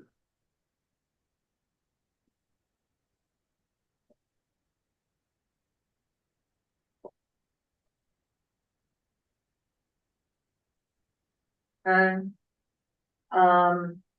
okay, Justin, you said this might, so applicant agrees to coordinate with the town planner, town engineer and the state park to replace the fence between shoreline development and the state park that has been destroyed as a result of the site development work. Tom, do Yeah, you we'll get wanna it speak fixed. to that? Or do you guys have a problem? I think that we've worked with Glenn a little bit in the past because the fence that is between the state park and, in this case, shoreline phase 3, for example, has been destroyed, and we're working with Glenn to replace it. The same issue will apply to for all of that area has been graded, and the fence is essentially gone. And that may or may not, it probably wasn't our fault. I know people go out the wire cutters, but we'll get it fixed. Well, a lot of it was the dirt and the gravel that was dumped and then rolled and then that Yeah, pushed the fence over. Getting the. There's steps there. I mean, people, guess what? It's gonna get cut again. Yeah. We'll take care of it. Okay, and then, right of way widths shall be included on the plats. Do you have a problem with that? No. Updated landscape plan shall be provided, include street trees. We've already submitted that, but yeah. Okay, Have you read through the this? applicant submitted a landscape plan with some specific planting. Okay, we might require additional stuff. And then, so we have number 23. One other one that I'm just thinking of as we're going through this is also, I recall at the last meeting, there was some discussion in terms of amenities that were going to be provided. And there was something about that the clubhouse, Yeah, by the 100th house. By the 100th closing. so that should be reflected in here. You promised that at the last. Yes. If you, I can find my notes from that last You meeting. can find your notes, you can sign it. So I'm gonna add in, I might have to He has to go in. I don't have it off the top of my head, but requirement that clubhouse is complete. I think it's already breaking ground, isn't it, Clive? I thought that was some discussion. I think you said. I think that was the question, was whether it was under construction, built, or to And what I percent. think I in think that was fairness- the, Yeah, because someone could break ground and the fair say, oh, we broke ground, and meet that requirement. So we'll commit that it's up before the 100th unit is closed. That it's received a certificate of occupancy through the town. Could I ask a question here about that amenity? I have heard from a number of constituents that don't want the pool. They don't, because eventually it's gonna be turned over to shoreline owners to pay for, and the maintenance on it and the insurance on it is going to be very high. And there's a lot of people who feel that they won't use a pool. And I mean, is that absolutely something that has to go in? Or will you listen to Yeah, residents? we will absolutely listen. We do own quite a few pools. And the maintenance and the operation of the pools is not excessive. We haven't seen our insurance rates jump because we have pools. But if there was if the majority of the residents said, we don't want a pool, it wouldn't benefit us to put a pool in because we're not the ones using it. It is for the residents, so Right. we do listen. But no, we haven't polled, at that point, if we had, 350 residents, we haven't asked them whether or not they would use the pool. And on with the pool, we have learned with our other communities, the deck is what gets used and not the pool. And they have the pool, they like to look at the pool, but it's not much time is spent in the pool. It's the larger pool decks that actually are more important than the pool. And what about also considering having the pool available to all the people in the town of Hideout? And that Hideout takes over the expense of it? And that's Is that a something, because we possibility? turn it over, yeah, Carol, we will turn it over to the HOA. If that's something the HOA wants to do, that's something they can decide. And that we would have, the HOAs would have to work with the town. Yeah. Okay. And then along those lines, let me pull this up again. But I just wanted to make sure, so and some of this has to do with conditions or with the CCNRs of, who's responsible for the clubhouse? Is it the master shoreline HOA? Correct. Okay. Does that exist yet? Yes.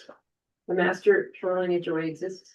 Yeah, so there's the Hideout Oh, you have HOA, three. You have and then three. there's the Shoreline Master HOA, and then each phase has its own HOA.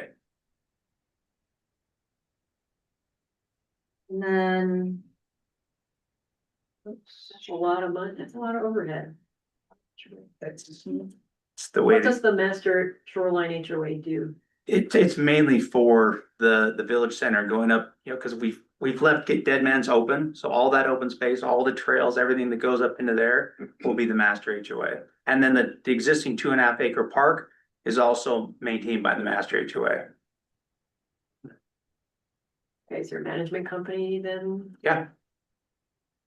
so does the council want me to put how the clubhouse is gonna be managed, or just leave that's kind of a private matter for the subdivision? It's already recorded in the CCNRs. Yeah, Okay. for the master. They're already HOA. recorded and done, Okay, and they've already been submitted to all those CCNRs. okay, we don't approve CCNRs, that's all. So the last thing I just had from my notes was, and some that was kind of discussed here, is just having so that the town has clear expectations in terms of subphasing. It sounds like you're thinking about subphasing, like how, and maybe also that you're gonna abide by a construction mitigation plan. That's a very typical requirement, so that we can help alleviate, help manage construction in the area. Are you planning on subphasing or?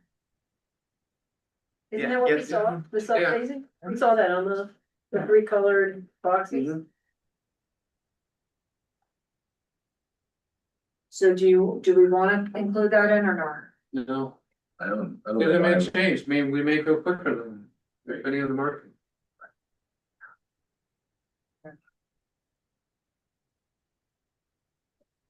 What about things like mitigating dust and all the nuisances that Yeah, residents? that's already in the. It's in the permitting process. It's already there? Process, yeah.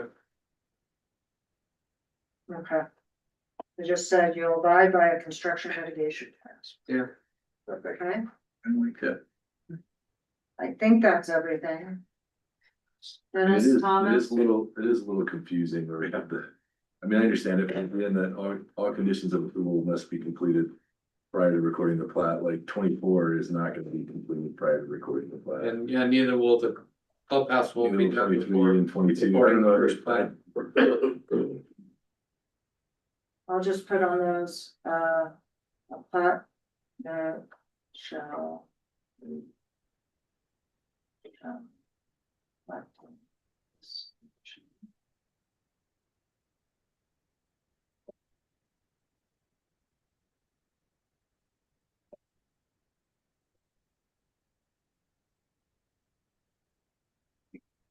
Okay, Okay. Leaving 25, that's a little ambiguous. Not 25, 20. All conditions must be completed prior to recording the. well, if it says that there has to be a plat note, then that would be on the plat. So you would be able to abide by that by in recording the plat. Okay.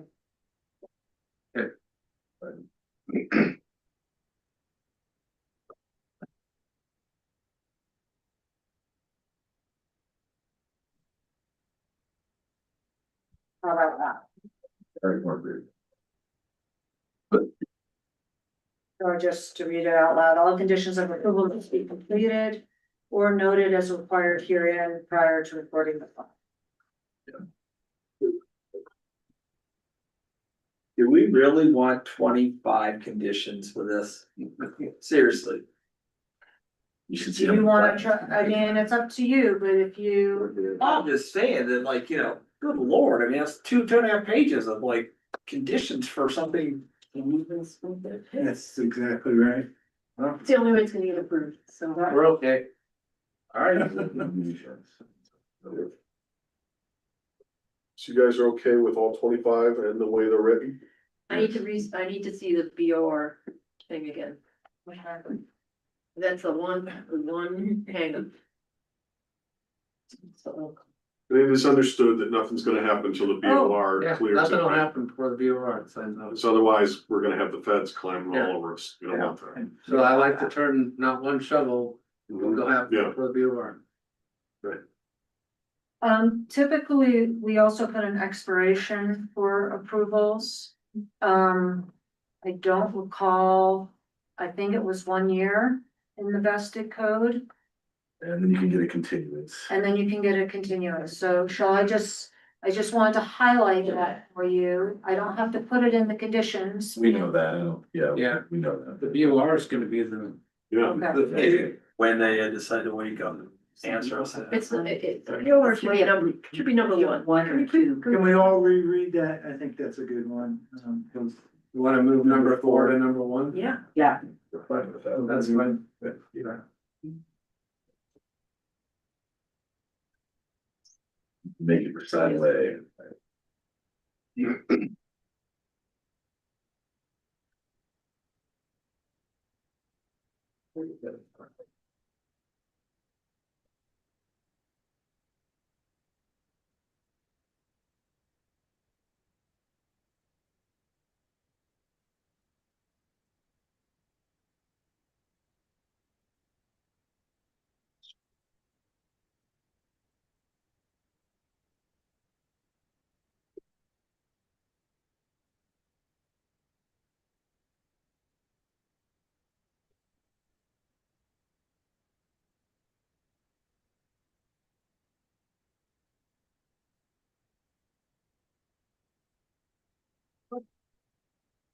You think the word town should be the towns apostrophe S?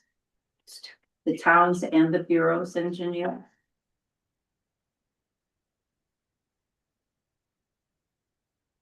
Well, that would be the grammatic. It just says by the town. Links to town, right? Sorry, posture, yes.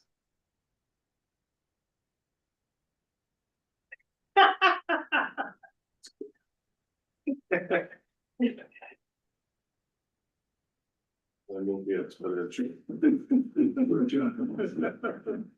Did you want me to scroll down at all, or?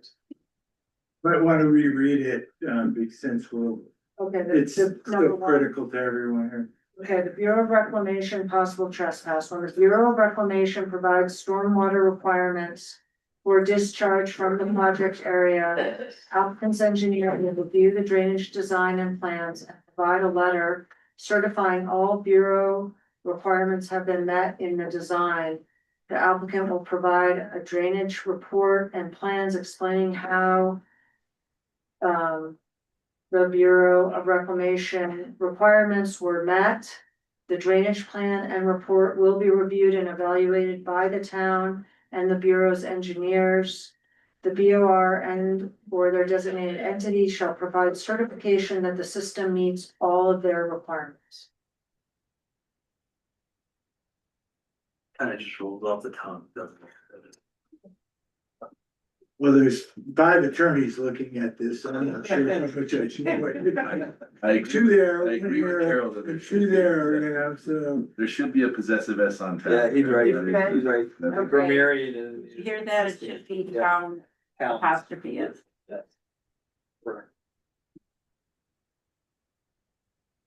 Oh, Jan's an attorney too, we'll make that 6. Right.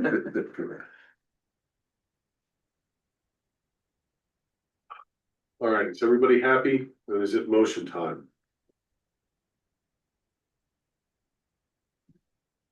Should we make a motion? Go for it. All right. I move that we conditionally approve the applicant's application, subject to the 25 contingencies that we have negotiated here this evening. Second. Chris.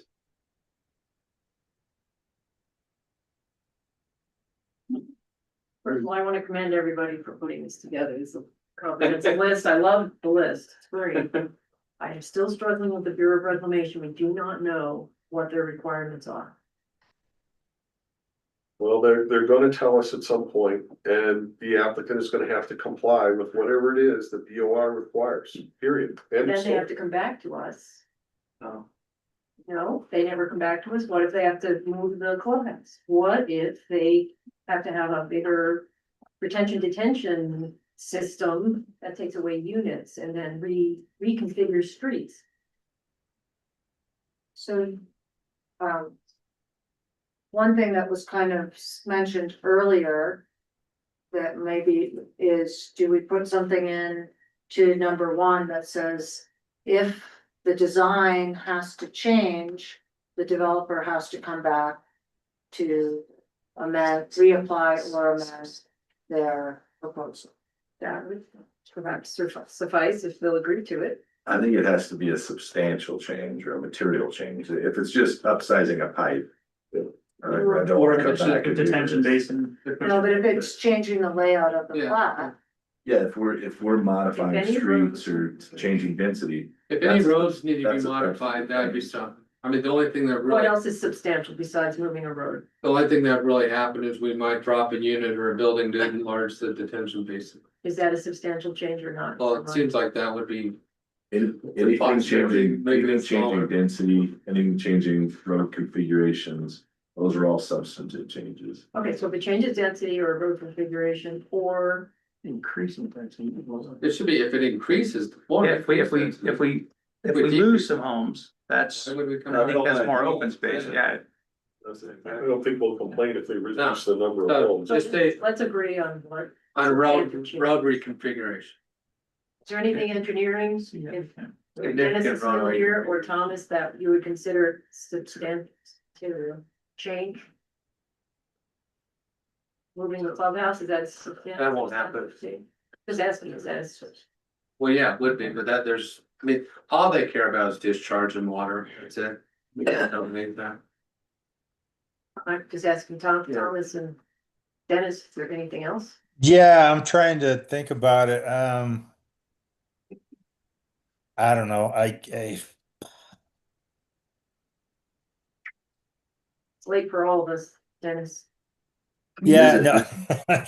Thanks, Chris. Yeah, I mean, it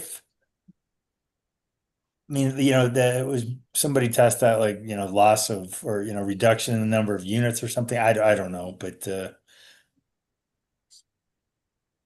There's, yeah, there's a standard. I mean, I'm sorry, what was that? Sorry, just to say, there's a standard in the law for when you have to amend the plat, like if a substantive change, substantial claims results in amendment. Maybe, yeah. Is it written down somewhere that we can reference? I just wanna make, cause we've been in a situation before where we put something like substantive change or, you know, significant completion of whatever, and it's vague. That ultimately we don't agree what it means. I just wanna know, I just want us to be as clear as possible what it means. It's so difficult to be clear because there's so many different ways that you can arise to it. That's why attorneys always use fallback language like some substantive or material and. Except it doesn't work when it happens in real life, and then you don't know where to draw the line. Well, we're either gonna have to go something like substantive or material, or we're gonna have to have a list, it seems. So if you wanna list what, a change in a street, a change in the location of a building, a change in the location of a park. I mean, how far do you wanna go down that list? I mean, those are all impactful changes. So I have, if the BOR requires a change to road configuration or amending or the layout of the plat, the applicant shall amend or reapply for the subdivision plat. I mean, I think it's just impossible to make a list. I mean, you know, if it is defined by statute somewhere, what a substantive change is, you know, that would be helpful. I don't know how you make a list, because then, you know, you're gonna miss something. It's always gonna be not, but not limited to, so then it becomes vague from I guess that. you could add that, but then that's, you know, I don't know. Yeah, You could say if the bureau requires a substantive change to the plat. The Bureau won't require it. If the bureau's requiring Will cause. trigger a substantive change to the plat, such as road reconfiguration. Density reallocation. Structure movement. Yeah, or or change the layout. Yeah, I think that I like such as, because it gives us a little wiggle room, I guess.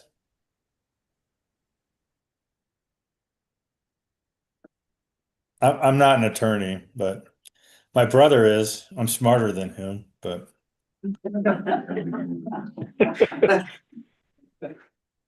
thanks, Dennis. I'm muting you. So I would change BOR to if the bureau recommendation or the bureau consistent with above. If the bureau Requires a change bureau, that triggers. and I would possess it, if the bureau's requirements.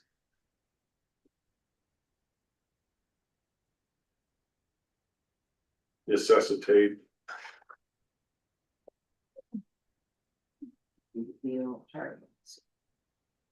Well, cause I mean, if we're gonna be, BOR apostrophe it. it's already, BOR is defined at the first. So, well, then should we do that throughout? I mean, I don't really care, it's just. Yeah, I'm not doing that now, so. Alright,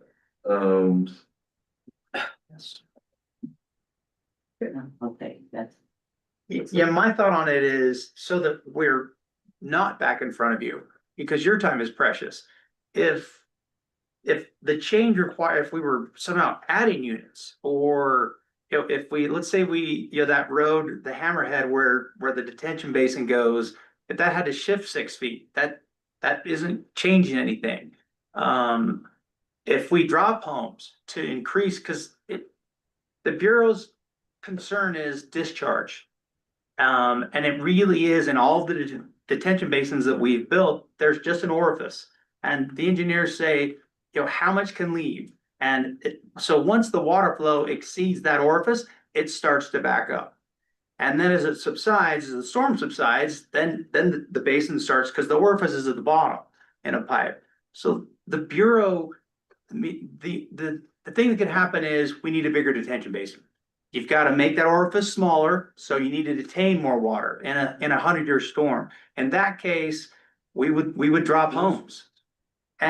But if we're dropping homes, the need to come back would seem burden us on the kids we've dropped home. You have more open space now. I know, but you would still be, you'd have to come back so that you could use that density elsewhere, because you're not gonna give up that I mean, unless you wanna write off that density, it's to protect you as well. I would think that if there's a major change, if there's a change to the subdivision plan, even if it's moving a street 6 feet, that's the layout that you're selling to your future homeowners. Sure, but in this case, we don't have a plat.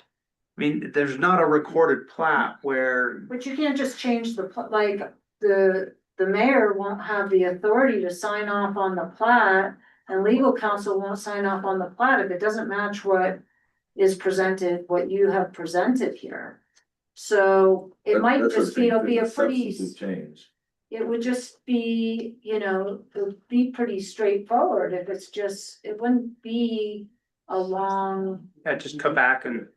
And fix it, and then so everyone knows what it is, so we don't have, Cause if we change our storm system design, but it doesn't change anything on the plat, then there's no reason to come back. then you don't have to come back. But if we have to make a substantive change to the plat, then I think we come back. That's why I would just keep it as, if the substitution if the BOR's requirements necessitate a substantive change to the plat, must return to the town council for approval.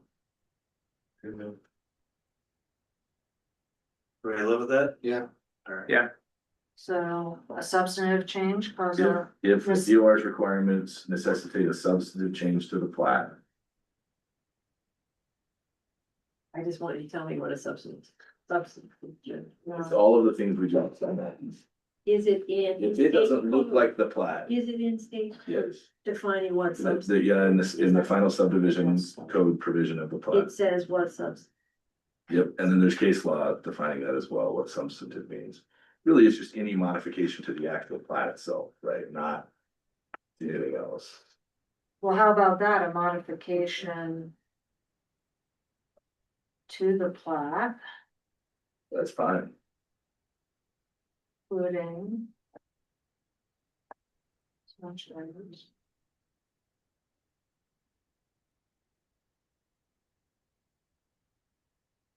Okay, how about that? That's fine. Yep. Making sausage. Are we now back to voting? We're good.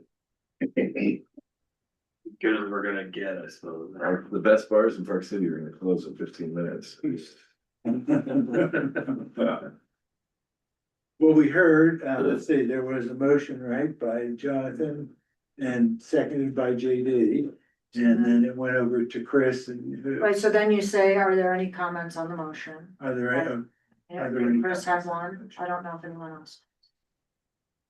Do you wanna have any other comments on the commission? So then you vote. well, Jonathan, you wanna start again? Are we voting or am I motioning again? I think we're motioning, make sure that we're motioning with the changes. All right, We now just had some additional edits and so to speak. fair enough, starting over. I make a motion that we approve the application contingent upon the 25 contingencies that we have negotiated here this evening. Second. Chris, Yes. Carol, Yes. okay? That's amazing. Wait, Don't I get to go on the record? Oh, sorry, You just made an assumption, man. I just, Yeah, whatever. It's all right, what happened? Yes, I'm affirming, yeah, Yes, and so am I. I'm a yes. this is a miracle that this went for, Thank you, guys. wow, congratulations. Apologies, this is, yeah. Not to work with. Good job, man. Wow. Oh my goodness. Yeah, you can have the back. That's the part of your work. You gotta have that.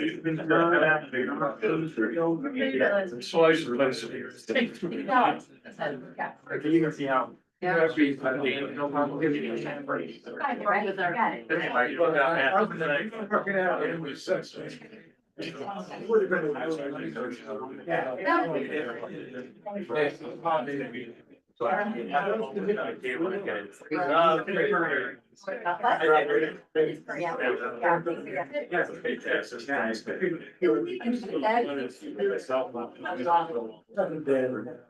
Or maybe you should turn 10:48? Does that sound right?